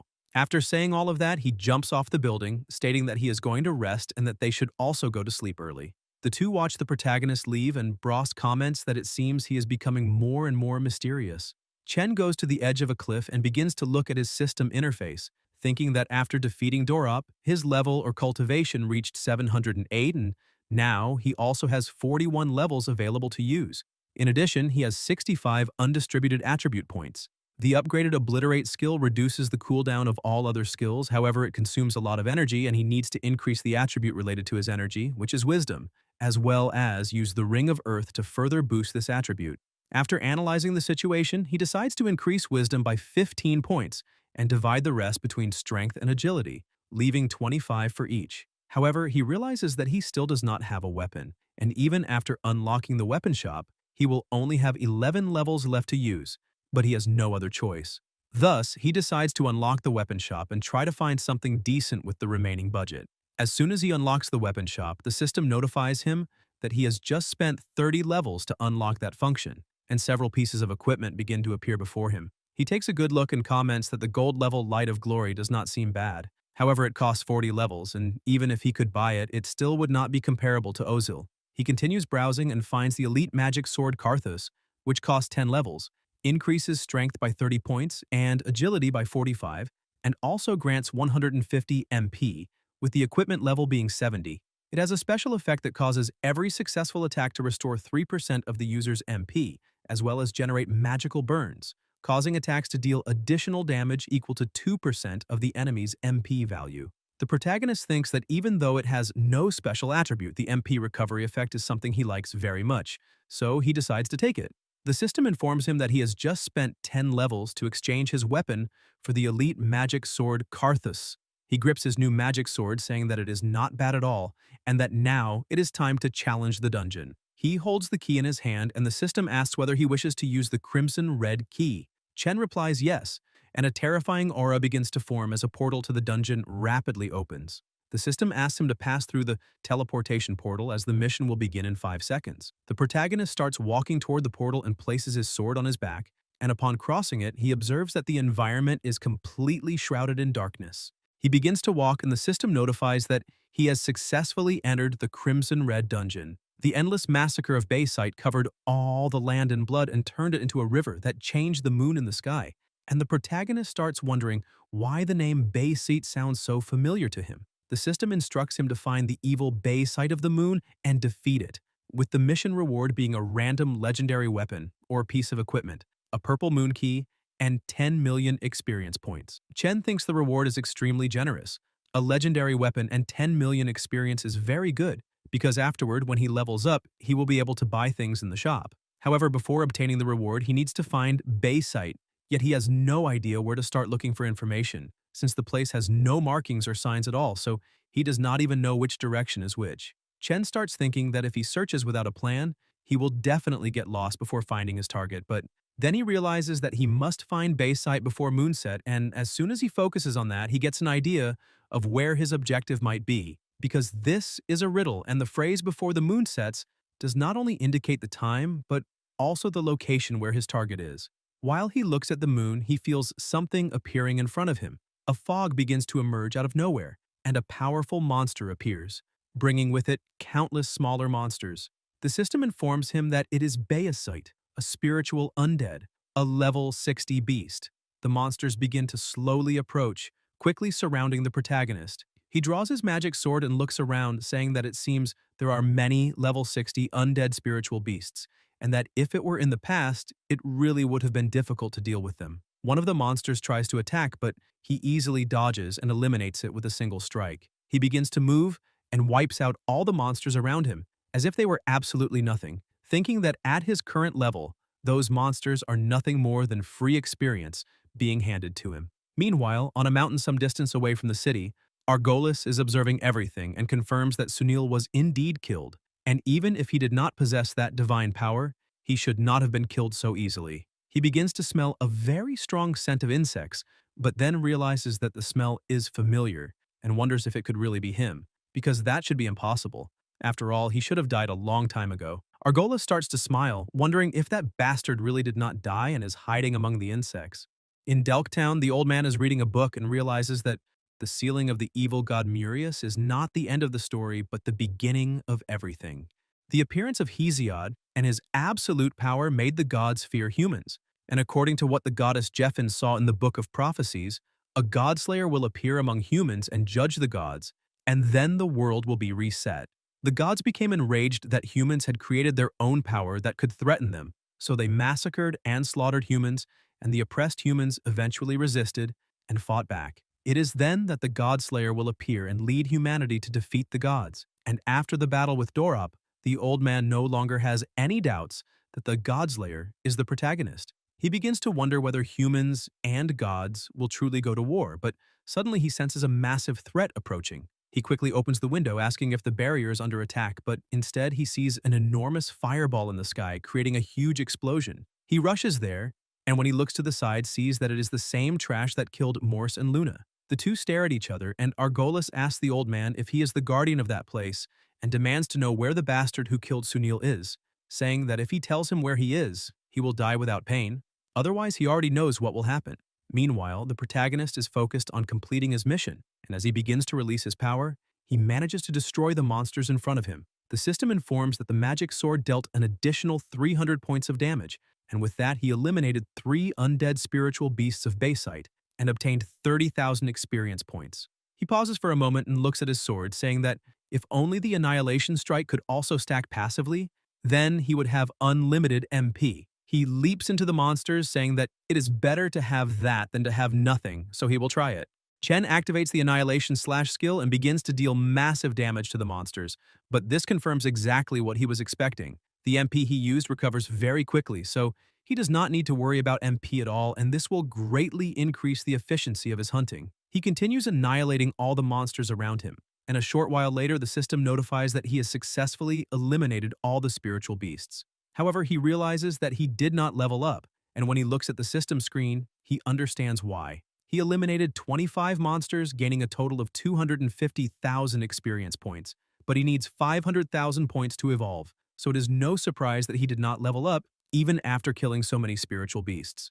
With this amount of experience required to advance, if it continues increasing at this rate, then even the 10 million experience from the mission will not help much with leveling up. The current durability of his weapon has also dropped to 93%, and the note indicates that when durability reaches 0, the weapon will be completely destroyed. He stares at the sword, thinking that for a moment he almost forgot about weapon durability, and that this sword wears down very quickly, since he barely fought spiritual beasts, and its durability has already dropped significantly. Even though he can fight monsters without using a sword, it is difficult to avoid relying on it, because back when he had to choose professional skills, there was a sacred skill that could increase weapon durability, but its damage was very low, so he ended up not choosing it. The biggest question on his mind now is whether he will truly be able to obtain even stronger skills as his level continues to rise. Suddenly, Luca appears on the system screen, extremely happy, calling him father. The protagonist is also delighted to see that he has awakened and decides to release him from the system space. Luca immediately starts hugging the protagonist, repeatedly calling him father, and Chen replies that he missed him a lot as well. His son asks if he is alright, and the protagonist tells him not to worry, saying that everything is fine now because he defeated that trash and they are safe. Then the protagonist says that he still had not been able to thank him, and takes the opportunity to do so, thanking Luca for saving both him and Grandpa. Luca flies around happily with his energy, thrilled by the affection he received. Chen watches him with satisfaction until Luca comes back and asks where they are now, and the protagonist explains that they are inside a dungeon to complete a mission and need to find the boss and eliminate it as quickly as possible, so it is time to move forward. The two of them begin advancing rapidly. Meanwhile, in other cities, a major commotion is unfolding in an emergency department.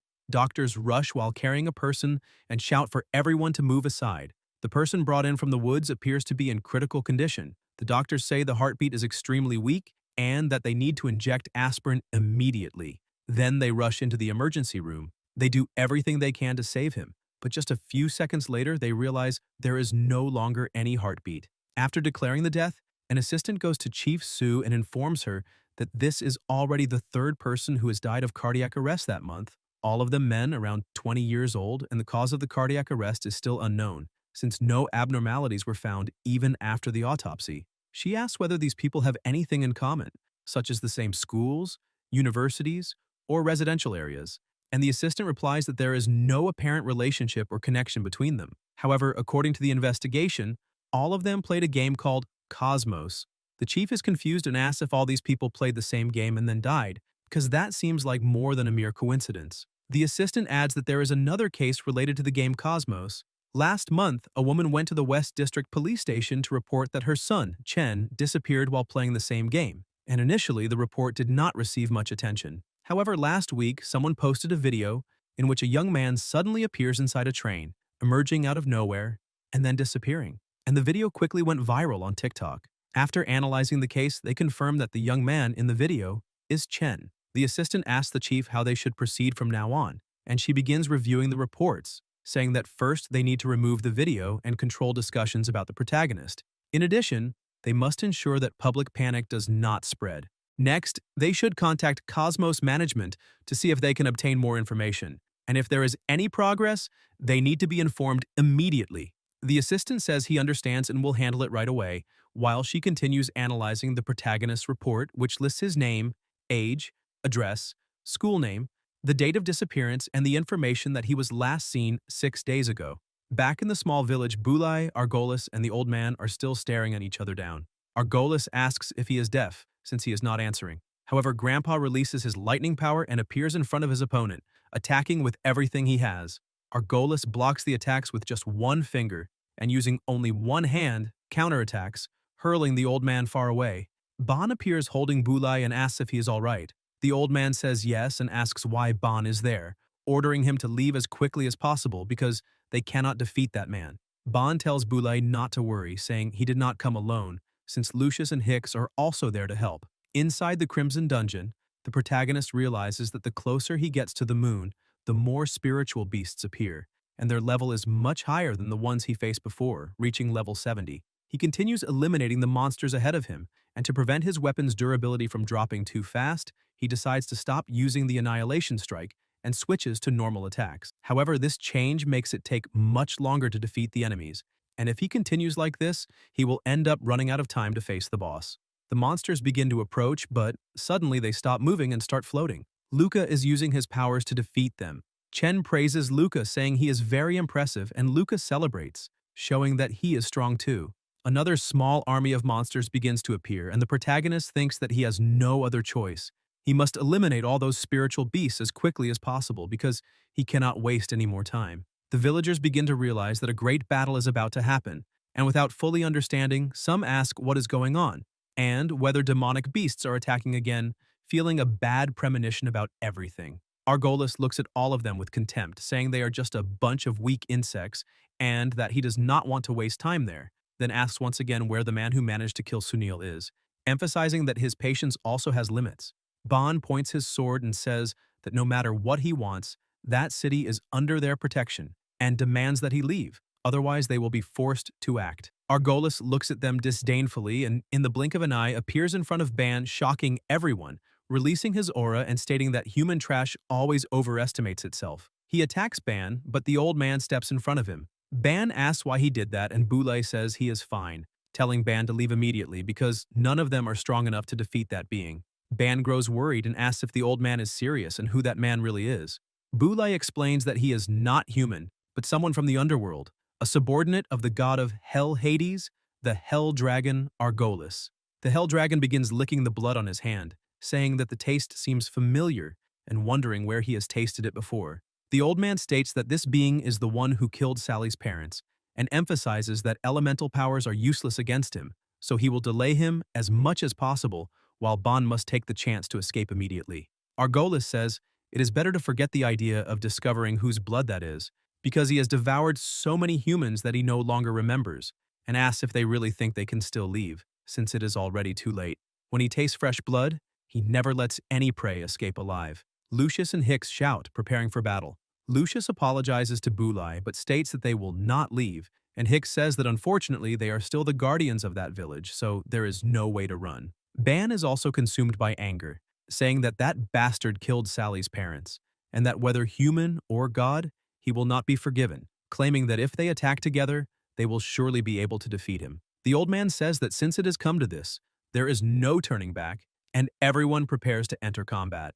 But Argolis begins to smile, saying that insects are always all the same. A gigantic dragon starts to rise behind him. Meanwhile, inside the dungeon, the protagonist breathes a little easier and the system notifies that he has leveled up. He asks Luca if he is okay because they need to rest a bit, and even after killing countless beasts, he only managed to level up once. In addition, his weapon's durability is also nearly at its limit, and with his current attributes and skills, he is very strong in one-on-one duels, but not very effective at defeating many monsters at once. And when it came time to choose skills, he could only choose 2 out of 3 options, and he chose the ones with higher damage, even though Holy Light has lower but fixed damage. However, it was an area of effect skill that could also reduce the rate at which a weapon's durability decreases. And if he could choose another profession, he could obtain better and even stronger skills. Still, he could not understand why he was only allowed to choose 2 skills instead of all 3. The system explains that when the player's hidden level reaches 100, a new skill slot will be unlocked. He is surprised to learn that he will gain a new skill slot as soon as he reaches level 100, which means that after defeating the boss of that dungeon, he will be able to unlock it. He looks toward the horizon, saying that they need to speed up and defeat that guy as soon as possible to obtain the new weapon and equipment, and with a new skill slot, it will be easier to fight Nabus of the Palace of the Gods. He calls Luca to move forward again, but a monster suddenly appears, letting out a deafening roar. Chen asks if that monster could be Baysite. The pressure in the space and the wind begin to change. An aura twists into a vortex, and a monster emerges from within it. That is Baysite, terrifying level 120. The protagonist starts laughing, saying that it seems it is just another big kitty. He tells Luca to be careful not to get killed, saying that he will protect himself as well. Luca gets irritated and says that he is very strong. The protagonist replies that he knows his son is strong, but it is still good to be cautious. He looks at the big cat and says that it is time to end this once and for all. In City B, the news is reporting that in recent days, many cases of death with unknown causes have been reported all over the world. Some speculate that there has been an outbreak of a deadly virus that the government is trying to hide, while others say it is related to nuclear contamination. However, one theory that is gaining traction is that the cases are connected to Cosmos, the latest metaverse game. At present, people are protesting against the game company and demanding that the government investigate and provide an explanation. That afternoon, the government invited Country K, Country J, Country A, Country Y, and many other countries to an emergency conference to address these deaths. The government stated that it would provide an explanation for these special cases of death at a press conference that night. Suddenly, someone collapses in the middle of the broadcast. The reporter is startled and says that she is Lu Yao, and together with Neo TV will continue bringing everyone the latest updates. Lee Yuman, a PhD and medical expert, explains that all victims in these death cases were thoroughly examined by multiple medical specialists, but no viruses or signs of poisoning were found. However, during the autopsies, they discovered something. Those victims did not die of cardiac failure as initially believed, but what they found was illogical and far more complex than that. He emphasizes that the victims' organs were damaged by something sharp, as if by a weapon or something similar, and therefore he believes that all those victims were killed by illusions produced by their own brains. Everyone in the room is confused, talking among themselves, unsure whether such a thing is even possible. Human continues saying that he is currently part of a brain laboratory project in Europe. What they do is place a small amount of brain tissue in a petri dish to conduct research. They use electrical signals to stimulate and teach these brains to play simple games. And they discovered that this brain tissue learns much faster than an artificial intelligence they created. They might say that these things are unrelated, but he truly believes that this research and what is happening now point to one thing. There is a chance that the world they live in is not real. Back in the dungeon, the final boss charges straight at the protagonist, who moves flawlessly, as if dancing, dodging the attacks. He counters, and the monster, also enraged, is struck and knocked backward. However, Luca creates a sphere around the protagonist, protecting him. Chen smiles, thinking that this big cat is much stronger than the others, and as expected of a monster that is the boss of a mini-dungeon, its attack and defense are on the same level as the Beast King or even Dorop, and in some aspects may be even stronger than them. Because of that, if he is hit even once, he will be seriously injured, so he cannot let his guard down for even a single second. Moreover, he does not know what abilities the boss possesses, so he needs to conserve his energy and keep his skills off cooldown. First, he must figure out what the monster's abilities are and only then begin the counterattack based on that. With the plan set, he charges at the monster again, but the protagonist suddenly notices that something strange is happening and wonders why the monster is not attacking. He keeps advancing and leaps onto the creature, but while he is still in the air, he realizes that the monster may be trying to lure him closer. Suddenly, the boss begins to growl, its eyes glow, and several monsters appear around the protagonist. He realizes that this is the moment and uses the Annihilation Strike, charging at the boss and landing a direct hit on its head. Chen says that with the Annihilation Strike, he can evade the opponent's magical attack and counterattack at the same time, forcing the monster to use other abilities. The protagonist unleashes a sequence of attacks, reducing the monster's health, which makes it even more enraged and causes it to use another skill. Luca flies toward his father to try to help him, but a monster delivers a blow that hits both of them, slamming the protagonist violently into the ground. He holds Luca in his arms to protect him. Without even a moment to catch his breath, monsters begin to appear beside him again, and the boss says that this is the imprint of the spirits of death. The protagonist is shocked, and seeing that the situation is not easy, he throws Luca out of the attack's range. An explosion occurs, hurling the protagonist backward. Luca sees that his father was hit and quickly flies toward him, but the protagonist gets back on his feet, showing that he is fine. Even so, he starts questioning why he could not avoid that explosion, even though he used the Annihilation Strike to dodge. Yet it felt as if something was locking his movements.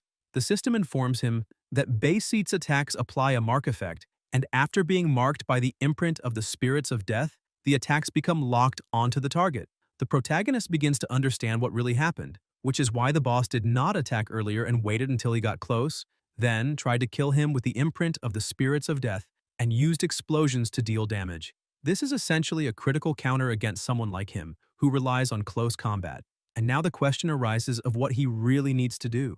Several more explosions begin to occur, but the protagonist does everything he can to dodge them. He realizes that the speed of the summoned spirits of death has also increased and warns Luca to be careful because the spirits are getting faster and faster. Suddenly, he notices an attack coming toward them, but there is not enough time to react and the attack strikes exactly where they were standing. However, the boss realizes that something is wrong because Luca managed, at the last instant, to create a barrier to protect them both. The protagonist sees that Luca is starting to be in danger, becomes enraged, and once again uses the Annihilation Strike, hitting the beast's eye and making it scream in pain. He takes advantage of the opening and unleashes countless follow-up attacks, but the beast manages to knock him back. Chen looks at Luca and sees that he is extremely exhausted, asking if he is alright. At the same time, he thinks that for now he can only rely on Luca's protection and look for an opportunity to get close enough to attack the opponent, but that will leave Luca increasingly drained. In addition, the boss's speed is increasing more and more,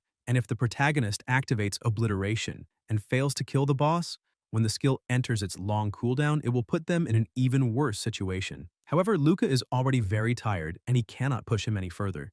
And besides dealing with the boss, he still needs to stay alert to dodge the constant attacks from the spirits of death.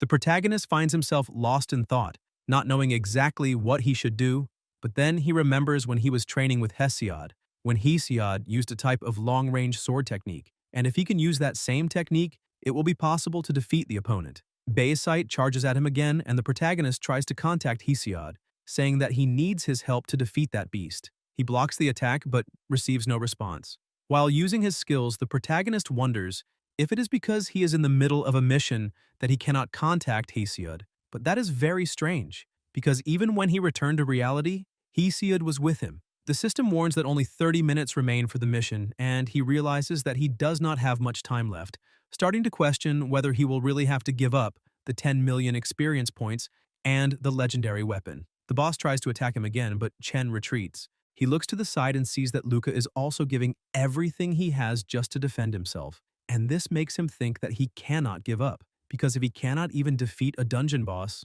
then he will have no chance against Nabus in the Palace of the Gods. Because of that, he has to keep going, since there must be a way to defeat Baysite. However, while he is trapped in his thoughts, the protagonist ends up lowering his guard just enough for the boss to reach his back. Chen is shocked to see that the monster's speed has increased once again. He takes a direct hit that slams him violently into the ground, leaving him unable to get back up. Another attack comes straight at him, causing a massive explosion, and the system repeatedly issues alerts that the protagonist's health has fallen below 10% and that he must recover immediately. Chen begins to analyze the situation, realizing that the boss's speed has increased yet again, and that, with his current health, he will die instantly if he takes another hit.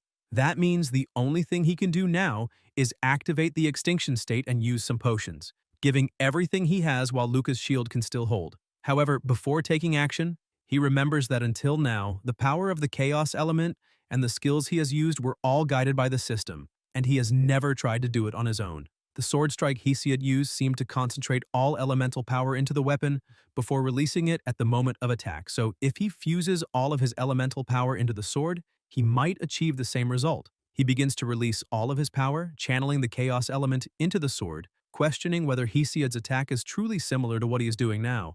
After accumulating a massive amount of the chaos element, he unleashes the attack and a cutting shockwave bursts forth, causing a huge explosion and slicing through everything in its path. The system notifies him that he has completed the skill Godslayer Crescent Blade. The protagonist rejoices when he sees that he has truly managed to learn a skill on his own. The system explains that the chaotic Godslayer Crescent Blade consumes 100 MP to gather all the power of the chaos element into the weapon and deliver a fatal strike. The damage is calculated based on 2,000 base damage plus 5 times the strength value plus weapon damage, in addition to the explosion damage of the chaos element. This attack also inflicts the following effects: lifesteal and magical burn. The cooldown time is 0, and skills he develops on his own will not occupy slots in the system's skill interface. He thinks this is incredible because he has just acquired another skill and can finally defeat that stupid boss. The monster roars once more and charges straight at him. He activates the Obliterate skill and the aura around his body completely changes. The monster closes in faster and faster, but Chen's concentration is fully locked onto its movements. He moves his arm and with a single simple motion, lands the strike on the monster, slicing it cleanly in half with ease. He breathes heavily, thinking that after using the skill it feels as if he is trapped in quicksand, unable to move at all, but fortunately the battle has finally come to an end. The system announces that he has successfully annihilated Bayside and, with that, completed the Crimson Moon mission. The energy contained within the beast begins to leak out, flowing directly toward the moon. That energy starts to change color, and the protagonist wonders what it could be when, suddenly, a lunar beam strikes him. The system informs him that he currently has 2 million experience points and has just received an additional 10 million experience, causing him to level up rapidly until reaching level 100. He thinks that everything is finally settled now, since this was an extremely exhausting experience, yet his wounds begin to heal rapidly thanks to the recovery granted by leveling up. In addition, he has unlocked the ability to use a third skill. The system appears again stating that the God Annihilator skill, when used, will cause the user's attacks to leave a mark, and this mark will remain for 30 seconds. Marked targets will no longer be able to become invisible, teleport, or perform other actions after being branded. Using Divine Annihilator a second time will immediately trigger 3 consecutive basic attacks on the target. If there are 3 or more marked targets, an attack will be released in the order in which the targets were first marked. The marks deal 300% explosive damage and have a cooldown of 4 minutes. The protagonist thinks that this new skill is almost identical to the dungeon boss's ability and should deal massive damage when combined with the Sacred Strike. Now he only needs to distribute his attribute points and he will finally be ready to face time itself and challenge Nablus. The system continues to report that in addition to all of this, he has obtained the Purple Moon Key, a legendary treasure chest, and a God Essence. He is shocked to receive a divine essence just for defeating a dungeon boss and deduces that the Moon Key must unlock another dungeon, just like the Crimson Key. He looks at the treasure chest and says that he is developing psychological trauma because of it. Luca gets angry, but the protagonist says he was just joking. He looks back at the chest, wondering what kind of legendary weapons and equipment could be inside. Suddenly, the chest opens and the system congratulates him, saying that he has obtained legendary equipment, receiving a piece of clothing and 2 earrings. One is the Jacket of Fortune, which increases the chance of obtaining magical equipment by 20%. The earrings are the earrings of the singing god of the underworld of Latania. Osiris, the lord of the underworld, chose to remain in that realm and eliminate the evil spirits imprisoned there. However, he was shocked by the overwhelming number of these spirits and their immense combat power. To prevent chaos and destruction, the god of Latania sang the song of the underworld spirits, purifying and sealing the evil spirits within these earrings. They grant 20 points of strength and agility, intelligence points, 8,000 health, and 1,500 mana. When equipped, the user gains a 5% increase in experience gain, a 5% chance to deal magical critical damage, a 10% increase in resource regeneration speed, an 8% chance to evade physical attacks, and a 100% increase in all damage dealt to spirit-type enemies. Chen holds one of the earrings in his hand, thinking that this is exactly what should be expected of a legendary item. In addition to the intelligence bonuses, there is also an 8% evasion chance.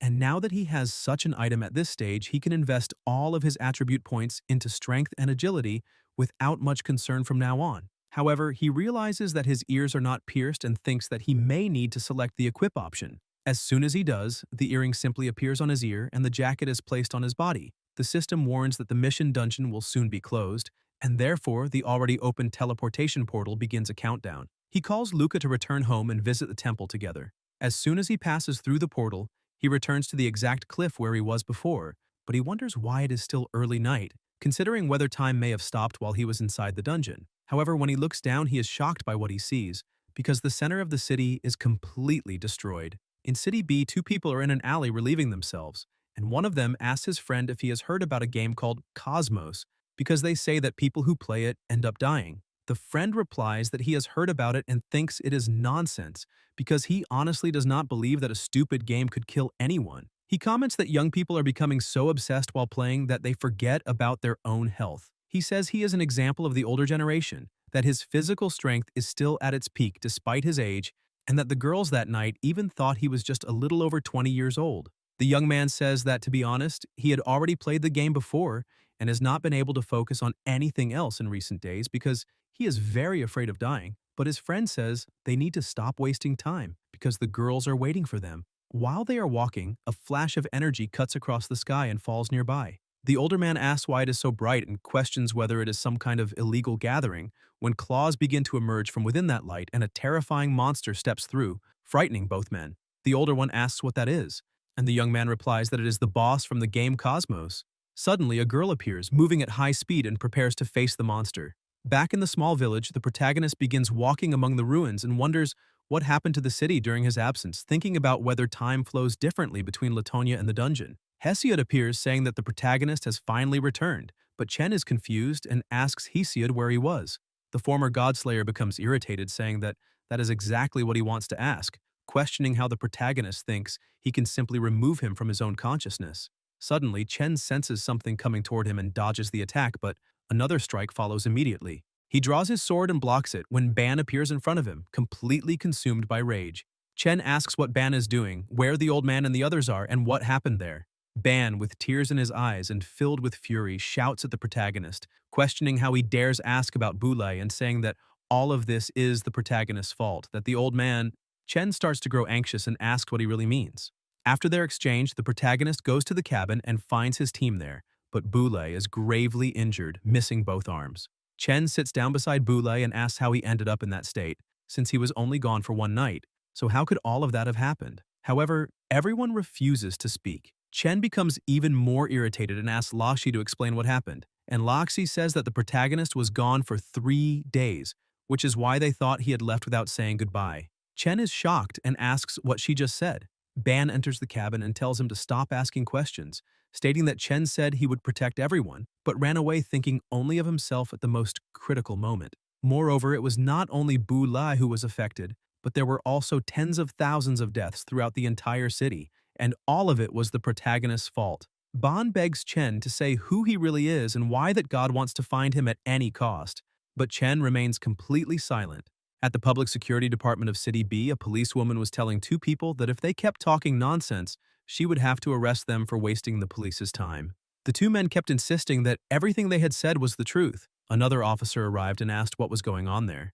The woman explained that the two of them were claiming they had been attacked by a monster. They explained the story again, saying that everything was true and that it had been terrifying. Suddenly, a girl had appeared and used a sword to kill the monster. The officer began to tell them to leave, warning that if they kept causing trouble, he would have to arrest them for disturbing the police. The men continued to insist that they be believed because the story was completely true. The policewoman's phone started ringing and she answered when she saw it was her boss. Meanwhile, the two men kept explaining the situation to the officer, saying that the monster looked like an armored worm and was 3 stories tall. The policewoman was startled and spoke loudly, asking whether an unknown creature had really appeared. She received orders from her boss and said she would immediately gather all the guards and await further instructions. Her partner asked what was wrong, and she explained that the chief said they were declaring an emergency evacuation in City B because many unknown creatures had been spotted walking through the city. Back in the other world, Ban was still furious, shouting for the protagonist to answer and questioning whether he really thought that staying silent would let him escape. Ban grew increasingly irritated and grabbed the protagonist by the collar, asking whether he knew that that piece of trash would come after them and if that was why he had disappeared at just the right moment. Ban took this as the truth and said that the protagonist was nothing more than a selfish coward who was afraid of dying. The others merely watched the argument. Ban lost control, and since the protagonist said nothing, he took it as an admission of guilt and tried to throw a punch, but Chen blocked it with just one hand. Ban cursed him, but Chen interrupted, apologized for not being there when he should have been, and explained that he had not known someone would arrive so quickly. He said that no matter what, he had caused all of that and therefore would take responsibility. For that reason, he would go find the trash responsible and eliminate him from that world. Bros interrupted, saying that this was impossible because that guy was not someone they could defeat since he was extremely strong. Even so, he was very curious about why someone that strong was after the protagonist. Chen said it was because he possessed the power to kill gods. In his battle against Dorop, he and Bulai had discovered that elemental attacks could not harm him at all, and that was because Dorop had sacrificed his soul in exchange for the power of the underworld god Hades. Everyone was shocked, and the protagonist continued explaining that the element he had truly awakened was the power to kill gods, the element of chaos. Therefore, when he eliminated Dorop, Hades must have sensed his power. Meanwhile, in the middle of the desert, Argolis stopped at a certain spot, studying whether it was the right place, the palace where Lord Hades had sealed that god. Using his powers, he managed to find the magic circle and raise the palace that had been buried underground. The protagonist began to wonder whether that really was a game world, since everything felt so real and at the same time so unreal. Sight, hearing, smell, taste, and even touch could be replicated to deceive the brain, but as a human, his instincts and feelings were real. Thus, he had consciousness and could feel happiness, sadness, anger, and even fear. That was the difference between a robot and a human. Boulay had lost both arms, and many people had died because of him. Even if he told himself that none of it was real, he simply could not rid his mind of that feeling of guilt. Therefore, before leaving, he would find that trash and avenge Grandpa and everyone who had died. Suddenly, he thought that perhaps the pharmacy had something that could heal Boulay. If the medicine were high level, it should be able to restore his arms. He checked the system and found a potion costing 10 levels of Asclepius's protection. The doctor god Asclepius had created that divine medicine, which could immediately restore damaged body parts. Chen thought this was great and that if he gave that medicine to his grandfather, everything would be fine. Suddenly, he noticed something on the horizon, in the middle of the desert. Chen wondered what had happened there since he had felt the ground shake and such a massive amount of energy being released. He was then startled when the system announced that the palace of the god Kebli had been activated. He thought that explained the reason for such a huge wave of energy and that, if he was not mistaken, it was probably the same guy who attacked the city who had activated the palace. Meanwhile, inside the palace, Argolis was feeling irritated because if it had not been Hades himself who ordered him to go there, he would have refused, even if it were Zeus. He thought that his master wanted him to check the power of the seal before leaving, however, he had never revealed the name of the god sealed there. That place was the palace of an exiled god, and if Latania had placed such a massive seal on it, then it must be a god that Lord Hades feared. Using his magic, he managed to find the sealed throne room, and inside it, there should be the divine beast that protected the seal. Concentrating his power on the door, he carried out a test, and the beast awakened. The protagonist was still somewhat confused, questioning why that man had gone to the palace, but he realized that the gods could sense the power of the chaos element, and that if that bastard found him again, then everyone who remained there would be in danger. He asked Hesiod how the gods sensed his presence, and whether there was any way to prevent it. Hesiod explained that when the protagonist used the power of the chaos element for the first time, it reformed his aura. Because of that, there would be traces that only a god could sense. Those traces of aura, unless the protagonist died, could not be concealed or erased. And if he truly wanted to obtain great power, he would have to pay a high price for it.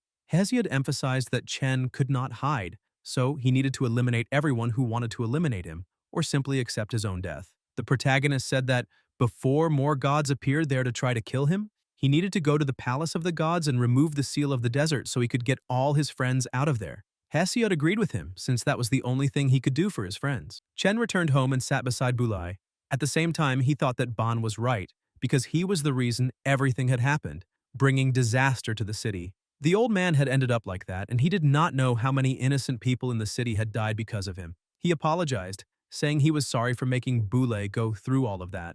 Loxi entered the house and asked when Chen had arrived. The protagonist said it had been just a short while ago and asked where Loxi had been. He explained that Sally had asked him to go look for some medicine, but he had not been able to find much. However, he hoped that what he found could help at least a little. He asked the protagonist not to blame Ban or Sally for what had happened to Boulay, since the entire city was grieving. Chen fell silent in thought, handed the potion to Laxi and asked him to give it to the old man. Loxi asked where he was going. Chen only asked Loxi to take care of Boulay and the others since he did not have the power to restore everything to how it was.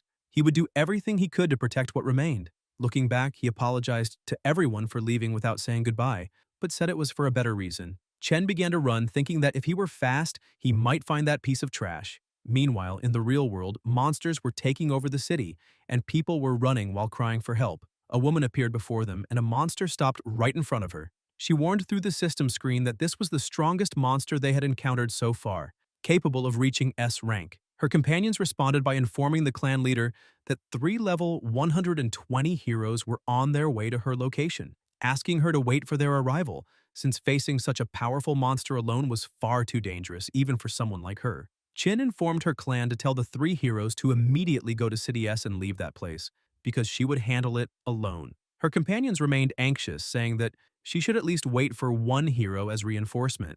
Chin drew her swords and informed the clan that in the Eastern Sea, near City S, there were 3 monsters with similar levels, so they needed to stop them before they reached the city. She charged forward thinking that the two worlds had connected faster than she had expected. At the same time, countless monsters were appearing all over the world, causing chaos and destroying everything in their path. Humanity's nuclear weapons proved useless against them, thus marking the fall of human society and pushing it into an existential crisis. Back in the desert, the protagonist had already been traveling for about 3 hours and 28 minutes, and there were still 8 hours and 37 minutes left to reach his destination. He wonders whether he really needs to walk for that long, and even though he could use the teleportation array, he does not know where he should teleport to. Hesiod points out that if he had a dragon as a mount, he could save a lot of time. The protagonist asks where he could possibly find a dragon there since that suggestion is completely useless. He realizes that Luca can fly and asks why Luca does not carry him for a while, but quickly says that he was just joking. As he keeps walking, he spots the monster that had beaten him badly in the beginning. The monster also notices that he has arrived and looks back, excited for a second round. The protagonist is certain that it is the same monster that killed him when he first entered the game, however the system did not notify him. The monster also recognizes the protagonist, saying that an insect with that smell seems very familiar. Chen realizes that the system is unable to detect creatures of that classification, so his plan of relying on the system to warn him about any high-rank monster so he could avoid encounters will not work. Thus, if he runs into someone, he will have no choice but to fight.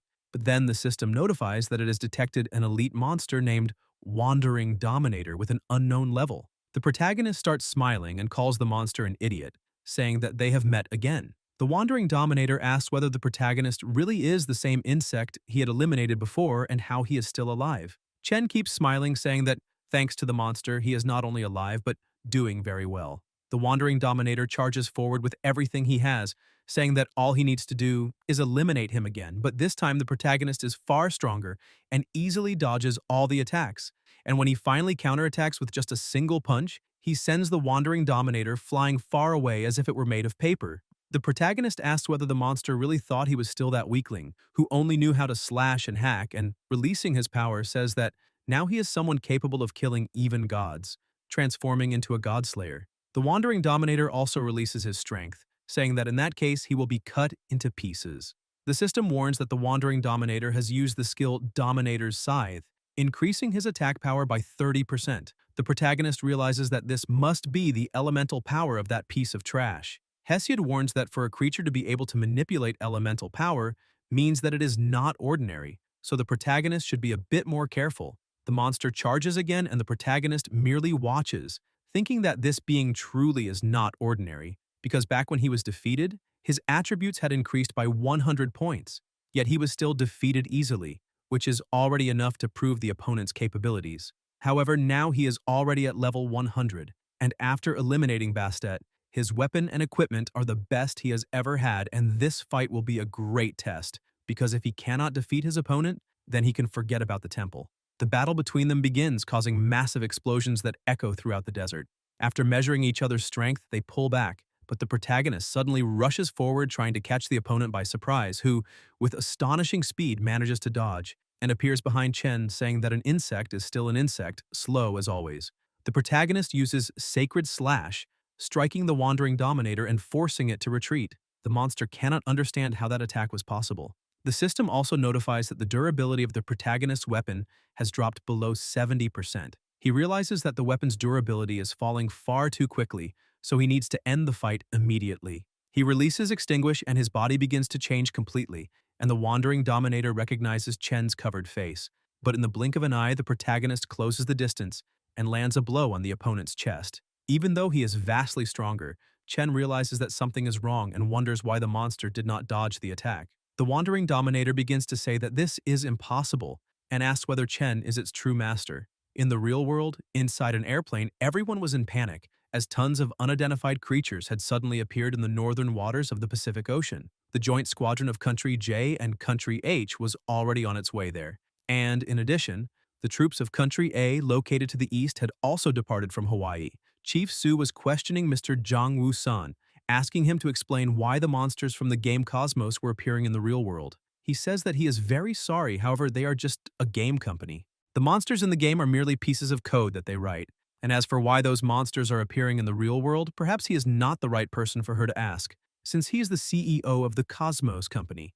She explains that she is there representing the Special Law Enforcement Department of Country C to request that he immediately shut down the operations of the Cosmos game and submit to an investigation. But he informs her that the game's servers are all located in Europe, so neither Country A nor Country C has the authority to investigate them. Furthermore, there is something he would like to make very clear. The monsters they created are not based on pure imagination. All of them were modeled after ancient legends from countries all over the world. Therefore, the target of the investigation should not be him, but those ancient legends. She looks at the tablet, questioning whether he is really trying to say that all those ancient legends are real. Meanwhile, on the battlefield, the three heroes look at the monsters and say that this is the first time they have seen three monsters of that classification together. Since the last time a single S-rank monster was faced, 4 elite heroes of level 80 and 2 heroes of level 120 were mobilized.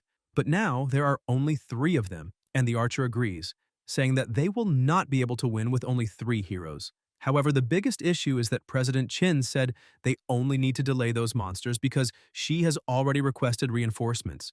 These are Bruce, Balang, Dafu, and Li Xiangqian, all level 120. But unfortunately, this is an unprepared force. Otherwise, the manhwa would end right here. Dafu tells everyone to prepare for battle, but suddenly they feel a terrifying presence, and another monster begins to appear. Dafu questions what kind of land exists beyond that entrance, because the monster that appeared is extremely gigantic, possibly classified as SS rank or perhaps even higher. In the desert, the wandering dominator drops to his knees on the ground, and the protagonist asks what master he is talking about. The monster explains that the power he just used is the power of his master. Chen senses movement and quickly retreats as the wandering dominator stands up and calls the protagonist master. Chen remains suspicious and asks what the monster truly means by the power of his master. However, the wandering dominator is also very confused, questioning why his master's power is inside the body of an insect and how that happened. Chen asks whether Hesiod is really the master of that monster, but Hesiod explains that he has lost all his memories, so if it truly is him, he cannot remember it. The protagonist continues questioning whether Hesiod is the master of that monster, and decides to ask the wandering dominator if his master is a middle-aged man with silver hair. The monster replies that no, because his master is not a human, he is the supreme god of that place, called Ra. Chen thinks that Ra is the chief of the Egyptian pantheon of 9 deities. The wandering dominator continues approaching and kneels in front of the protagonist, saying that whoever it may be, the master's power is inside him, and in that case the protagonist is now his master. The system appears, informing that a new database of divinities has been discovered, Khepri, the subordinate scarab god of Ra. Khepri extends his hand toward the protagonist, asking him to accept him as a servant, and the system asks whether Chen wishes to accept Khepri as his subordinate mercenary. The protagonist thinks that that monster is Khepri, which means he is the main character of the quest called Khepri's Revenge, and even though he does not like that monster at all, it is much better to have him on his side, since that will make it easier to defeat the boss of the Nablus Temple, so if that is the case, he should accept without hesitation. As soon as he confirms, the system informs that he has accepted Khepri as his sole subordinate and that now he only needs to use the soul bribe skill during battle to summon Khepri to fight at his side. In addition, soul subordinates do not use MP, and there is no time limit for them to remain in battle. Chen is surprised to see that soul subordinates are so powerful, and this means that if he manages to gather a few more, he might not even need to fight anymore. The system continues to warn that after obtaining a soul subordinate, each one will receive 30% of all the experience he gains, and also warns that if a subordinate dies in battle, it cannot be revived, which means the protagonist will lose that subordinate permanently. Chen thinks that things definitely would not be as easy as he imagined, since having more subordinates means that more experience will be siphoned away from him. In addition, if they die, all the experience given to those subordinates will have been wasted. However, those are matters to think about in the future. For now, he has Khepri's help, so the chances of defeating Nablus are even greater. He summons Khepri and orders him to tell everything he knows. Back on Earth, an agent informs Chief Su that headquarters has just called to report that unidentified monsters have appeared in several cities around the world, and that they want her to head to City B immediately to discuss countermeasures. She says she understands and asks him to inform the others to prepare for departure in 15 minutes. Zhao Zhengyi, head of the Department of Special Affairs, shows a recording that City H has just sent. In the footage, a mysterious woman can be seen eliminating monsters. In addition, the city's maritime patrol has also sent a recording. 3 monsters appeared in the East China Sea, far larger than the others, and most astonishingly, 3 people are currently holding those 3 monsters back. As soon as he received these recordings, he immediately forwarded them all to the specialists in City B. After making several comparisons, they replied that these monsters all come from a game called Cosmos. Even more shocking is the fact that they are monsters recorded in the legends of Country R. The chief recalls what Wuzan had told her. In the middle of the East China Sea, the heroes were giving everything they had to try to hold the monsters there. Xiangqian manages to bind the strongest monster and shouts to his companions that he will try to hold the SS rank monster, but they need to be quick to eliminate the other two S rank monsters. His two companions continue fighting with all their strength, but they notice movement from the larger monster, causing their companion to be flung upward and injure his arm with the chains. They lower their guard and are caught by a surprise attack, but they manage to dodge and quickly rush to help their companion. Bruce, already out of energy, points out that it is impossible to drive away that SS-level monster, and questions why the reinforcements President Qin sent have still not arrived. Even completely exhausted, Dafu remains standing, saying that they cannot allow the monsters to reach the city. One of the monsters tries to attack them, but another person draws a sword and restrains the monster with ease. Chief Fuhai Jusi tells them to leave it to him. The monsters continue to receive orders from the strongest one, but Jusi moves like lightning among them, restraining them all with ease, using Snow Moon Spatial Rift. In the desert, Khepri begins to explain that to tell the whole story, they will have to start tens of thousands of years ago, before the emergence of the evil god Morpheus. After the Battle of the Titans, the three brothers Zeus, Hades, and Poseidon were dissatisfied with the way humans worshipped the Lutero gods, so they summoned Morpheus from the abyss of the infernal Tartarus to punish humanity. However, their actions displeased gods of other beliefs such as Ra, Buddha, the Heavenly Father, and Izanami. Even so, since no one wanted to wage a war between gods over humans, everyone chose to turn a blind eye. The ambitions of the three brothers did not end there. Hades deceived Buddha and imprisoned Ra, the Heavenly Father, and Izanami, along with their factions, in the prisons of Latanaya, Guishu, and Tartarus. Capri spent tens of thousands of years crossing the endless sea to finally reach that desert, all in search of his master. Chen asks why Hades brought humans to Latanaya. Capri explains that, to the gods, humans are merely food, so the protagonist is no different from insects on the ground, and his only purpose is to feed the monsters that stand guard there. Chen thinks that now the mystery of Latanaya has finally been revealed. Yet even more questions have arisen, such as why Khepri says he can feel Ra's power within him, and whether this has something to do with his chaos element power, or perhaps some kind of connection to Ra. And if he wants more answers, he will have no choice but to find Ra and ask him in person. However, he decides to leave that for later and says that the temple is still very far away, so they need to hurry. Khepri says that he might be able to help with that, begins to release a strong light and transforms, revealing that he can assume a form capable of flight, and that this form will cost his master 10 MP for every 10 kilometers traveled. The protagonist is surprised to see that his servant can transform, and that the mana cost is not that high. Khepri asks his master to climb on and begins to fly. Chen becomes excited, saying that now it is time to save Ra.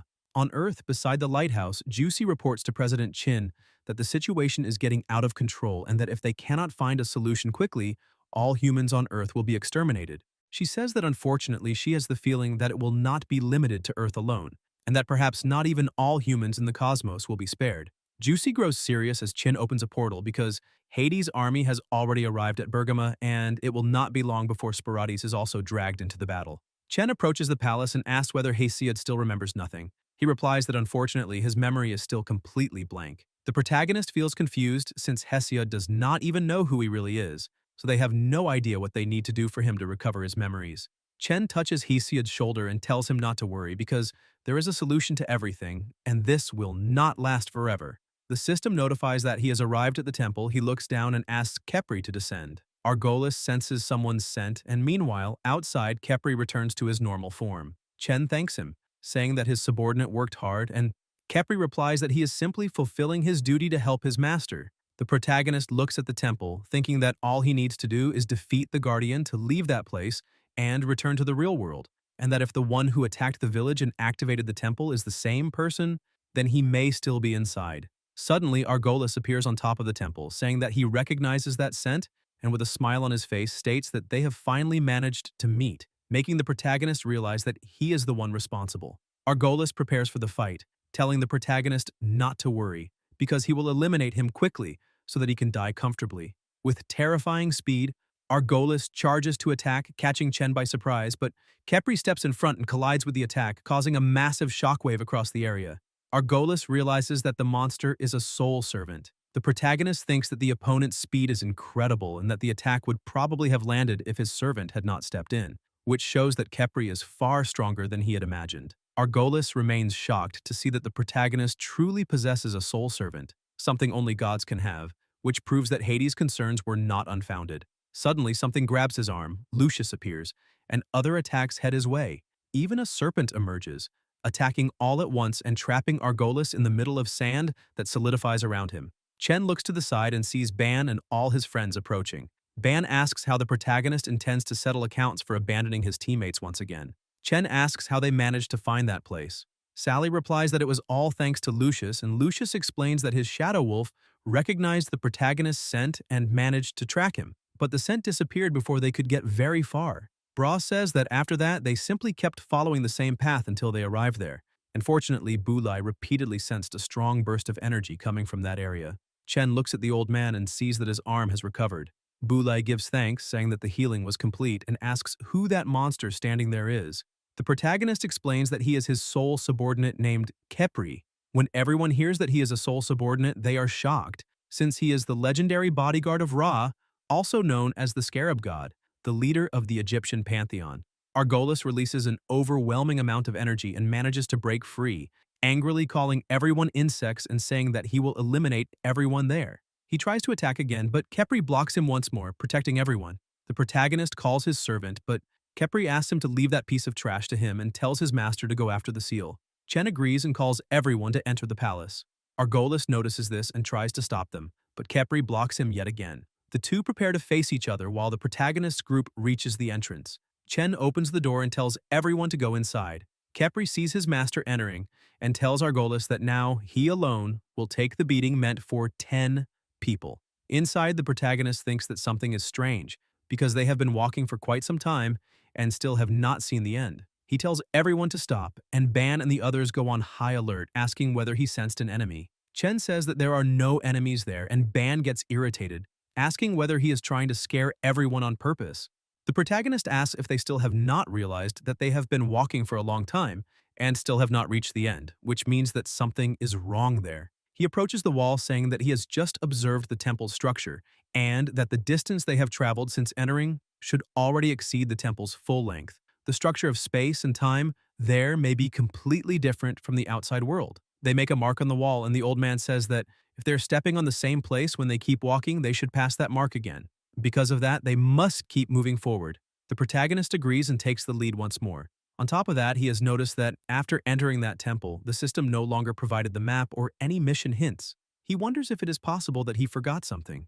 A short while later, Sally points at the wall again, and they see that they have ended up at the same mark. They keep walking, and Ban says that they have already been walking for a very long time and questions why they still have not returned to the entrance. Bra says that based on the time and the calculation he just made, the exit should be right ahead. Sally agrees because the speed they are moving at now is much faster than before, so they should already have reached the entrance. The protagonist interrupts them, saying that there should no longer be an entrance, and that, if he is not mistaken, the place they marked is right ahead, which means they must have been driven mad by time. They really do return to the mark once again. He opens the system and begins to question exactly when they entered that loop, since the system still has not given any warning. He analyzes the system and sees that Kepri is still fighting Argolis.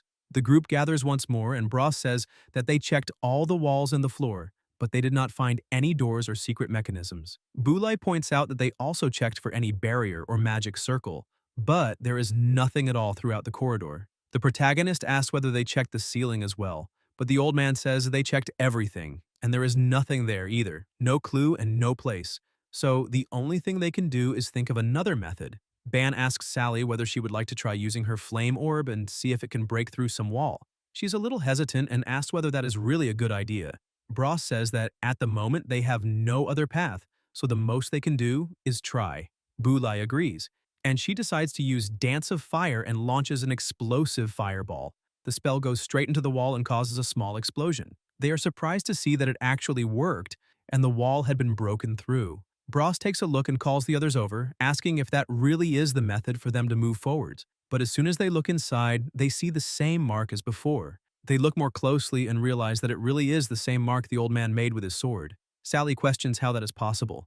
Ban gets angry and starts shouting, asking who is doing that, because if they have the guts, they should just come out. The protagonist remembers that once, when he was studying Lu, someone compared Earth to a human prison. The entire corridor forms a circle, but because of gravity, they do not feel it, and the walls are just another circular loop. So how can they get out of that place? Meanwhile, in Tokyo territory, someone arrives calling for Professor Gongju, saying that those photos show monsters that have recently appeared all over the world, so they would like to ask for her help. The appearance of those monsters is exactly the same as the ones designed in a game called Cosmos, and from what she was able to hear, the designs are based on global mythology. The professor says that the appearance of those monsters is indeed recorded in world mythology. Sue asks if she is sure because if all of that is true, then all myths would also be facts. Gongju explains that if all of that is really true, then it could indirectly prove that what she is researching is not mythology, but history. Back in the labyrinth, the group is already out of ideas. Ban is nearly going crazy, saying that no one has any ideas, and asks if they are really going to stay trapped there until they die. Lucius asks if he really cannot calm down because he has been shouting the whole time. Ban, already irritated by the situation, yells at her, asking what she just said and questioning if she wants to fight, but Bros holds him back to try to calm things down. Sally walks over to the protagonist and asks if he has thought of any solution, but he says not yet. He thinks that if this really is a mission, there must be some way to solve it, so he must have missed something, but he does not know what it could be. Hesiod appears before the protagonist, saying that it really looks like an Ouroboros. He is surprised, thinking that he has heard that name in mythology books.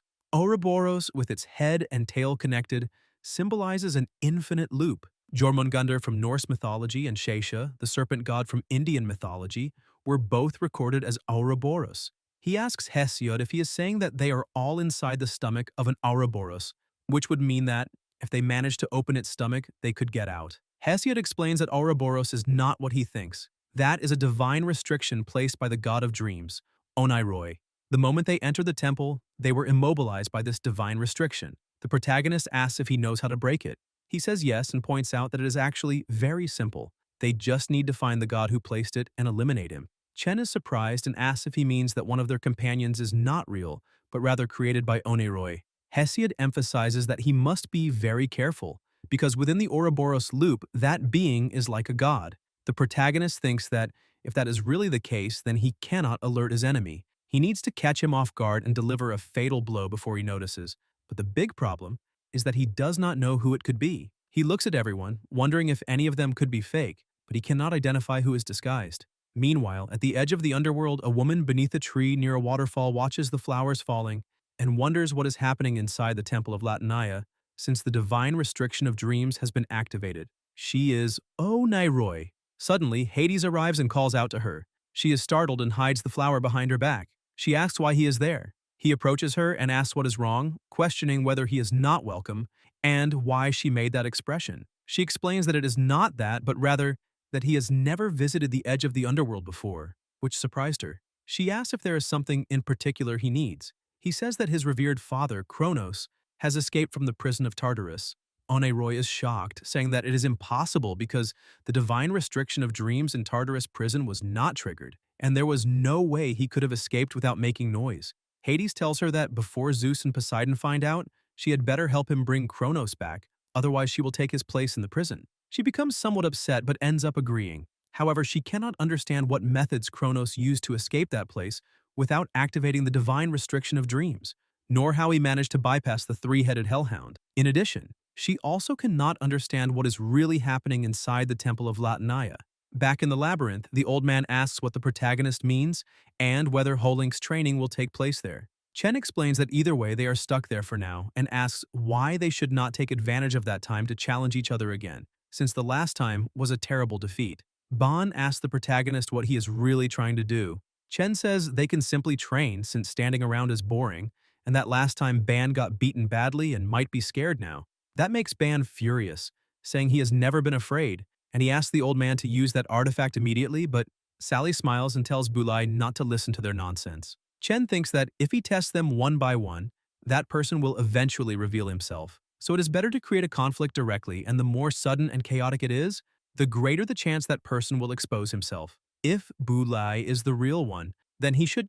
Bulai agrees and says they should begin the trial, surprising everyone, But the protagonist had already expected this, because if he is the real old man, then he would certainly agree with the protagonist's request, since Bulai understands that, at a moment like that, making such a spontaneous request is not a rash decision, and even without knowing why, he knows the protagonist has a way to deal with that problem.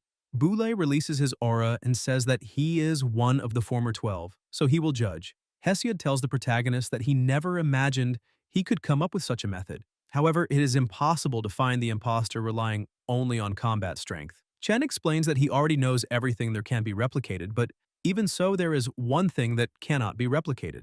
The trial begins, and the protagonist explains that everyone has their own combat mindset during a fight. That mindset is rooted in their personality and in their bones. It is something that cannot be forged, and by carefully observing everyone's mindset during battle, they can definitely find the imposter. Hesiod explains that the protagonist only has one chance, because if they suspect that he knows about the dream, they will all be caught in the time vortex of the god of dreams and escape will become impossible, but Chen tells him not to worry and says he will succeed. Bulai says it is time to begin the training and tells everyone to be careful. Everyone present nods, saying they are ready, and the battle between them begins. The protagonist manages to eliminate Sally's battle spirit with a single strike. Lucius says he has no interest in that boring game and would rather finish it as quickly as possible to go back to figuring out how to get out of there. The protagonist analyzes her and thinks that the choice she made, just like his own, was to instantly eliminate the weakest target at the start of the battle, and based on his experience fighting her, she must be the real one. One of the spirits rushes towards Sally and she freezes, but the protagonist manages to save her. He tells her that he will face his own replica, and in the meantime, she needs to go to the others and help them eliminate the rest. She agrees and runs off with Lucius. The protagonist watches them, thinking that now he only needs to make them keep making choices, because only then can he uncover the imposter's flaws. Their training continues and Bros was having some difficulty. Lucius says he is very weak and that if he cannot even defeat a replica at that level, it is pitiful. He simply says that she is beautiful and asks if he could get her contact. The protagonist continues analyzing and realizes that he chose to attack Lucius's replica, and Philoga and Bros conservatively chose their own replicas.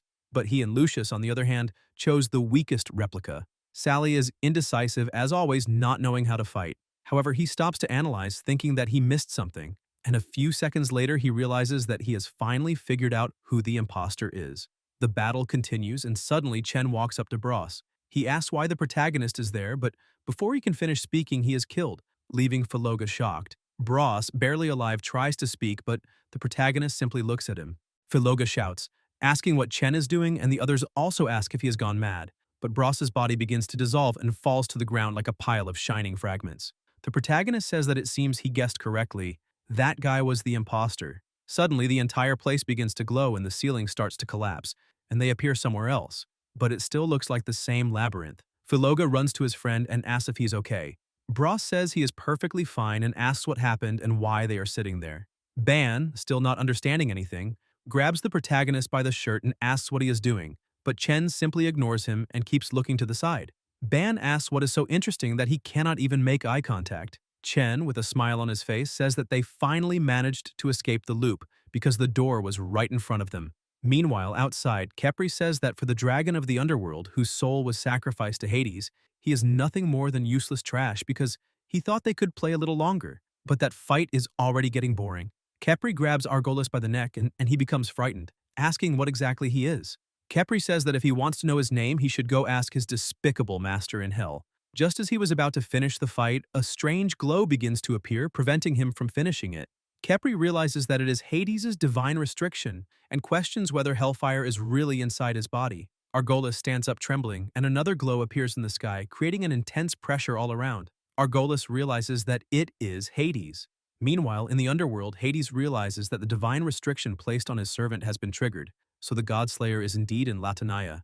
Aniroi also sees the last petal of her flower being undone, which means that her prison has also been broken. Back inside the temple, the old man asks the protagonist if he's really saying that all of that was the divine restriction of the god of dreams. However, what he really wants to know is how the protagonist would know about a divine restriction. He tries to disguise the situation, and Sally changes the subject by asking her grandfather what a divine restriction is, since she has never heard of it before. Ban says he does not know either, and asks how the protagonist found out about it. Bros also joins the conversation and asks how the protagonist knew everything that was happening. Lucius begins to explain that every god possesses a unique divine curse, something like a divine restriction, which can take the form of a person or an object. Once a divine restriction is cast, it can only be undone if the god actively removes it, and most importantly, divine restrictions are also effective against the gods themselves. It can be considered a supreme weapon of the gods, and it is a miracle that they managed to escape alive from the divine restriction of the god of dreams.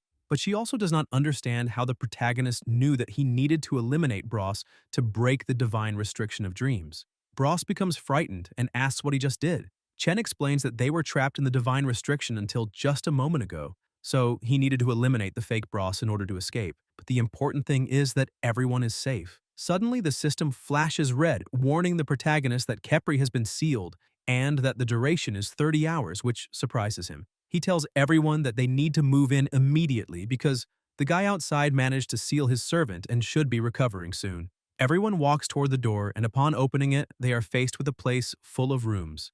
The old man tells everyone to be careful, but Sally finds it very strange, since there are no monsters around. Suddenly, the door they came through closes on its own, drawing everyone's attention. Sally shouts for them to look ahead, and several zombies appear walking toward them. Bros points out that he already expected there would be monsters behind the door, but he did not expect there to be so many. Philoga adds that it is not just the number, but also the combat power of those monsters, as they are far stronger than the monsters they usually face in the desert. The protagonist watches them and thinks that, although the level of those hell demons is only about 20 levels higher than the beasts he eliminated during the Red Moon mission, due to the large number that appeared all at once in the narrow passage, the oppressive feeling caused by such an imbalance makes people afraid. Those are level 80 Hell Ghouls. A system notification announces that the mission Eye of Hell of Nablus has been activated. Mission completion conditions: the Eye of Hell created by Nablus will continuously summon Hell demons, so he must eliminate all the demons and destroy the Eye of Hell. After completing the mission, the Temple Guardian Nablus will be summoned. After understanding how it works, the protagonist thinks that all he needs to do now is wipe everything out, because that is the most important thing to do at that moment. He looks at his companions and realizes that they are all somewhat frightened. Sally goes to her grandfather saying that the number of those monsters keeps increasing, so she has no idea what they are supposed to do. While everyone stands frozen, staring at the scene, the protagonist shoots forward like lightning and begins destroying all the monsters in front of him. He thinks that besides eliminating all the monsters, the most important thing he needs to do at that moment to achieve a good outcome is to restore the confidence of all his companions. As he destroys the enemies, his companions can only watch his movements. He tells everyone to get fired up because the monsters are all being summoned by that eye, and all they need to do is cover him while he destroys it. Then they will be able to pass. Sally becomes worried about him, but Ban thinks he is truly incredible. The others look at each other, and the old man prepares for battle, saying that everyone must provide cover so the protagonist can reach the Eye of Hell. Chen continues advancing and destroying all the undead while thinking that he needs to make all his companions remember that they are not fighting alone because he is the one they can rely on. Because of that, everyone else begins to fight as well, and Bond thinks he cannot let the protagonist take all the glory. With everyone fighting together, things start to become a little easier. But suddenly, something happens. The monster horde changes. The protagonist tries to attack one of the monsters but realizes it is still standing. The system warns that the hell demons have become spiritual bodies, and that spiritual bodies are immune to all physical attacks. The monster turns toward him and he tries to strike again, but instead, he defends himself while questioning what he should do now. Bros shouts to everyone that their attacks are no longer working. The protagonist points out that the only one capable of using magic is Sally. The monsters begin to pile up and strike the entire group. To push them back, Sally and Luca combine their powers, creating a large shield around everyone. Meanwhile, the protagonist is healing Ban with his healing spell, but Ban complains, asking if he is not a healer, so why his healing is so slow. Chen slaps him and tells him to stay quiet. He thinks that when the healing spell is used on others, it still requires 1 full minute of uninterrupted casting. It seems there are still many rules about his abilities that he has not explored, including how to deal with those troublesome high-level monsters that are immune to physical attacks. If they keep relying only on Sally and Luca, they will not last much longer. On top of that, the Eye continues to summon monsters endlessly, and just dealing with the ones already present is extremely difficult, and with more arriving, it becomes a dead end. The healing finally restores Ban completely. He thanks the protagonist, saying he is finally fully recovered, which means his healing power is reasonably good. Chen points out that now they need to find a way to eliminate those monsters since Luca and Sally will not be able to hold on much longer. He thinks that Hesia disappeared earlier during the battle and might know how to deal with those monsters. He tries to communicate but unfortunately receives no response. He looks at Boule and notices that he is just standing there, so he asks what he is doing. He approaches and calls out to the old man. Boule asks if Ban's injury has been fully healed. The protagonist replies that everything is fine now, but they still need to figure out a way to deal with all those monsters and asks if the old man has ever seen that type of monster before. Boule says this is the second time he has encountered that type of monster.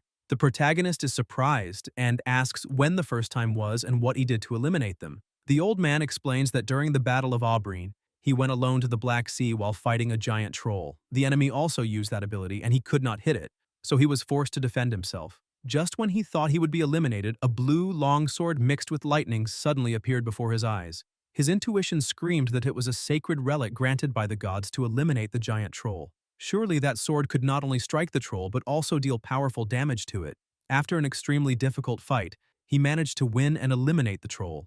Later, he discovered that the sword was the legendary magic blade Kalad Bolg, whose blade contained infinite lightning elements. This means the giant troll was not so much cut as it was damaged by the lightning magic within the blade. After hearing that story, the protagonist finally understands. So-called magical damage and physical damage are strictly distinguished in that virtual game world. Boule, Ban, Bros, Phaloga, and Lucius are all warrior and assassin-type professionals. Although each of them possesses elemental powers of different attributes, their previous attacks were all ineffective against the monsters and were judged by the system as physical damage. Only Sally, who is a mage, had her attacks judged as magical. So he concludes that class affects how attacks are classified. He looks at the system and thinks that Annihilation can upgrade all abilities into elemental abilities, meaning magical damage. Crescent Moonstrike is also similar to a magical attack, enchanting weapons with the elemental power of chaos.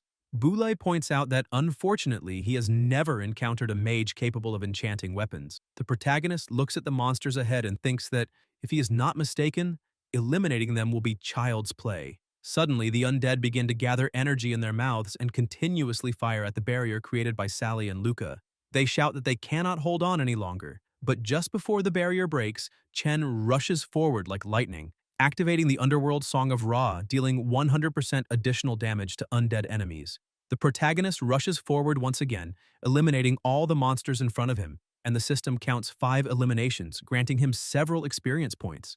Everyone is surprised, and he stops on the other side, telling everyone to follow him immediately. The undead begin to follow him as well. He thinks that the monsters are still increasing, so he needs to achieve enough before his skill's cooldown time ends. He continues attacking the undead, and the system keeps counting, stating that the Underworld Song has been activated again, granting 5% magical critical hit rate, and with that he manages to eliminate 20 Hell Ghouls, earning 200,000 experience points. He looks ahead, thinking that if he destroys the eye, he will be able to find Nablus. He locks onto his main target and fires again. The system informs that when using the Destroyer skill, if the God Strike hits the target, it will apply a marking effect. As he advances, he thinks that he absolutely cannot fall.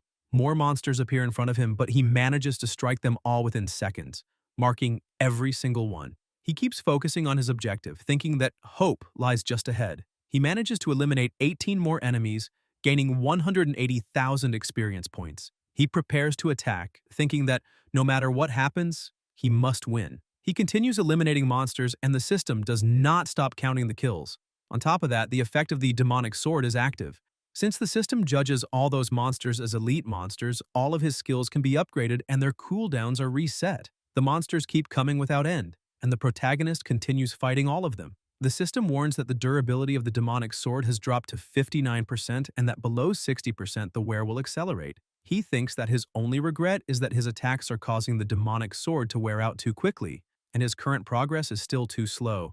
And if everything continues at that pace, he might have to waste another weapon before even finding Nablus. His hidden level has reached its maximum, and he thinks he should hold on for a few more levels to buy weapons. He cannot waste them like that.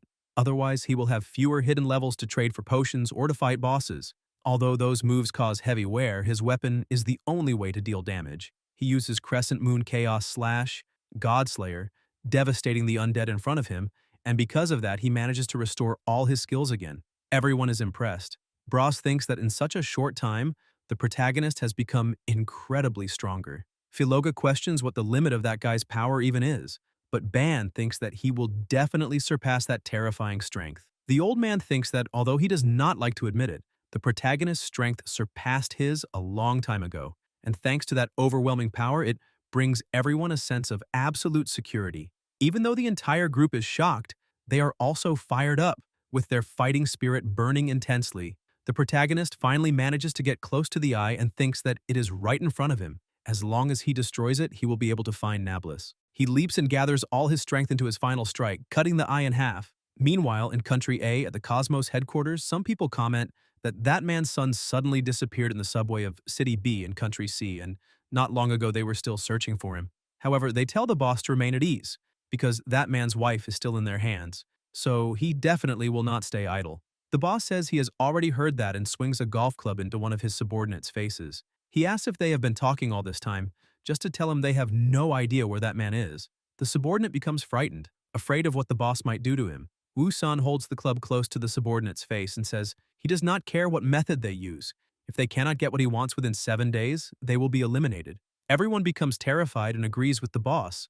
In City B of Country C, a young man arrives telling Sue that they received information that the giant monster in the China Sea suddenly disappeared, and the same thing happened in other cities. She asks how they disappeared and whether the security cameras captured anything. The young man says no, and that after the footage they captured earlier, all surveillance cameras around the world stopped working at the same time. She is surprised by this and asks if there are any other witnesses who saw what happened. He says yes, but he's not sure how to explain it, and she tells him to just say it. The man says that the people who witnessed it claimed that gods descended to Earth to eliminate those monsters, which leaves her even more confused about everything that has been happening lately. Meanwhile, in the real world, things were becoming more and more chaotic. People were gathering underground, groaning in pain. Some people were even losing control of their minds, screaming that the end of the world had just arrived and that this was God's judgment upon everyone. Because of that, they were screaming that the gates of hell were about to open and that this was God's final judgment upon them all. The fight among the people was starting to spiral out of control, but the police were trying to contain them as much as possible. Gongju's daughter gets scared and asks her mother what God is and whether the gods are those monsters. Gongju tries to explain that if a computer simulated a world identical to reality, then their existence, to the people living in that virtual world. Another person interrupts her, saying that they would simply be God in their eyes, the famous creator. He is Makoto Kamishiro, Miyatake's professor. Gongju tells the professor that if things are really as he says, then their world could also be virtual, asking what can prove that the world they live in is not virtual. Makoto points out that, in truth, it is not difficult to prove. They only need to think a little, because if their world is not virtual, then 3 conditions must be satisfied. First, humans have no interest in creating a virtual world, but that is obviously not true. Second, humanity's technological capabilities are ultimately unable to create a virtual world, but the emergence of Cosmos has also refuted that. Third, humans will go extinct before creating a virtual world. If they eliminate all impossible things, even if the remaining results are absurd, they will still be facts. So perhaps they are also gods in the eyes of others. Gongju thinks that before they were only assumptions, but now the appearance of those monsters truly supports the professor's conjecture. The world they live in is virtual, and the world they created is also virtual, and perhaps the world that created all of them is also virtual. If that is the case, they are all merely puppets tied to a string with their scripts written in advance. Back in the protagonist's world, the final mission appears for him, called the Final Mission of Capri's Lament. The Time Guardian Latinaya Nablus level unknown has been activated. The reward is 33 million experience, the Key of Freedom, the Eye of Nablus, and 3 Souls of God. After completing the mission, he needs to use the Key of Freedom to leave that place. The protagonist stares at that monster, thinking that it is probably the final boss, but the aura of that monster is extremely powerful, and that feeling has returned, because his entire body is stiff with involuntary fear. Chen looks back and thinks that he cannot be afraid, because if everyone is dominated by that fear, then failure will be inevitable. The people were still paralyzed by fear, but the old man shouts for everyone to pull themselves together. He points out that he already knows this is the first time they are facing an opponent far stronger than all of them. But one thing must be kept in mind, and it applies to any battle. Even against the strongest opponents in the most difficult situation, they must never let their minds fall into fear. They all chose to be there in the temple, so they must be prepared to die if necessary. Either they will be determined to kill that cursed thing, or they will be buried there, because what they need to do is give everything they have, and then victory will come as their reward. The old man's speech reignites everyone's fighting spirit. They cheer up and prepare for combat. Chen thinks that what had been worrying him was instantly resolved by Boulay. Suddenly, he notices a gust of wind coming toward him and tries to defend himself. Sally asks why the wind is so strong there. The protagonist realizes that something is wrong. A huge wave of attack comes toward them, but the old man moves into action and protects everyone, explaining that the previous wind was caused by the Guardian's attack. He tells everyone to pay attention and avoid the attack at all costs. Several attacks come toward them, and everyone starts fighting to protect themselves. The old man tells Ban and Chen that he will block the attacks, and the two of them need to get close to the Guardian. They agree with the strategy and charge forward. Chen thinks that his current speed is not low, but he was not able to react completely, while the old man managed to do so with relative ease, which shows that his speed is impressive. One of the attacks comes toward Ban, but Chen notices it and, at the last second, manages to save him from the attack, though it leaves a scratch on his face. The tentacles continue approaching, and the protagonist decides to move away. The entire ground is crushed by an enormous pressure, but the two of them manage to retreat in time. Chen asks if Ban is okay. He laughs and, even with his arm injured, points out that he is still not dead so he can fight. The protagonist realizes that the monster's tentacles can also attack from underground, which makes them impossible to predict. More attacks approach, and Sally warns her companions.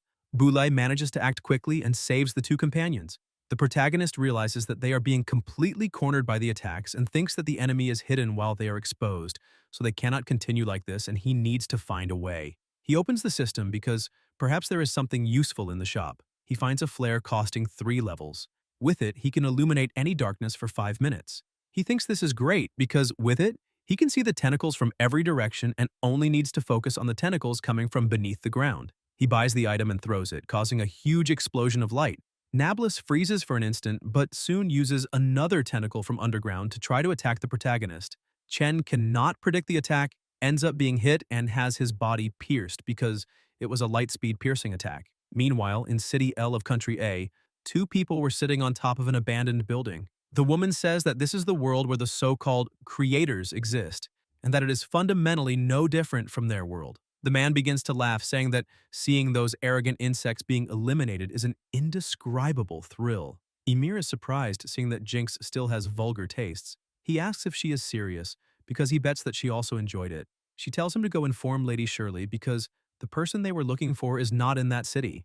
Jinx questions why Lady Shirley is looking for him, since it would be better to simply eliminate everyone there. Ymir looks at him and starts laughing, asking if he believes she can eliminate him. Jinx gets scared and says that it is fine because he will inform Lady Shirley right away. Ymir looks at a photo where there was a woman with her son. The woman looks somewhat like the protagonist's mother, but much younger. Chen, on the other hand, was gravely injured. The system warns that 1,788 health points will be caused by bleeding, so he needs to treat himself immediately. He thinks that he is feeling a lot of pain because his lung has been completely pierced and breathing has become difficult. Besides that, his body is barely responding. Nablus prepares to attack again using the light-speed piercing attack. The protagonist looks at the attacks coming toward him and realizes that he cannot move. The attacks begin striking the place where he was continuously, leaving everyone shocked. Nablus kept attacking and laughing. Sally was worried about Chen, but Lucius could not believe it because it was terrifying. The Guardian's attack speed and super destructive power were unlike anything she had ever seen,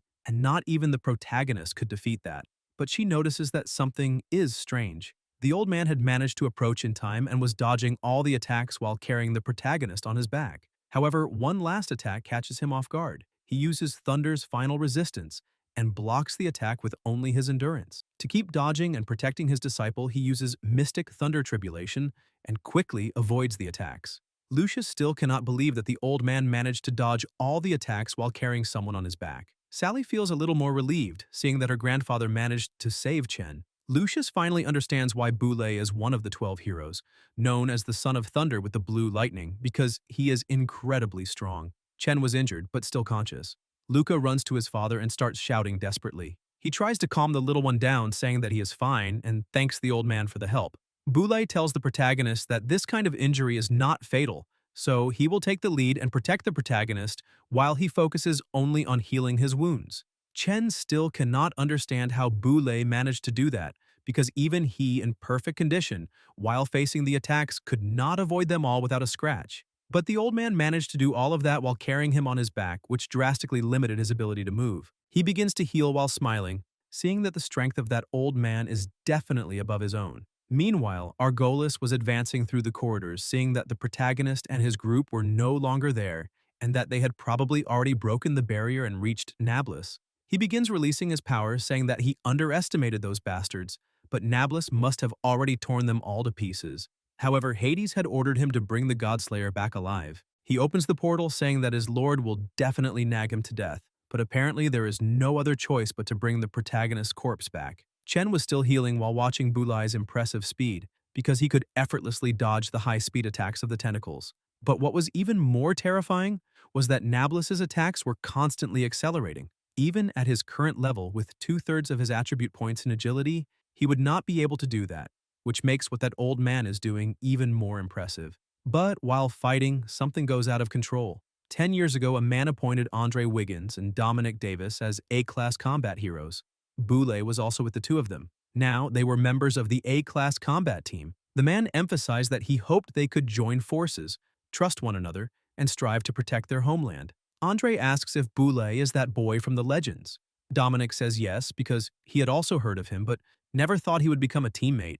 An A-class hero at 10 years old had probably only appeared a few times in the Academy's history. Besides that, he had also heard that Boulay is a lightning attribute warrior who passed the A-class test in only 30 minutes, breaking the Academy's record. Andre says that this is a joke because that is the same amount of time Chen Butong, one of the 12 heroes, took when he entered A-class around that age, and someone like that is probably nothing but a monster. Geniuses and fools are in some situations the same. Someone everyone envies and respects, while one person in a million feels contempt and ridicules them. In short, if you stray from the normal path, you become an anomaly and therefore unacceptable. But while everyone was judging Boulay, two people reached out their hands to him. They were Morse and Luna, Sally's parents. Morse introduces himself, saying that from what he heard, Boulay is the new A-class hero of that year. He introduces Luna, his wife, and she is also a rookie A-class participant that year. Luna also greets Boulay, saying that she had heard his name for a long time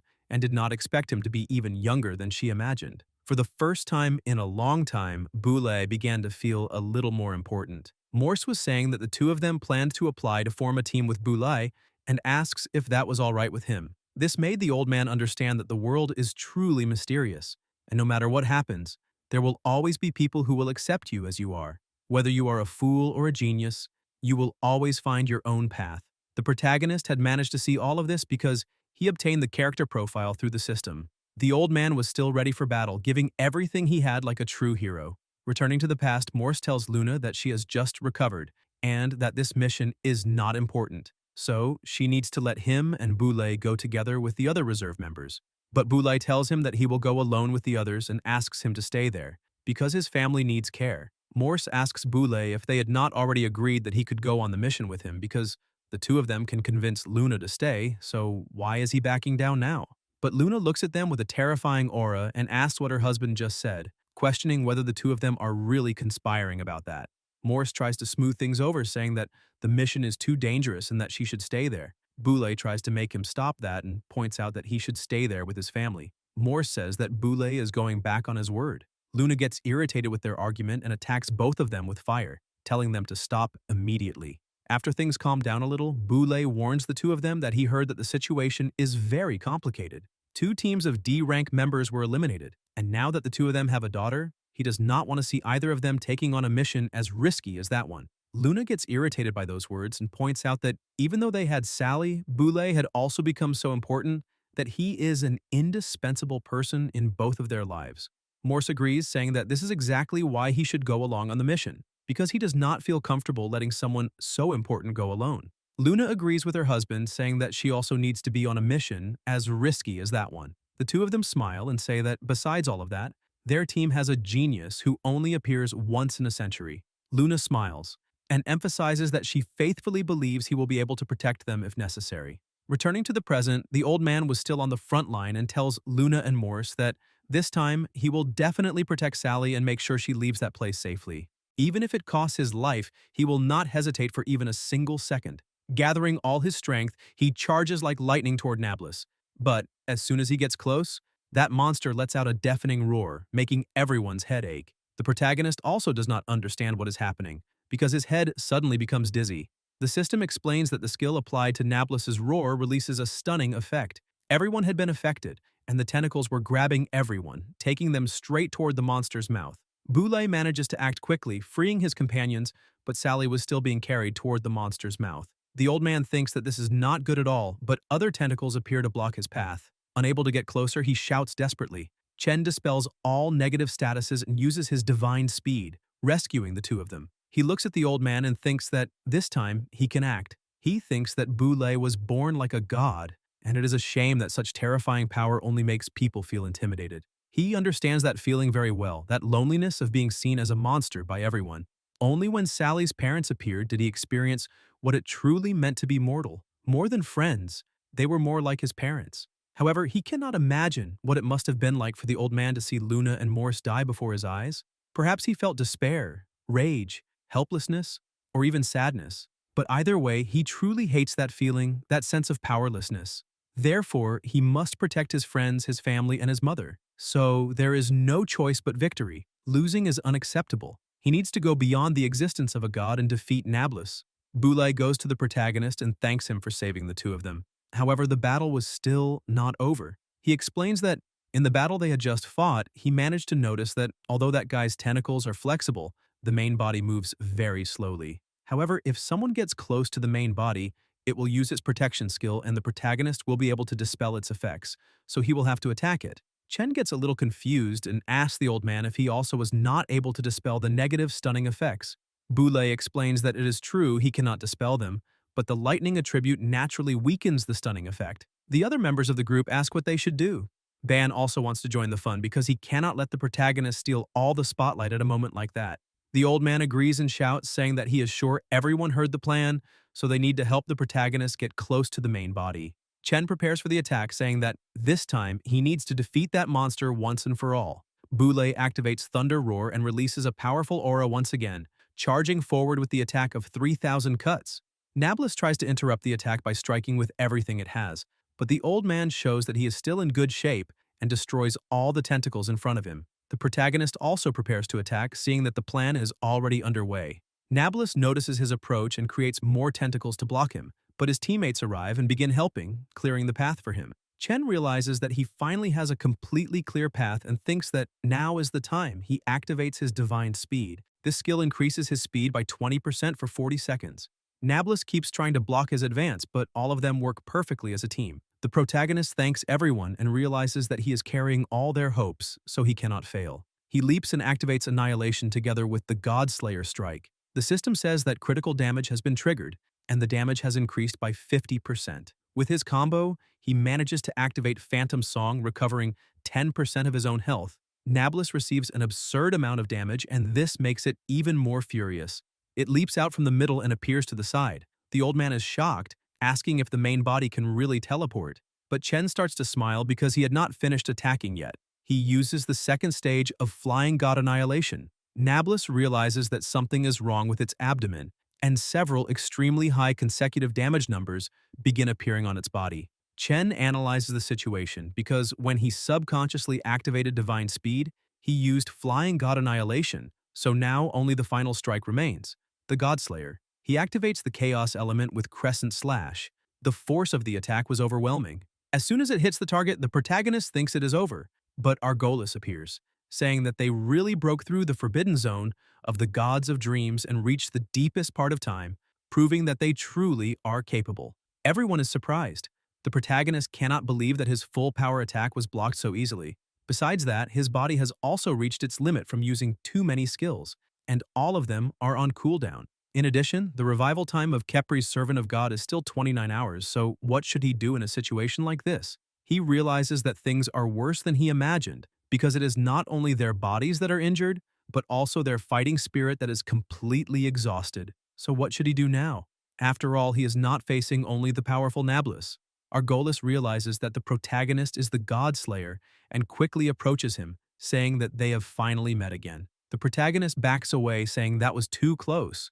Argolis starts laughing and tells the protagonist not to worry, emphasizing that he will not eliminate him. Boulay tries to attack him by surprise, but Argolis notices it and blocks the attack with ease. He says that the old man is an annoying and very clingy insect. Last time his life was spared, but it seems that was a mistake. The old man feels deep hatred because he was the one who eliminated his companions, and tries to attack him with everything he has. Argolis notices that his shield is about to break and moves away. Boulay tells everyone else that he will keep that guy busy for a while they look for a way to eliminate Nablus. But the protagonist is not very happy with that idea. However, the old man thinks that no matter what happens, if they manage to eliminate that creature, they will definitely be able to get out of that place. Argolis keeps acting arrogantly and calls the old man a stupid insect, questioning whether they really think they can escape. Besides that, he thinks that the divine beast Lord Hades got for him is nothing special, because it is in a miserable state because of those insects. He looks at the protagonist and thinks that if he had not wasted time with that guy's servant of God by now, he would already be taking the protagonist beyond the endless sea and leaving that God-forsaken place behind. And the more he thinks about it, the more irritated he becomes, completely losing his patience. He emphasizes that this is what Lord Hades asked him to deliver to Nablus. He attacks with everything he has and starts laughing, saying that it can burn in the hellfire of the underworld. Nablus's body begins to change drastically, and everyone is surprised until it transforms. The system warns that Hellfire Nablus has been activated. After the divine beast was corroded by Hellfire, its inferior power was fully activated and its main body gained. Argolis says that this is perfect because his lord's masterpiece will never disappoint. He orders the divine beast to eliminate everyone except the white-haired brat. Nablus begins following the orders, and the protagonist tries to move forward, telling everyone to be careful and defend themselves. But suddenly, he is taken to a completely dark place with a strange feeling. He tries to call out to his companions, but there is no response, making him imagine that perhaps he was the only one brought there. Suddenly, he receives two very strong attacks that send him flying. He starts to worry because he has not only lost his sight, but also sound. When he is attacked, there is no way to defend himself against it. He thinks that there is still one flare and that maybe it can solve that situation. But the system appears before him, saying that using it was ineffective. He keeps receiving blows without knowing where they're coming from. He remains worried, thinking that if the flare is also useless, then he is completely on a chopping board waiting to be slaughtered. Boulay tries to talk to the protagonist, but it is no use. It is as if his mind is not there. Argolis explains that there is nothing they can do, because the protagonist has already fallen under the eye of hell created by Lord Hades. Now, all of their souls are trapped in endless darkness, where they will eventually be killed by fear. Boulay remains firm, telling everyone to concentrate as much as possible, but suddenly Sally starts to fall. Ban tries to help her, but soon all of them are also affected and begin falling one by one. Boulay is the only one who remains standing, but even so, he is still unresponsive. Argolis tells Nablus that the white-haired boy belongs to him, and the rest of the children are for it to do whatever it wants with. But suddenly, an absurd amount of energy converted into lightning strikes Boulay, making him take another form. Argolis is surprised, seeing that he actually managed to break free from the eye of hell. Back in the real world, a helicopter was flying over a desert until it finds a structure. A young man says that 30 years ago, the Giza Consortium suddenly bought a desert area 300 kilometers south of Cairo, far from Latania. The reason was to develop a scenic area. Not long after the consortium acquired the land, the satellites of Country M suddenly discovered a temple that had inexplicably appeared.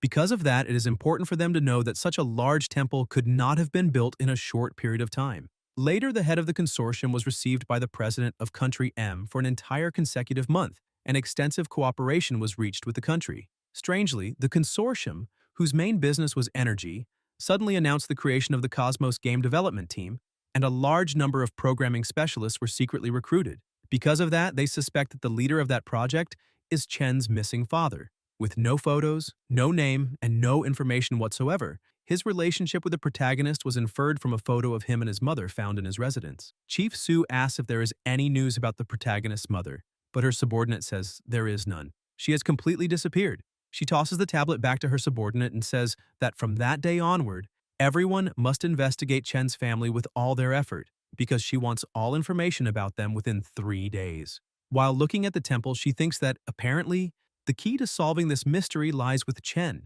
but she has no idea what secret his family is hiding. Back in the darkness, the protagonist was gravely injured, still not knowing what he should do, because he has lost his sight, his hearing, and is completely restricted. Even his skills are unusable due to the lack of attack targets. This makes everything become desperate. It is not just being attacked, but the feeling of loneliness is taking over his body and mind. That sensation is like sinking thousands of meters deep into the ocean, slowly waiting for death to arrive. The system warns that his health is only at 30%. Chen tries to control his thoughts, saying that he cannot think like that because he absolutely cannot be dominated by this feeling of despair, and there must be a way to break anything. The reason he was invincible in kendo competitions before was mainly because his mind was fluid like water. No matter what opponent he faced, he never panicked, and all he had to do was adapt to different attacks. Since he cannot see or hear, maybe it is better to discard those two senses. He closes his eyes and focuses on his breathing. Using his body's instincts to react to these sudden attacks may be the best method. While concentrating deeply, he realizes that something is coming toward him and manages to block it with his arm, even though he is pushed backward. He is surprised to see that he finally succeeded because of the speed advantage when the attack was about to hit him.